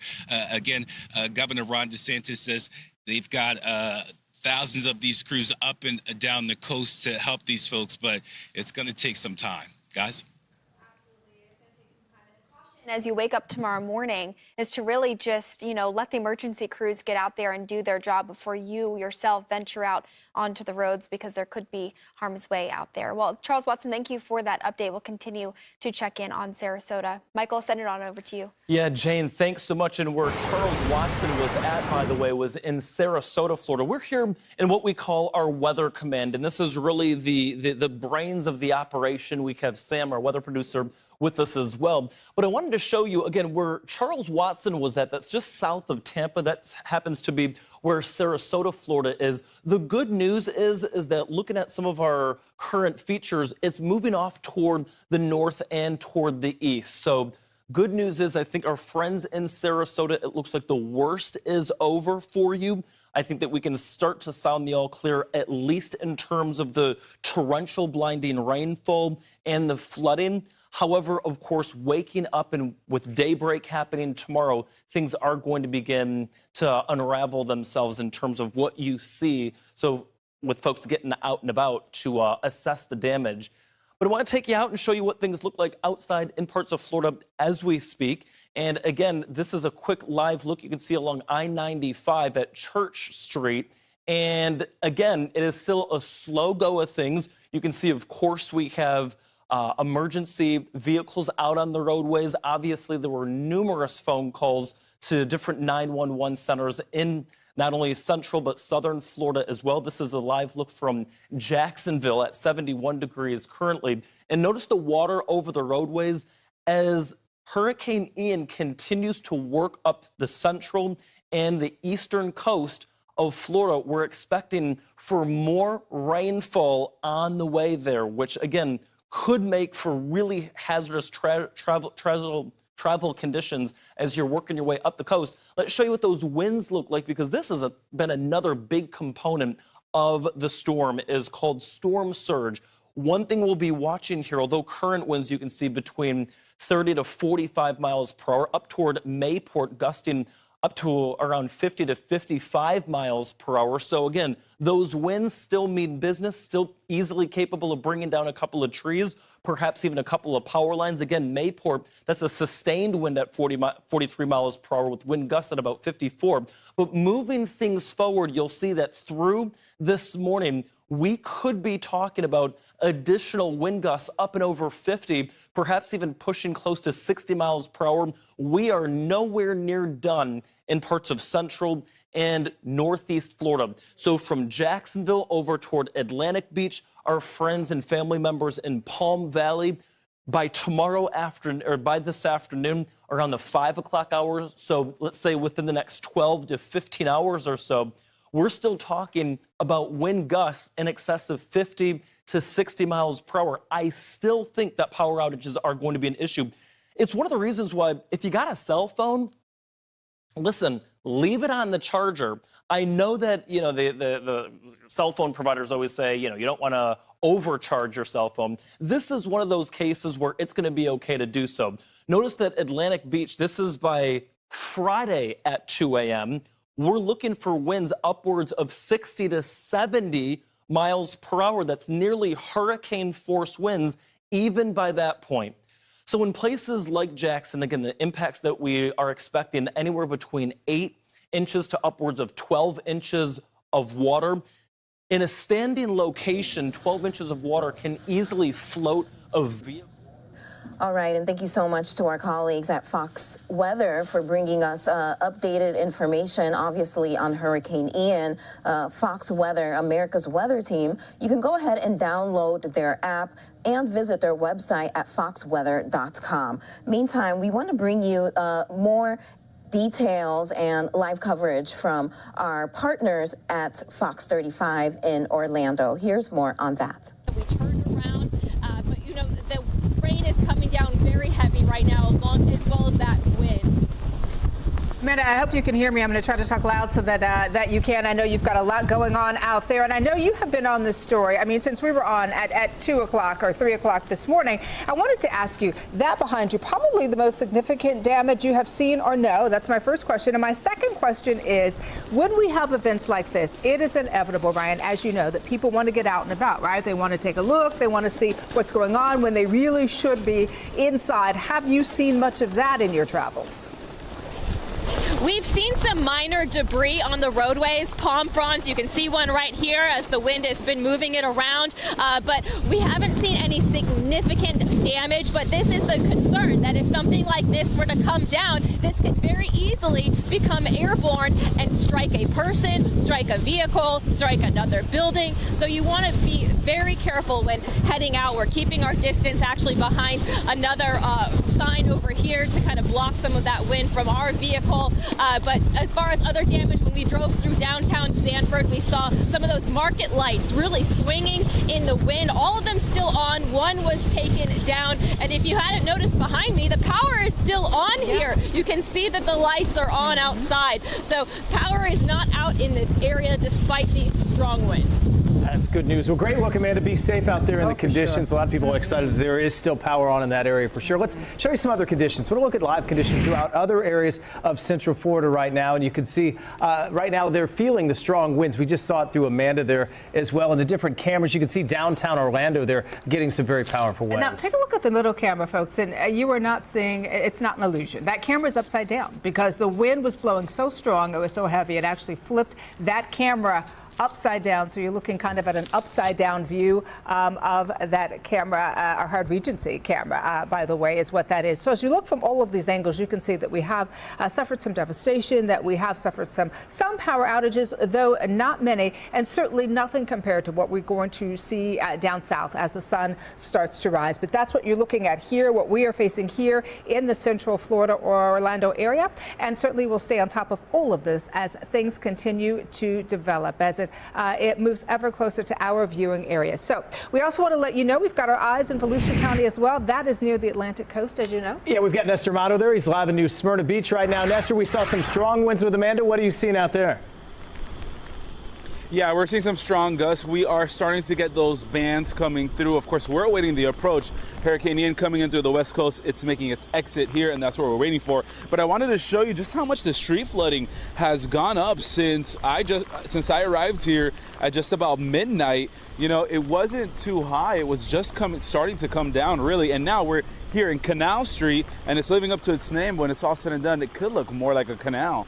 In fact, you know, Volusia County deputies, high water rescue teams have already been deployed, getting ready to go into neighborhoods that are flooded out, that are impassable by cars, to go ahead and rescue people who may need the help. I do want to let you know that all causeways and all bridges to New Smyrna Beach beachside, they're closed, so you can't do that. And there is a curfew, 8 p.m. to 7 a.m. Everyone is being told to stay indoors. The other thing I wanted to talk to you, which is a theme that we've been going with, is that we have power here. And I'm staying just 15 minutes away from here, and I had power when I woke up at midnight too. And it's probably what Jamie King was saying, is that it's more on the backside you start seeing the power outages, because right now we're seeing power is up. In fact, at last check, Volusia County says that only 20,000 folks are without power. So this is really just the beginning for Volusia County. We are waiting for Ian to make its exit, and that later this morning is when we are expecting the worst of the weather. I can tell you this, officials say we're in for it for the next 12 hours. I'm live in New Smyrna Beach. Nestor Mato, Fox 35 News. Nestor, obviously this hit on the other coast, so I'm sure you're not going to see as many buildings boarded up there, yet they're still getting that. Have you seen much of that? And is flooding really the big issue for them right now? The biggest issue that they're worried about is upwards of 15 inches of rain. So that is the biggest deal here, is water. We only saw probably that one business that I pointed out to you with boarded up. Besides that, everybody's just sandbagging, making sure water doesn't enter. That is their biggest fear. And so, Nestor, very quickly, before we let you go, I do want to ask you about that, because when you do have water that's pooling in certain areas, you don't know what's underneath that water, right? And so folks may have a tendency to get out there and explore and see what they can see, but we don't know what's underneath, whether it be a couple of downed power lines, whether it be some of our unusual creatures that we have here in Central Florida, right? Kind of taking a little swim through. So talk a little bit about that in terms of, you know, obviously staying out of the water, staying out of any of these kind of flooded areas until officials have a chance to go in and assess the situation. Yeah, listen, I can see the pavement where I'm standing, and I wouldn't go to water that's any higher than that. And that's because of exactly that. You don't know what's going on right now, and you see the electricity's on. These wires could be on. And you know what? So many times we've covered hurricanes. I mean, I was there for Hurricane Irma in Fort Myers. I was actually in New Smyrna Beach for Hurricane Matthew. And one of the biggest things we see are the amount of people that get hurt or even killed after the fact, right? The storm is over.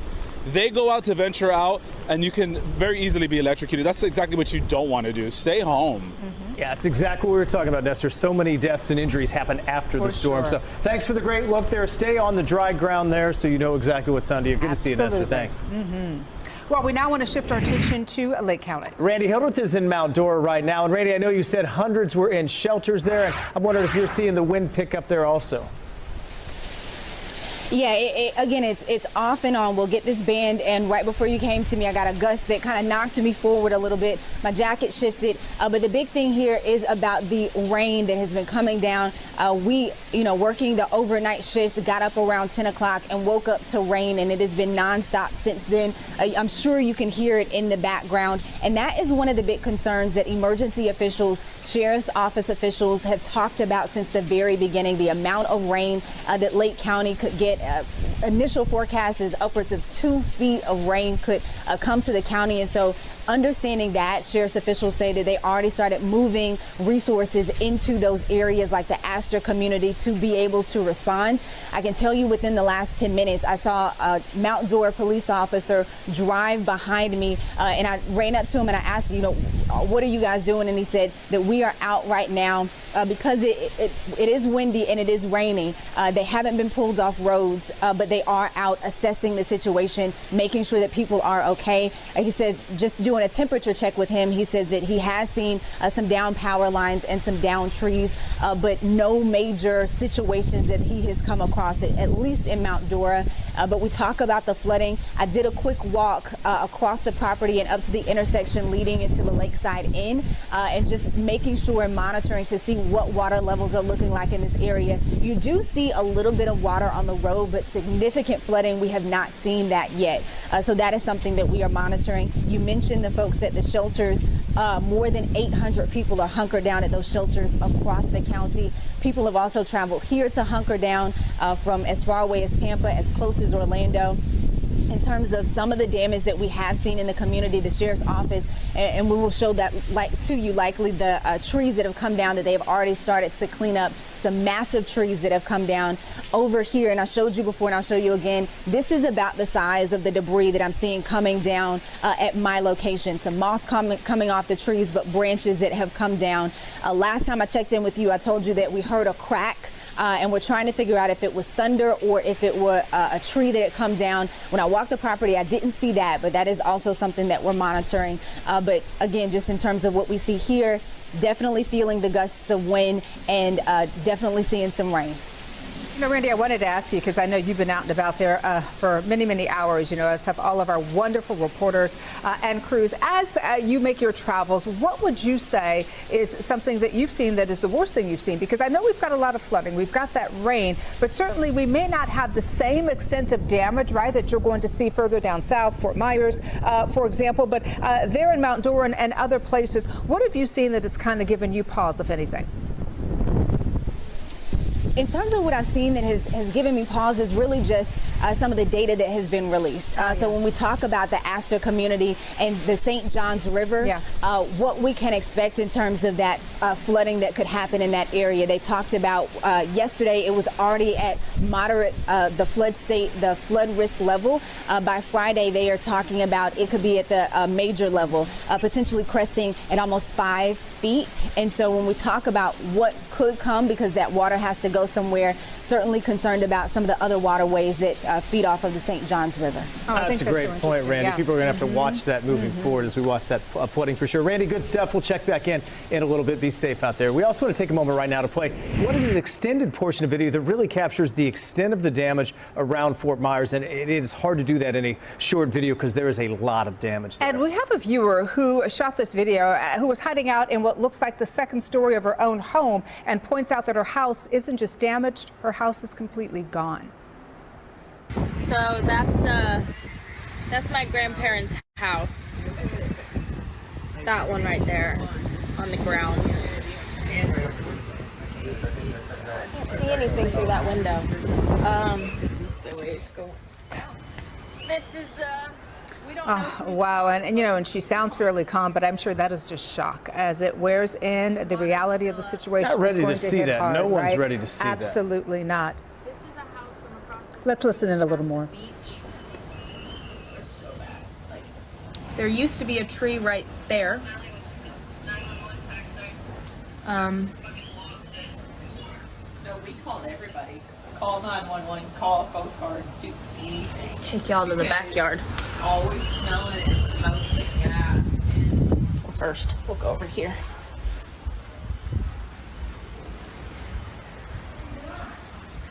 This is all gone, all the way back. Still standing water. This was my grandma's house. Not really anymore. Go to the backyard. You know what I did with my little flashlight? We had we set up all of this to get to higher ground, but obviously Thank God we didn't have to do that. So this is our back porch right now. I'm just gonna come out here and show you the backyard. Somebody's RV came in our backyard. That's our pool. That's our deck. That was my house. My house is gone. Oh, you just feel for anyone that saw that. One of those shocking images I saw was a second floor lanai in Fort Myers Beach, so 20 feet of water, just to show you that, how high that is. There's also a news station right now in Fort Myers. They've just been evacuated, so imagine that they're sleeping there all night. They're covering this, worried about their home as well. Now they're getting evacuated from their station. What's so, I think, sad, right, about this situation is that we do expect to see more damage like what we saw right there. And that was her grandmother's house. Her grandmother, likely an elderly woman who now has to, you know, find another place to live. I'm sure her loving family is going to take her in, but the devastation and the memories, right, that you lose when you're in a situation like that is very hard, if impossible, to replace. They've got a 2-day curfew in effect, but obviously this is kind of ground zero. Obviously there are other spots that are going to have major damage, but they got a big hit now. Let's check in with the Weather Center right now. They are tracking. Obviously, this is Fort Myers, Jamie, kind of the worst we've seen in that area where most of this where it came on ground. Oh, of course, yeah, that was that point of impact, Ryan. But Ryan, don't forget, you know, these impacts spread far and wide. I mean, we've got issues here in Central Florida now with sharp water rises. We've got some flash flooding going on right now. That video, Allison, chilling to say the least. Absolutely chilling. I still have the chills from that. Incredible. And we're going to continue to monitor conditions here locally for you. Our reporters are out on the ground showing you what it looks like outside, but a lot of rain and some wind gusts really going to be picking up over the next few hours. A live look at our camera from the Fox 35 Storm Team Thunder Truck. Our crew is driving now. You can see all of that rain that's coming, the dark clouds ahead, and it is definitely windy out there. So we'll be continuing to monitor conditions there locally, as well as what we're seeing on our Fox 35 Storm Tracker radar. And Jamie, rain is falling at a rate of 4 to 7 inches per hour. Oh, yeah. I'm going to talk about it right now. I mean, the rainfall has been absolutely insane. Let's go ahead and blast on off here to the main weather wall. Good morning. Just shy here at 3 a.m. on this Thursday for you. And we continue our live tracking efforts of Ian. Now, I want to give you a look here at our rain rate within our Fox 35 Storm Tracker radar. We've got, again, quite a bit of rain falling across the region. Right now, it's all about the flash flood potential around these parts. So as we show you now around Altamonte Springs, Daytona, Titusville. Allie, will you drive this for me here? The touchscreen here is a little locked up. It's been heavily used. Valuable tool in depicting these rain amounts. So I want to focus in on these purple shaded areas. We're talking at least 4 inches per hour being dispatched from the bottom of this big canopy here. Real wet weather. There's Oak Hill, South Volusia County, in the northern Brevard. That's a big conveyor belt. This is actually the decaying eye wall of Ian right now, and this is turning into what we call an annular hurricane, meaning that it will stay a hurricane while it crosses the entire peninsula.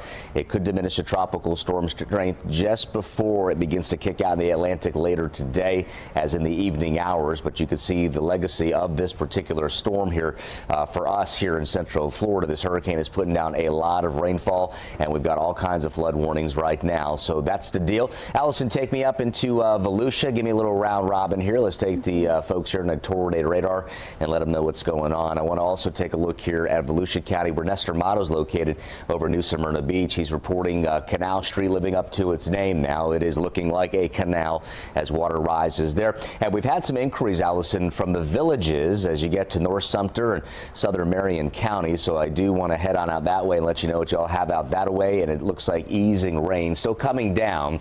And rainfall amounts there have certainly decreased, but nonetheless, we continue with some impactful conditions there. Very gusty winds there in North Sumter County right now. Watches and warnings for you. The hurricane warned areas shaded here in red. The tropical storm warnings in orange. And our watch product here showing the Gainesville area, Alachua over to Gilchrist County. Parts of our Fox 51 WOGX viewership, our sister station up in North Central Florida.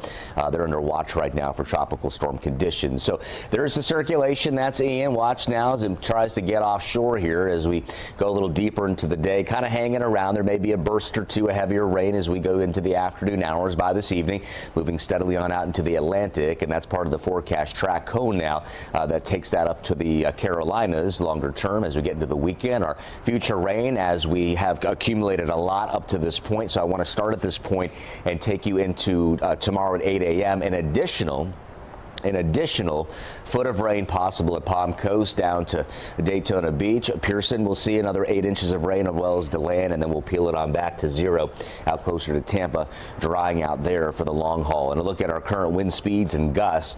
We have the current wind speed here, sustained in white, the gusts showing up in blue. And you can see, Allison, that we've got gusts here around 46 at Sanford, 41 Orlando, 45 Kissimmee. So we are nowhere out of the woods just yet. We hear it on our rooftops here in Seminole County at the Fox 35 studios. It is raining hard out, and it is very, very windy at this time. Yeah, and I feel like when we talk about gusts, you can hear from all of our reporters, oh, we just got a gust that moved me back a little bit. Right. And that's what we could be seeing. So those sustained winds and then a few of those gusts really picking on up, and like Jamie said, you will likely be able to hear that outside of your house. But I do want to take you into our Fox 35 storm tracker radar and let you know that the flash flood warning in Orange County has been extended now till 4:45, and we're seeing it until about 4 o'clock in the morning in Volusia, as all of that heavy rain is not only making its way across the Florida Peninsula right now, but you can see some of those outer rain bands back off into the Atlantic. But I do want to take you into street level as we zoom in a little bit closer toward the Orlando Metro.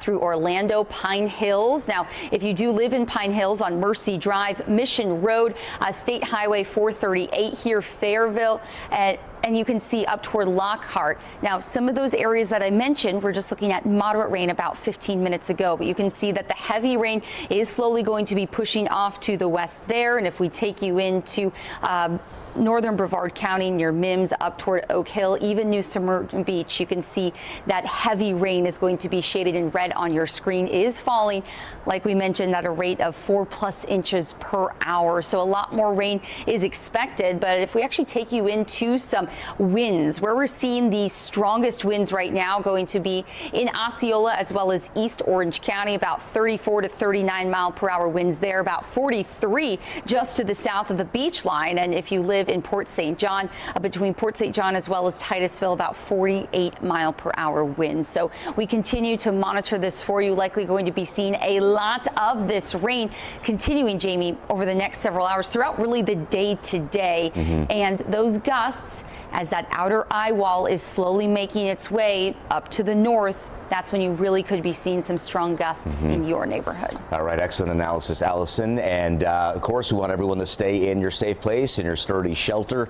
We're riding this out with you. Again, it's loud here at the studio, so what we're experiencing, I know a lot of you are as well. So everyone stay nice and calm. We'll continue to guide you through this as Ian romps right on through Central Florida, bringing wind and rain impacts at this very time. I want you to stay here, trust us, depend on us here in the Fox 35 Storm Center. We'll send it back to you now.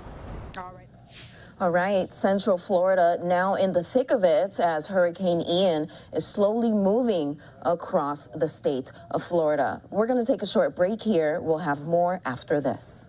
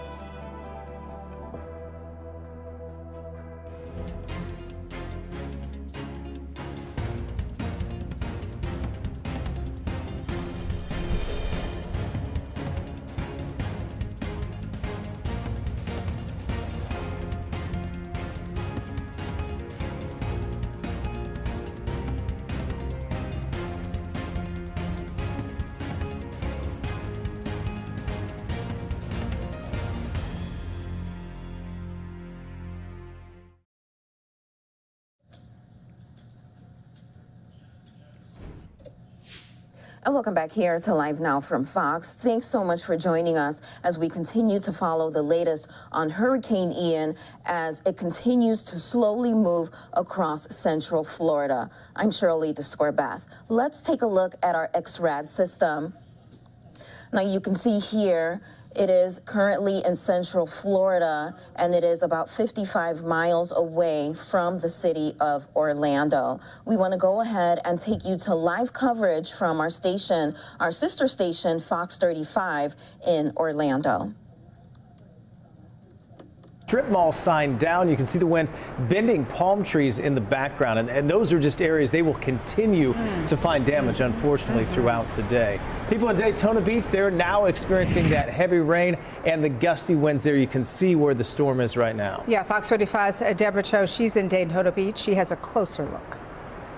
Well, the winds are starting to pick up here in Daytona Beach. I'm actually currently right in front of the Hard Rock Hotel. So we're standing right next to that building, which is giving us a little bit of that barrier from all those winds. And earlier this morning even, some of the wind gusts that were reported were over 80 miles per hour. So it just goes to show how strong Hurricane Ian actually is right now. I want you to take a look behind me. You can just see how strong those winds are. You can see the palm trees behind me are moving. And if I was past this Hard Rock Hotel without a barrier, guaranteed you can just see how strong that wind gust is. We were actually over not too far away, probably about 5 minutes away on Oak Ridge Boulevard in Halifax. And that area, there was a power line down. So we are seeing some power lines down in the area. We are seeing some power companies in the area just on standby. And once things start to become safe, they will start to restore some of that power. I actually just spoke with some people that were from Buffalo, New York, that were here on standby to go ahead and help once it is safe to do so after Hurricane Ian passes. I also want to note that Volusia County is under a curfew until the morning hours, until 7 o'clock in the morning, all because of safety. And I haven't seen very many people out on the roads this morning, which is a good sign. People are hunkering down and staying indoors. So of course, safety is at the top of mind, and people are ready to stand by as soon as Hurricane Ian does pass in the Daytona Beach area. Reporting in Daytona Beach, Deborah Cho, Fox 35 News.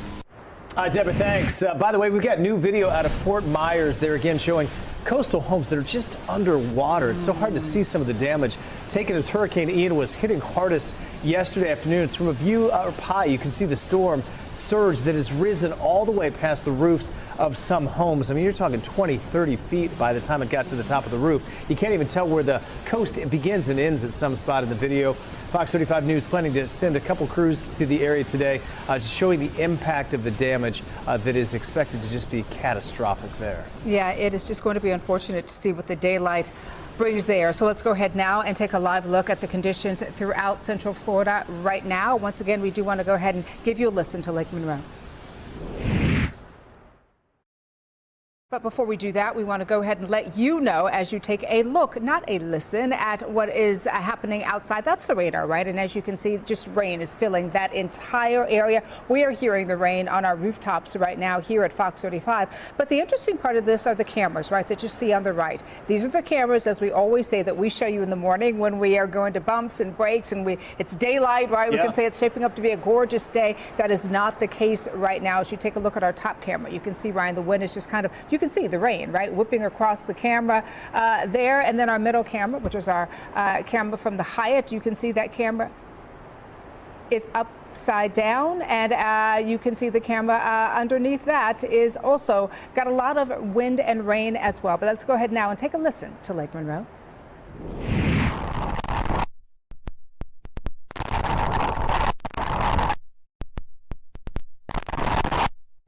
Those are just kind of some of the sounds we have heard throughout the night. You've heard them as well. That's our live camera, Lake Monroe and Sanford. You heard how strong some of the winds are there, and we've been checking in with Amanda, seeing how strong the winds are there. The last time we checked in with her, they were extremely strong. She's in a restaurant that was damaged by Ian. Amanda, are things any better there now? Oh, the winds feel like they've just gotten a lot stronger all of a sudden. You can really feel the power of that wind and rain. And we were even just saying how looking at this mangled awning that used to be in front of the St. John's River Steak and Seafood restaurant, it doesn't seem like it's going to stay here much longer given the strength of these winds. You can see how it's been ripped apart. Parts of it are in the road. The only thing holding it upright right now is because there are plants and a palm tree behind it. But given the strength of these winds, it could certainly go airborne. So people need to practice caution whenever they are out. I don't recommend it. We're keeping a safe distance away and watching as things change out here. But it is certainly still very strong with the winds. We're just feet away from Lake Monroe. We can see the waves crashing. And when you look towards the light, looking up in the sky, you can just see how strong that wind and rain is right here. So this is by far the most significant damage we have found so far here in Sanford. So we'll send it back to you in the studio. You know, Amanda, you mentioned that the wind and the rains are picking up there. Are you seeing kind of those lulls where you'll have a period where you may not have as much, and then all of a sudden, almost without warning, you see it pick up like what you're seeing there? I would describe the wind as strong and really strong. And that sums it up. Strong and really strong. And we certainly can see it is really strong where you are right now. Amanda McKenzie, thank you so much for that. Yeah, you know obviously what? Central Florida feeling the strong, but at least on the radar you see that South Florida is not. At least it's moving out of their area, which is good for now, though I'm sure some of the bands are still hitting them. But we are seeing heavy rainfall from Hurricane Ian as it comes closer really to our area. So we've got our eyes in Volusia County right now and near the Atlantic coast, and that's where we find Fox 35's Nestor Mato. He's live in New Smyrna Beach for us right now. Nestor, good morning to you. What are you seeing right now? Well, so far what we're seeing is those squally weathers. They come and they go, right? The wind picks up, the gust picks up. I was listening to Jamie King. He said here in New Smyrna Beach, we have gusts of up to 74 miles per hour at times. But there are lulls, and that's because it's not yet here, right? Later this morning, we're expecting the worst of it. But I wanted to point out some of the tree branches that are already down, and that's that we're still just waiting for the worst of it. We're still 12 hours to go at least here, and we're seeing already things starting to come down, so it's a precursor of what's coming. The biggest concern though in Volusia County is the rain. We're seeing everyone go ahead and put sandbags to keep from flooding. In fact, Volusia County deputies say that they have high water rescue teams deployed. They're actually in standby. They're not home, you know, writing it out. They're out at their stations, riding out the storm away from their families. They wish they could be there just like what we do, and they're ready to go if anyone needs help to those areas that may be flooded out where a regular vehicle cannot pass. So high water rescue teams ready to go. As you can see, there's power. Volusia County, for the most part, has power. In fact, we're in contact with the county, and as of 10 p.m., which was the last check that they gave us, there was only 20,000 people without power here in Volusia County. So we're still waiting for the worst of it, but we're definitely feeling the impacts and nonstop rain. I can tell you that as well. Nestor, I'm sure all the business owners there, obviously, they want to keep power. They want to not have damage. It's kind of hard to see because it's how dark it is. The water that's there now, obviously, that's the biggest concern. What do you see? Where's that water coming from? Yeah, so the water is really, there are the beach access, so everything's really coming from the beach side. I can tell you that the causeways are shut down until further notice. The bridges shut down until further notice. Curfew till 7 a.m. this morning. And again, tomorrow, there's going to be a curfew 8 p.m. to 7 as well. You know, it's very quickly before I let you go. One of the things I'm always fascinated by, and I don't know if you have seen this where you are, but you know, Ron, we've covered so many of these hurricanes, Nestor. We tell people, listen, stay inside. You know, we go out because we do that as a community service. This is what we signed up to do, right? When you're out and about, are you always surprised when you see folks who are out and about either playing on the water or walking, you know, through water that they can't see what's underneath and that kind of thing? And if so, have you seen any of that? You know, I think what it is, it's that it's 2 a.m.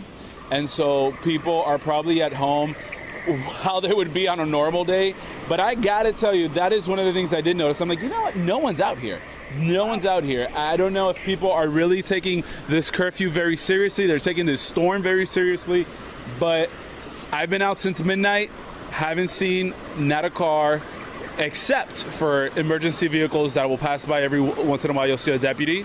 Other than that, everyone's heeding the warnings. Again, we're waiting for the worst to come after sunrise, and then I'll tell you how it's looking then. That's exactly what the chief of police wants to hear right now. And that's what they want to hear. He out gave the there. perfect answer. You certainly don't want to be thanks. out We're there. sorry you're by yourself, but it's a good thing you're by yourself. Well, he's with his photographer. He's got a little company. We'll check back in a little bit. Thank you. All right, let's go over to Osceola now. The city of Kissimmee is halting emergency response crews, saying its winds have made it really just unsafe for responders. We talked about this is going to happen a lot. There is no definite time frame when they'll return. Of course, likely when the winds die down. The city saying residents should still call 911 during an emergency, saying crews will respond, but with that notion as soon as possible, as soon as it's safe for them. Well, right now we do want to switch our attention now to Fox 35's Dave Puglisi, because Dave is in Polk County. That is near Lakeland. Dave, good morning to you once again. What are you seeing where you are? Well, Danielle, we've made some pretty decent ground. We're on South Orange Avenue, approaching downtown Orlando, right now passing Orlando Health, where we've been driving for the last half hour through the eye wall of this storm, Hurricane Ian. It's been very difficult to drive. We actually got off the highway because it was really starting to blow us around. So I'll give you a look at the roads in front of us. It may be a little bit difficult to see from here, but the water is pooling on the streets to the points where the wind is blowing it. It looks like waves coming at you on the road. And we just came through the intersection just a few blocks down where it was flooded. So we are starting to see some flooded streets through the downtown area. But yeah, the highway would be starting to become so strong. The winds were blowing us around so much that as we started to get to I-4 towards downtown, where it's at a higher elevation, we decided to get off and get on these side streets because just the dangers and the risks are not worth it when we could drive on this. Now, granted, as you can see around us as well, there aren't many people around. Oh, there's some flooding, and pretty decent amount of it off to our right. Oh, and we just found it. So this is intersection here is pretty flooded. We're driving through it. Oh, it's on the front of the hood of the car here. Here, I'll get you. There's a nice view. Yeah, it was splashing over the hood like the log rides at Disney World there, which we did drive past Disney World. It was not looking like the happiest place on earth at the time because that was when we were going through the thick of the eye wall. But yeah, here we're coming up on downtown. But yeah, that's the latest here in Orlando. We'll have more throughout the morning as we get closer to downtown and some of the flooding and the damage we may see down here. No one's on the roads, no people except for a couple emergency vehicles off in the distance. Dave, what a great view there of the water. And the Thunder truck, by the way, is built to drive in these conditions. So, Dave, I know you got one of the last hotel rooms. What do you describe as people trying to get out of the storms last night? You also talked about seeing some power poles, I believe, that had gone down. So you've seen a lot of that damage. Yeah, we've definitely seen a lot of it, and while I speak about that, I'll show you some of the damage here. You can start to see some debris here in the streets, and I'll just keep this view up for you. But yes, down in Polk County in the Lakeland area, the winds were so strong last night that when the hotels, we got one of the last rooms of the hotels in that area. I called 7 different places, found the last one. Oh, that was a broken street lamp back there. And people who I talked to said they started to see the videos coming out of Fort Myers and decided to pack up and get somewhere safe. It's been an incredible storm, and I think people started to see as soon as this storm landed just how serious it really was and how serious we've been saying it's going to be for a while, and they finally decided to get to higher ground, and that was a smart thing to do for sure. Very quickly, Dave, before we let you go, we saw you splash through that kind of massive puddle, right? That pooling water there. One of the things we want to make sure that folks understand is that you can't see it right before you come up on it. And so it could be very, very deep. And so in terms of staying away from that, I think that's a very important thing to do, especially until the sun rises and we kind of can assess the situation. Dave Puglisi reporting live. Dave, we appreciate you. We'll check back in just a few minutes. Thanks again. We now want to shift our attention now, Ryan, to Lake County. That's where Randy Hildreth is. She is in Mount Dora right now, and it looks like, Randy, you're out there on the roadways, and looks like some emergency crews out there as well. What are you seeing? Yeah, good morning to you all. In terms of what we're seeing here, we just got a huge gust of wind here.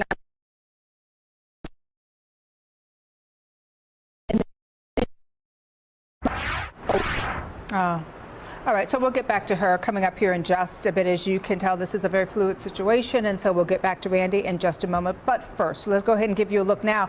All right, so folks, this is I-4. This is mile marker 94. It's in Longwood. A lot of you have probably gone up and down this roadway many, many times. Right now, you cannot. That is because all westbound lanes, Ryan, right now are blocked. There's some kind of emergency activity, maybe some flooding. I We can really tell you, don't when know. I went home last night, I took the back roads. I mean, you can certainly always take I-4. There's not going to be as much traffic now. It's not the time to do it right now. But we don't know if this is a crash or why they're blocking that off. But that is looking right there at exit 94. We'll continue to watch that. But they don't want cars out right now. We've talked about that. Dave's showing us why that is for sure. Right, absolutely. So we'll stay on top of that situation. And as soon as we know what that is, we will bring it to you. But, you know, you talk about like, all of us trying to get in and out of work because we have to. But folks do not have to leave their homes. Even most places are closed today. Right, exactly. Yeah. Everything is closed. And you talk about your Central Florida leaders, right? They're hunkering down as well, riding out the storm. That is a crash with injuries, by the way, on Is it I-4, really? which is That we just found kind of out? another reason Why you shouldn't be on we the have seen roadway. some fatal crashes Yeah. last night Oh, as well. boy. So just another reason not to be on the road. Let's check in with Connor Hansen. He's in Orange County, where leaders are staying safe this morning. I'm standing right outside the Emergency Operations Center for Orange County. We're here in Winter Park. You can actually see how they have these huge black curtains over the entrance. That's to keep everyone safe inside. This is where county officials like the mayor and other leaders are staying the night and staying throughout the storm. We had the chance to talk to Chief Avery, who's in charge of emergency management for the county. Her biggest concern is flash flooding at the moment. We've had warnings in the area, but she says they're ready with water rescue teams. They're worried the early morning hours could be the worst of this storm, and we're seeing bands and waves of rain and wind continue to get stronger here. Her reminder to everybody is to stay home. Even if you're experiencing some of that flooding, stay home. It could be more dangerous on the road. It's also been treacherous for first responders. When it gets windy enough, you can imagine driving a fire truck is tough, so that could affect response times. Even more reason for people to stay home. We asked them a little bit about what goes on inside this command post during the storm.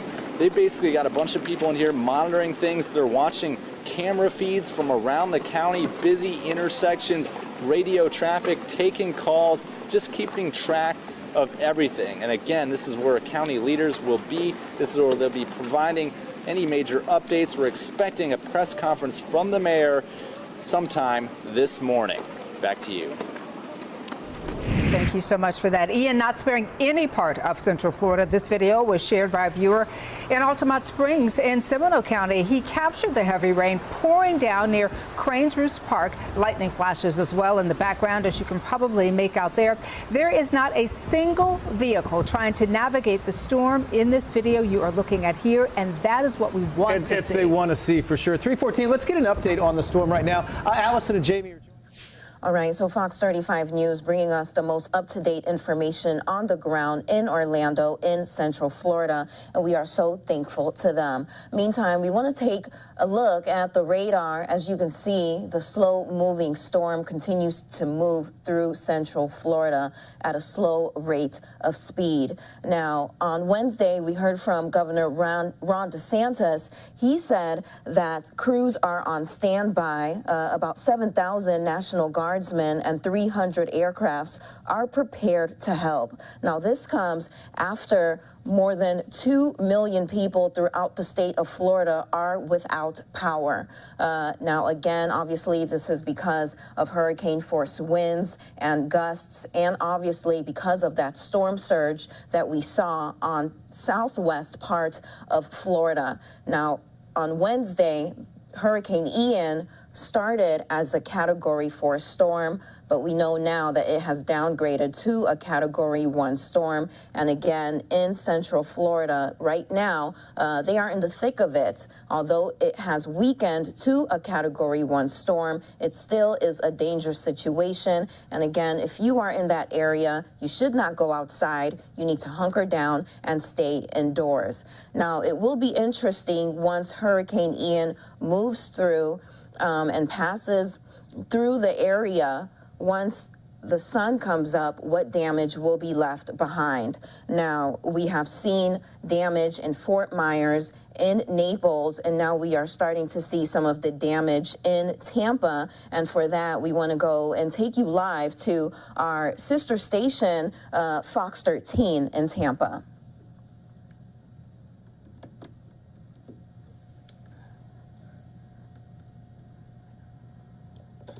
Cayo Costa, just north of Sanibel Island, bringing a maximum sustained winds of 150 miles per hour. Dave, we were talking, obviously you'll have to wait for all the data and all this stuff to come in, but you think it might be a Cat 5. You know, this is what happened with Andrew. When they reassessed it and they went back to the radar images and this and that, and then they realized, oh, this was a little bit stronger.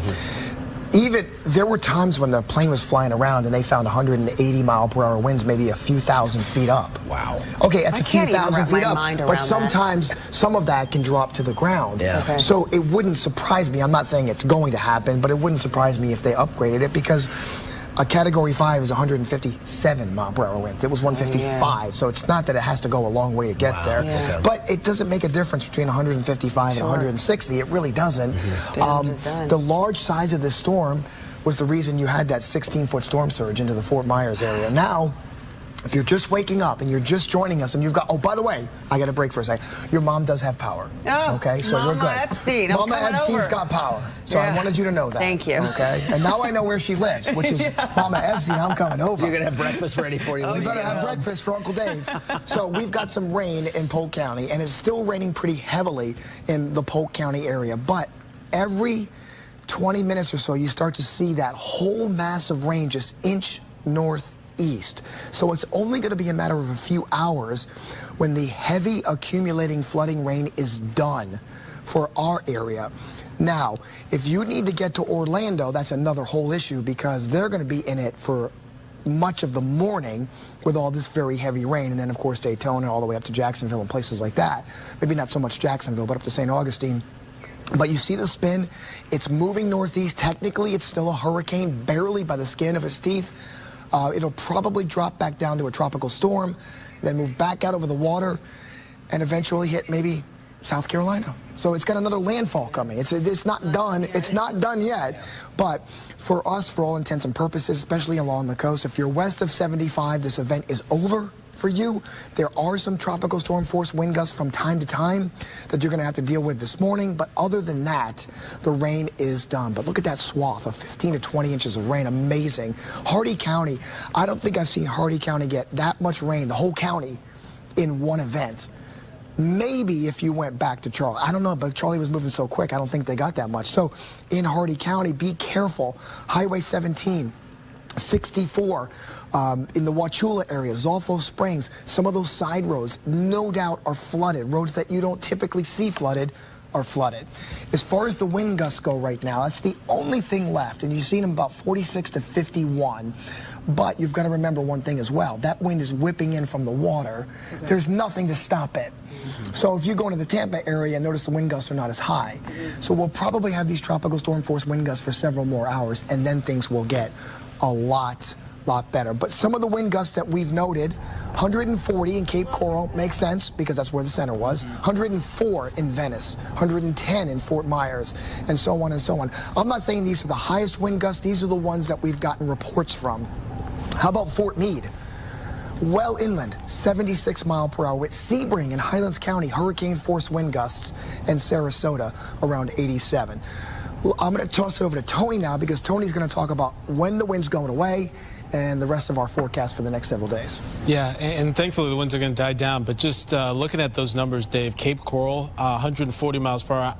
I don't know how many people know this, but I used to live in Cape Coral, and I used to work in that market, and just seeing this storm, my goodness, it just difficult. I remember being there for Irma, and that was a difficult storm. And you just know this is going to be that exponentially worse, especially for those areas along Lee County and Charlotte County. You see the wind gusts there, and it was sustained for quite some time too. Hurricane force, not so bad here locally, but things are going to improve, and that's really where we're headed, right? Over the next few hours, we'll continue to see those winds diminish, and it's not going to be dangerous to be outside necessarily as the storm pulls away, but there are the dangers that you want to think about, right?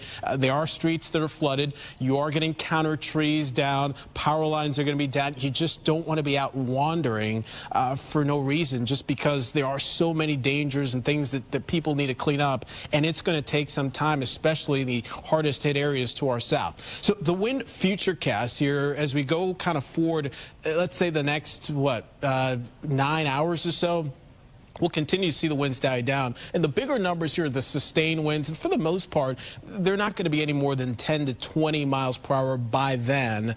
And those gusts perhaps near 30. But we'll continue to see those numbers kind of wane through the overnight hours. And then by the time you wake up tomorrow morning, for the most part, the winds have settled.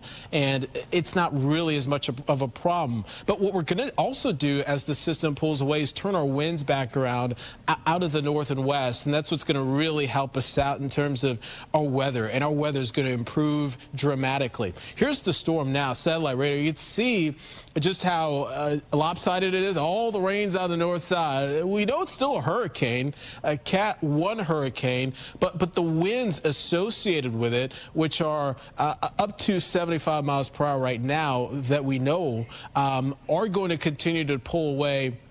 And we're going to continue to see those improvements. There's another look at that dry air that's moving in behind it, and it's just going to rush in and help our forecast improve tremendously. All right, top wind 75, movement is northeast at about 9.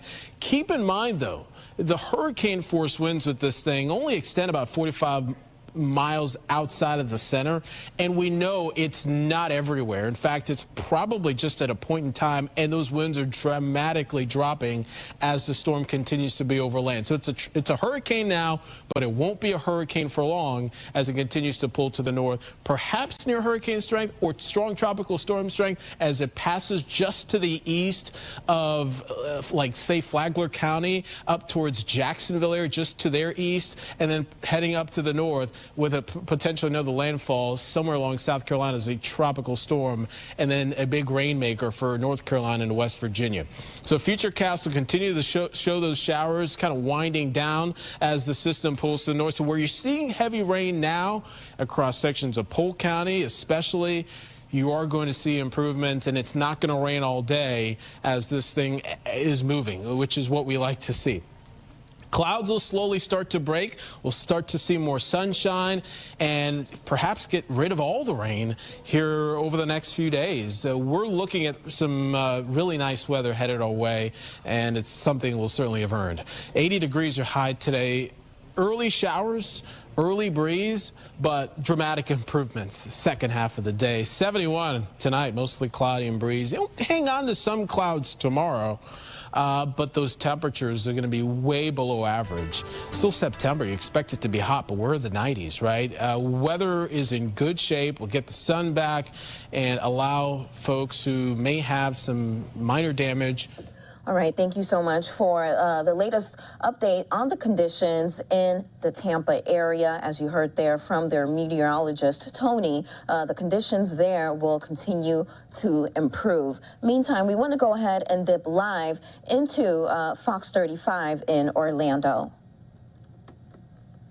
Started on air with, I believe, John and Ray, and not as frequently getting those wind bursts and not as powerful. I would say around the 2 a.m. hour, that was when I got that first wind burst, and I'm not a big person, but that's when I got the first wind burst that kind of moved me forward a little bit. But now what we're seeing, more powerful and more frequently getting those wind bursts. I told you, shifted violently. The awning in here held the door open for me. Mother Nature escorted me into the building, and then I did want to point out, yes, you see the lighting in the background, but we heard a crash because one of the fixtures fell off and was rolling down the path in front of the Lakeside Inn. So, yeah, more powerful and more frequently. Good to see a lot of that. Randy, thanks. Be safe out there. We'll check back in a little bit. Want to show you a new video into the newsroom as well. Fallen power lines arcing in Winter Haven. This happened last night as well. The video was posted by the Winter Haven Fire Department. A reminder just to stay away from fallen power lines. They can be dangerous. We see this a lot in storms when people venture out too soon. And you're walking and you can walk right on one, so you certainly don't want to do that. News crews from all around the world are here in the state of Florida. They are capturing this historic storm. In fact, a photographer from Australia set down his camera to help families who were wading through floodwaters. Yeah, this happened in Naples as the storm was making landfall, of course, in Lee County yesterday. Take a look at this video. A hurricane is to Americans what cyclones are to Australians, isn't it? But this one is as big as Florida. That is massive. Keep going.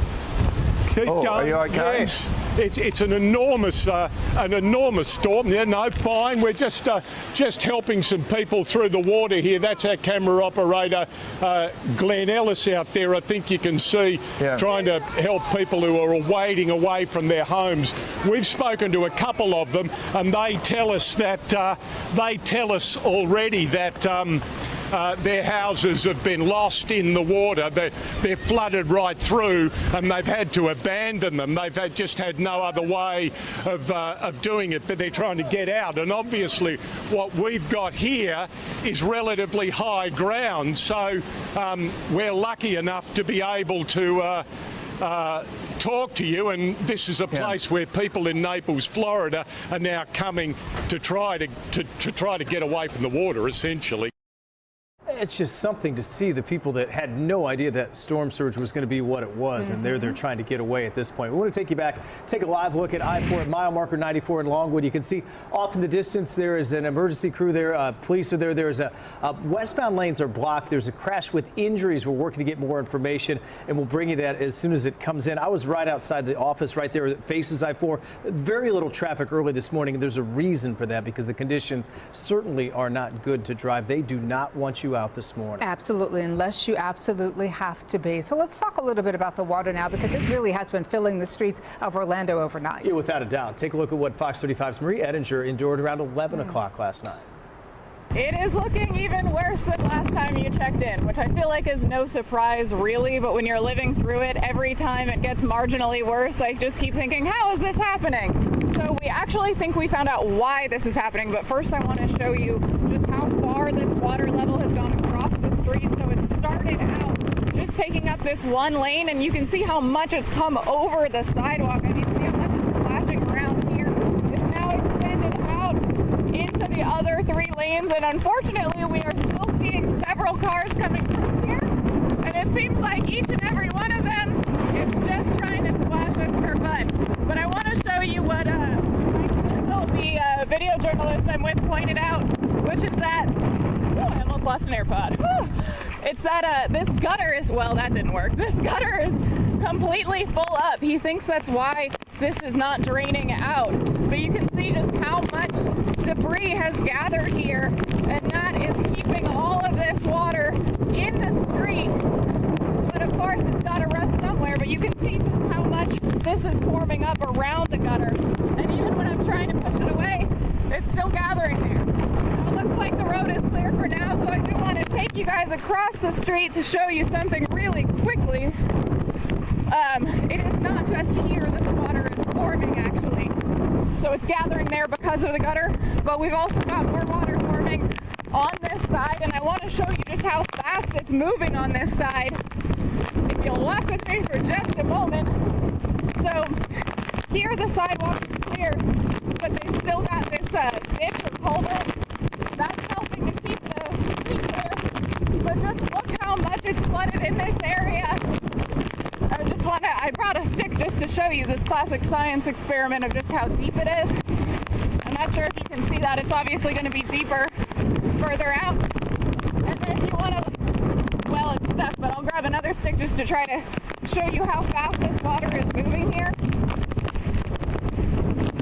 So you can see when the wind picks up and the water picks up, all of this debris is just gathering, flowing through.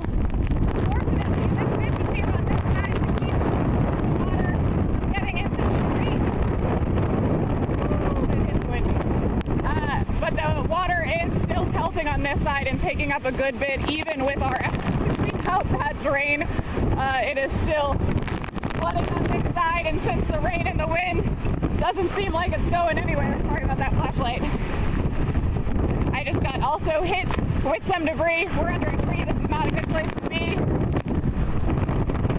So as you can see, downtown Orlando right now is just getting pelted. And as I mentioned a moment ago, we are still seeing plenty of cars. This is an area where you might have heard earlier, Connor, one of our other reporters, was mentioning might go under a curfew. That might be a good idea just to keep people off the streets. We also had somebody come up to us, just walk out a few moments ago, just in a hoodie, just walking around casually until they got blown over by the wind and decided to go back in. So, as you just saw, our poor video journalist stumbling as well. It is bad out here. Please do not come out. Please stay inside. Marie, thanks. By the way, the image on your left, that's a live look at Livingston right there. That's not far from Lake Eola Heights. It runs east-west through downtown. The lights are still working, by the way. It's been switching through, but obviously you're going to see a lot of this damage going through. So that's a light down at Livingston in downtown Orlando. And it brings us to the point, you're going to see a lot of lights that are out. Right. And treat that as a four-way stop. They will tell you don't blow through those. Treat that as a four-way stop. It's so good that you say that, because that's one of the things we do want to emphasize here is that it's our job, right, to be out, which is why we're out. Because sometimes we'll get emails, people say, but you guys are out. Yes, but that is our job. We have to be out to keep you safe. And we really take that very seriously. And as you look at images like that, that's the reason why we really don't want you to be out, right? Because what if there were a car that were underneath that? Nothing's open. Nothing's open. That's another good point. We talked about the person out there in the hoodie. Yeah. Don't but be he that went back person. in very quickly. He learned. Stay he went back inside, in very quickly. especially through these morning hours. Absolutely. All right. So we do have some new images now just into the newsroom as well. We've got viewer Jen Ellsworth. She sent us this picture. Look at this. This is a tree that fell down in the back of her home in Winter Springs. It happened late last night. The high wind and the heavy rain from Ian are causing a lot of damage like what you see here. So when the sun starts to rise, there will be an awful lot of cleanup, assessment, and cleanup to happen. And Jamie had mentioned the wet ground as well. That's not going to help with some of these trees getting these strong, still hurricane winds. Yep. Well, we are seeing some of the damage Ian caused in Central Florida. In Seminole County, for example, another large tree collapsed at an apartment complex. Yeah, Fox 35's Adam Shadoff now has that story from Altamonte Springs. We're at the lake shore at Altamonte Springs apartment complex, and it's not terribly bad right now as far as conditions, but clearly earlier it must have been significantly worse. This is a gigantic tree that fell down in this apartment complex, and honestly, I think it was the best possible scenario in the direction that this tree could have fallen, because if you look over here to the right, it did end up hitting some of these cars and doing some damage to some of these cars. But the good news is that it fell away from the buildings, the structures where all the people are inside, hopefully hunkering down right now. But this thing is a monster. It's clearly gigantic. It did some damage to the cars, but the good news is it doesn't look like it did any damage to any of the structures, and there's no people around right now, which is good. I'm hoping nobody was hurt by this giant tree falling down here in Altamonte Springs. Adam, thanks. You know, obviously you worry about the physical nature of getting injured by a tree, but beyond that, some of these trees, people, I mean, they represent their community. They have been there for tens of, decades in many cases as well.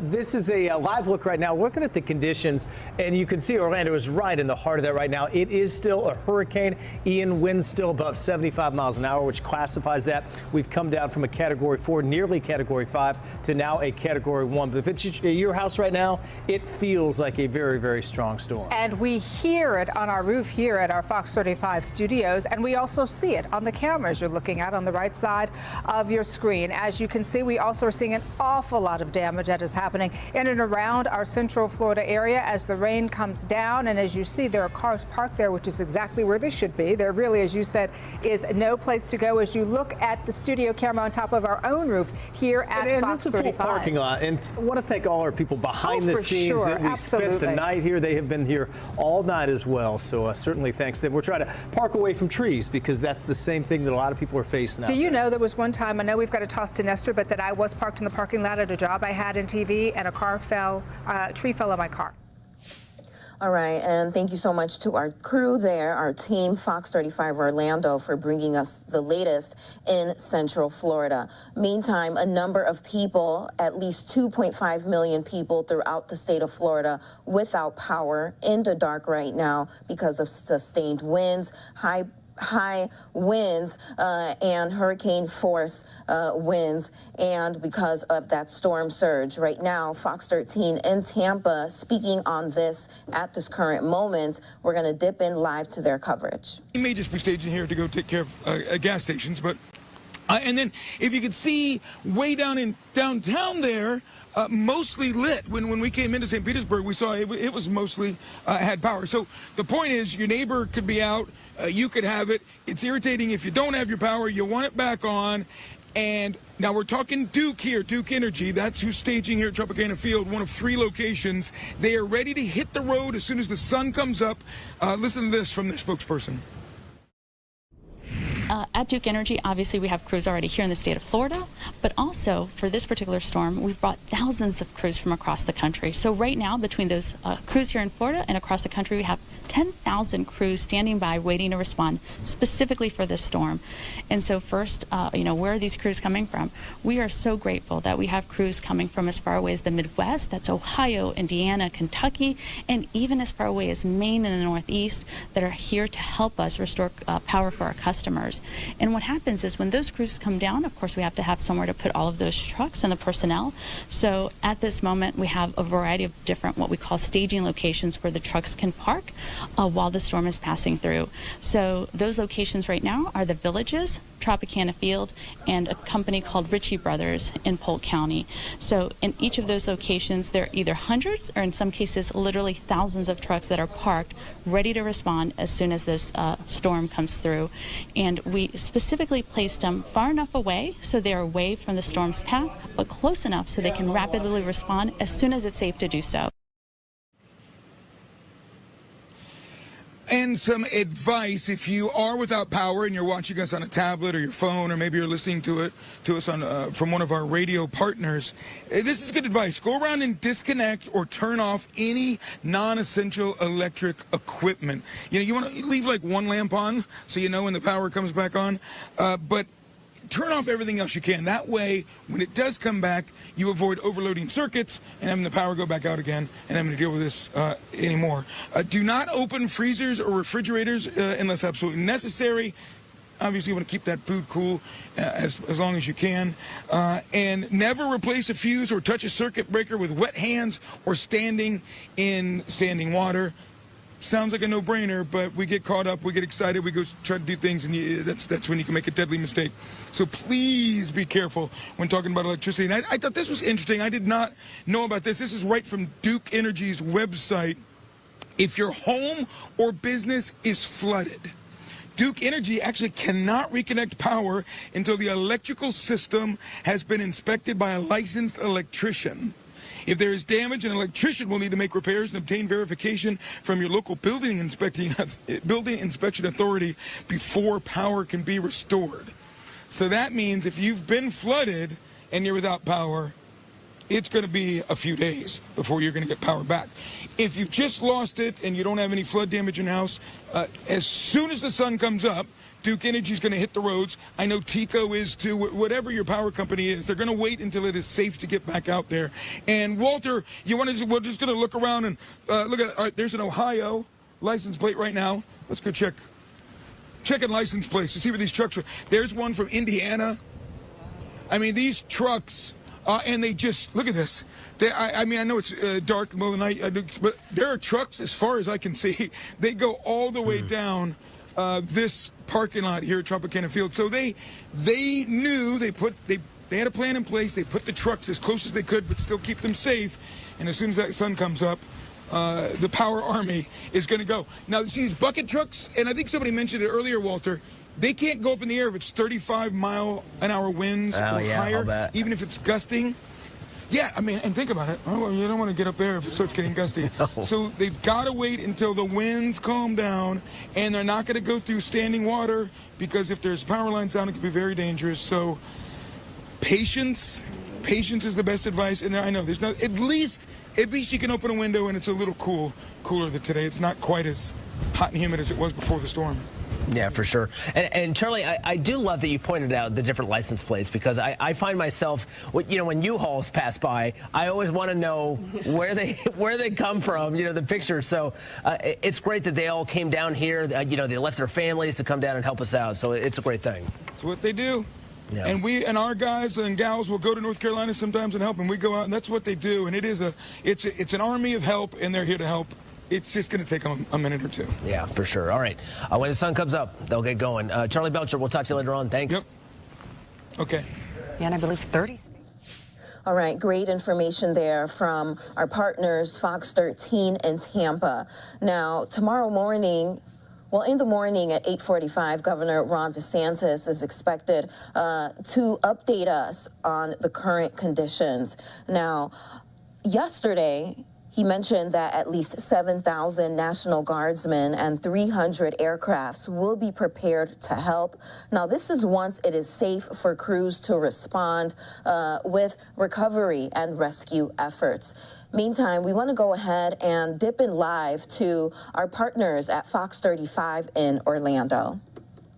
Get like in this time warp when you continue this, wall-to-wall coverage, right? Yeah. Is it today? Is it tomorrow? Well, what we do know is that we're going to be seeing a lot more rain across the viewing area throughout the day today. And the center of circulation is still on the Florida Peninsula, and a lot of that action happening just to the north of that. So that does include the Orlando Metro as well as our coastal communities. So make sure that you do stick with us as more heavy rain is going to be making its way towards you. All righty, let's get to the tracking map here in the big weather wall here behind me. I want to update you now, showing you that eventually we're seeing winds down to 65 miles per hour, 75 now, so we still got a Cat 1 hurricane situated over Osceola County there on the southwestern side of the county, and we'll lift up in through northeastern Osceola, kind of flank along the west side of Brevard, and boof, right on out to sea as we look longer term, as we get into late tonight through Friday and Saturday and Sunday, paving the way for this to move into the coastal Carolinas and then well inland during that time where Ian will be a distant memory, but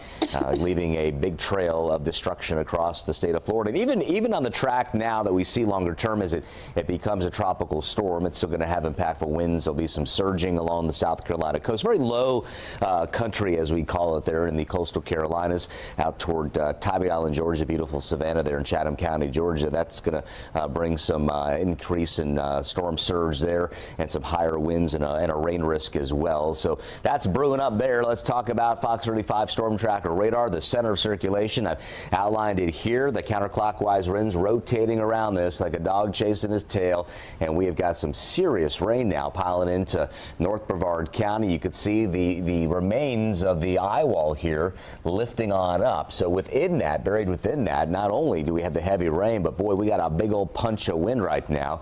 Wind's really increasing. I want to start on the live track here for you. Take a look at our rainfall rate.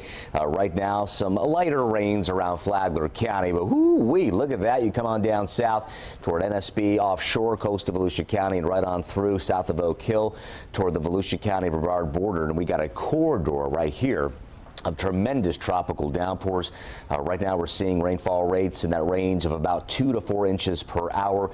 That expands out to Altamonte Springs, down to Winter Park, Orlando, and Oak Ridge. And you've seen our live reporters out there in downtown Orlando this morning. Boy, they're getting battered with the heavy winds, the very substantial rains. Another look here shows the polygons flashing. These are active flood warnings now in this corridor as all this energy lifts up and out, generally to the north of 528 there at the beach line. But we increase the pace from Dr. Phillips to Lake Buena Vista and right on up and through the Orlando Metro, through Sanford and into Volusia County. So that's what we're tracking for you right now. Want to take a look at power outages as we are now getting into the millions across the Sunshine State, especially as we look down toward the impact zone where Ian moved on to the peninsula earlier yesterday, showing us what's happening now over the northern counties. It's been to a lesser extent, but still some numbers here, 64,000 roughly Volusia, and it looks like like you get down Osceola County, we continue with some numbers there. 180,000 down through Polk County, and of course out toward Tampa, toward the impact zone. That kind of speaks for itself. Widespread power outages at this time. So current wind gusts for you: 51 Sanford, 58 at Claremont, 40 out of Leesburg. We're in the 40s now out of Melbourne.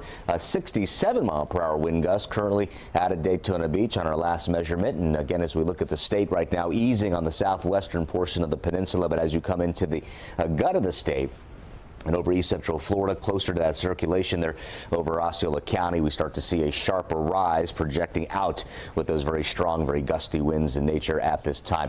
Our live look here at our Fox Weather Alert System board. You can see the flash flood warned areas for Orange County, Osceola County, and Seminole. This is going to be going till 6:30 this morning. You can see here that they got the Osceola County look here for you. The flood warning there, 5:15, 4:45.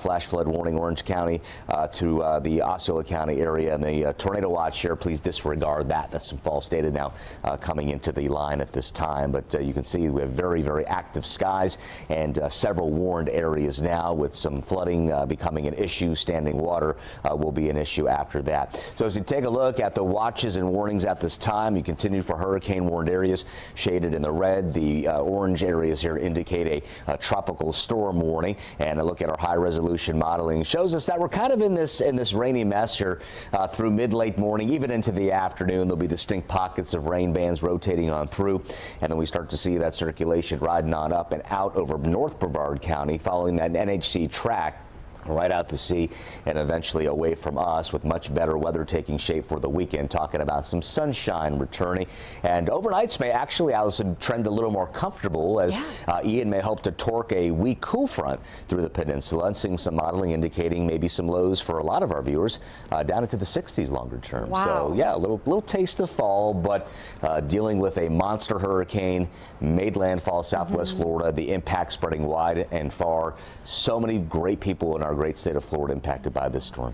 They are, and we are seeing some rain bands that are now moving into our viewing area. And Jamie did a great job at telling you that the flash flood warning that we've been watching in Volusia as well as Seminole counties has been extended until 6:15 this morning. And like I mentioned, we could be seeing it extended even further into the morning hours, and I'll make sure to keep you updated on that. But I do want to take this on a loop for you. You can see all of these outer rain bands. Yes, some of them starting in the Atlantic and then continuing across the interior. So the heaviest rain right now is falling in northern Brevard, Orange, Seminole, as well as Volusia counties this morning, and some of that trying to creep in to Lake County. But I do want to take you down to street level. That's the power of our Fox 35 storm tracker radar. Zoom right on into Winter Springs, Castleberry, Altamonte Springs, Maitland. If you live on Red Bug Lake Road, Dyson Drive, we have South Eagle Circle here, Aloma Ave, Temple Drive, Lake Howell Road, or State Highway 426.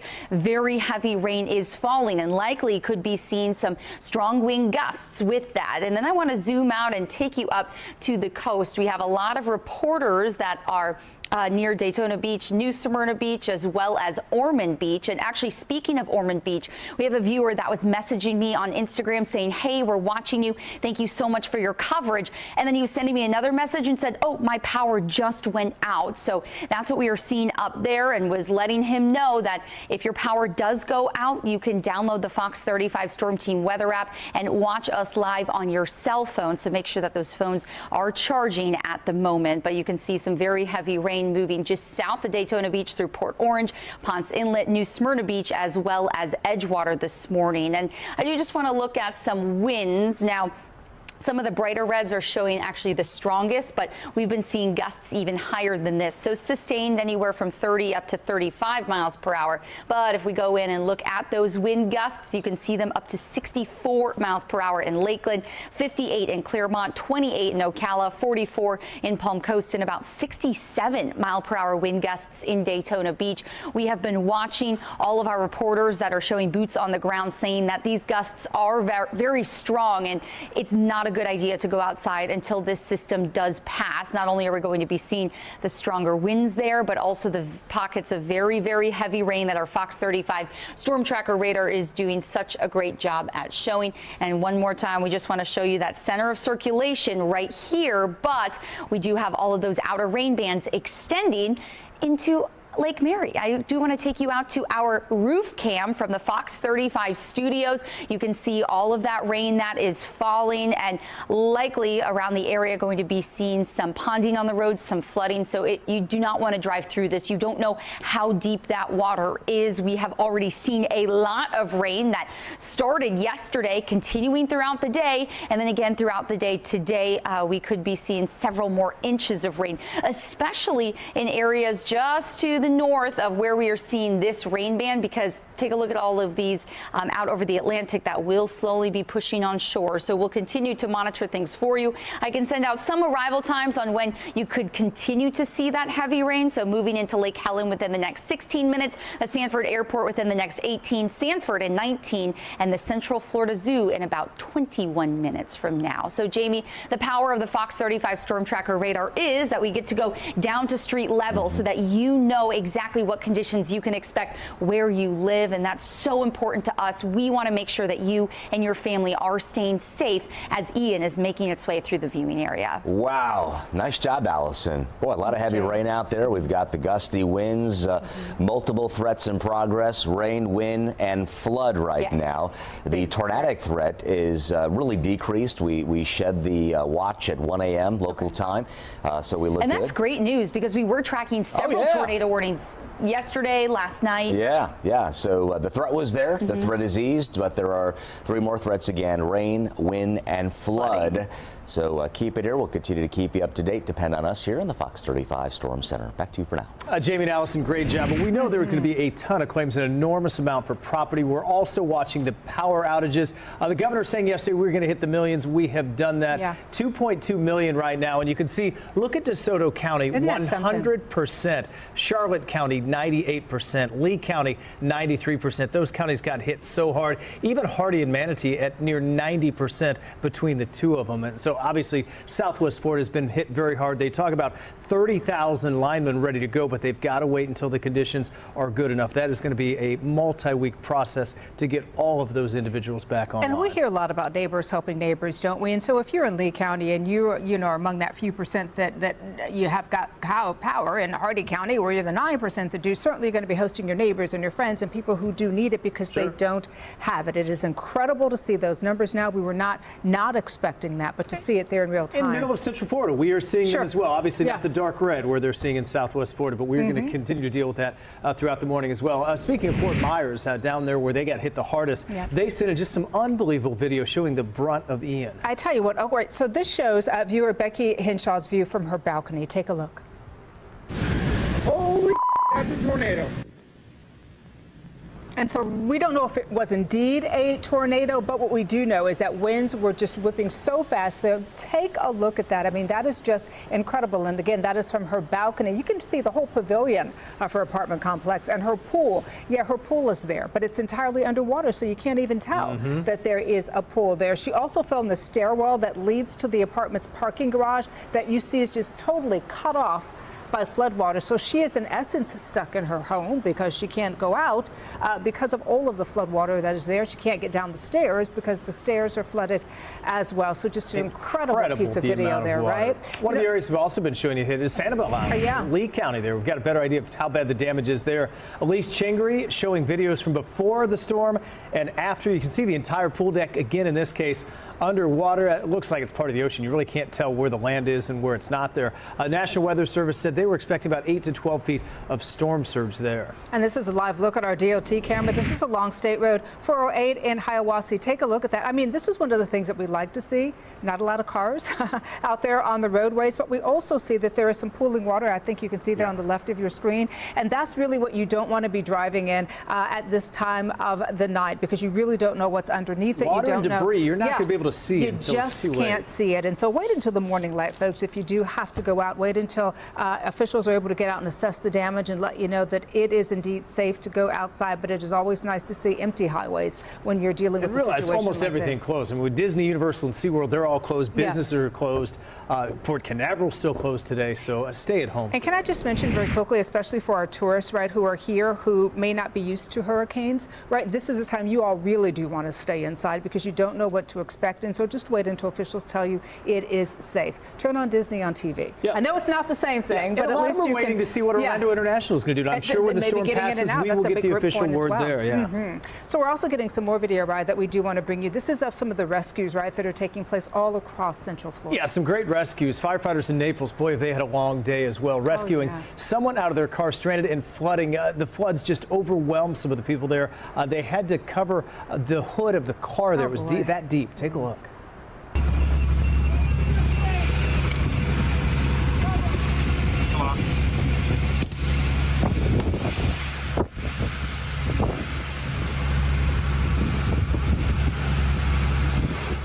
I see them breaking out the window. I mean, these are things they train for and never know if they're going to have to use them. They did.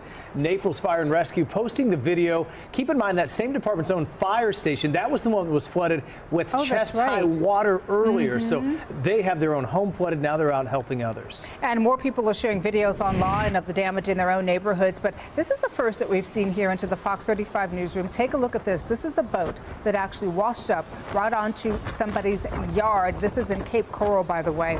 You know, as the sun starts to rise around, we're likely going to see more damage, right? And a lot of strange debris left over around people's properties. But that boat, probably one of the stranger things we'll see. All right, we're going to continue to bring you the latest from our colleagues over at Fox 35 Orlando. For now, we're going to take a short break. We'll be back.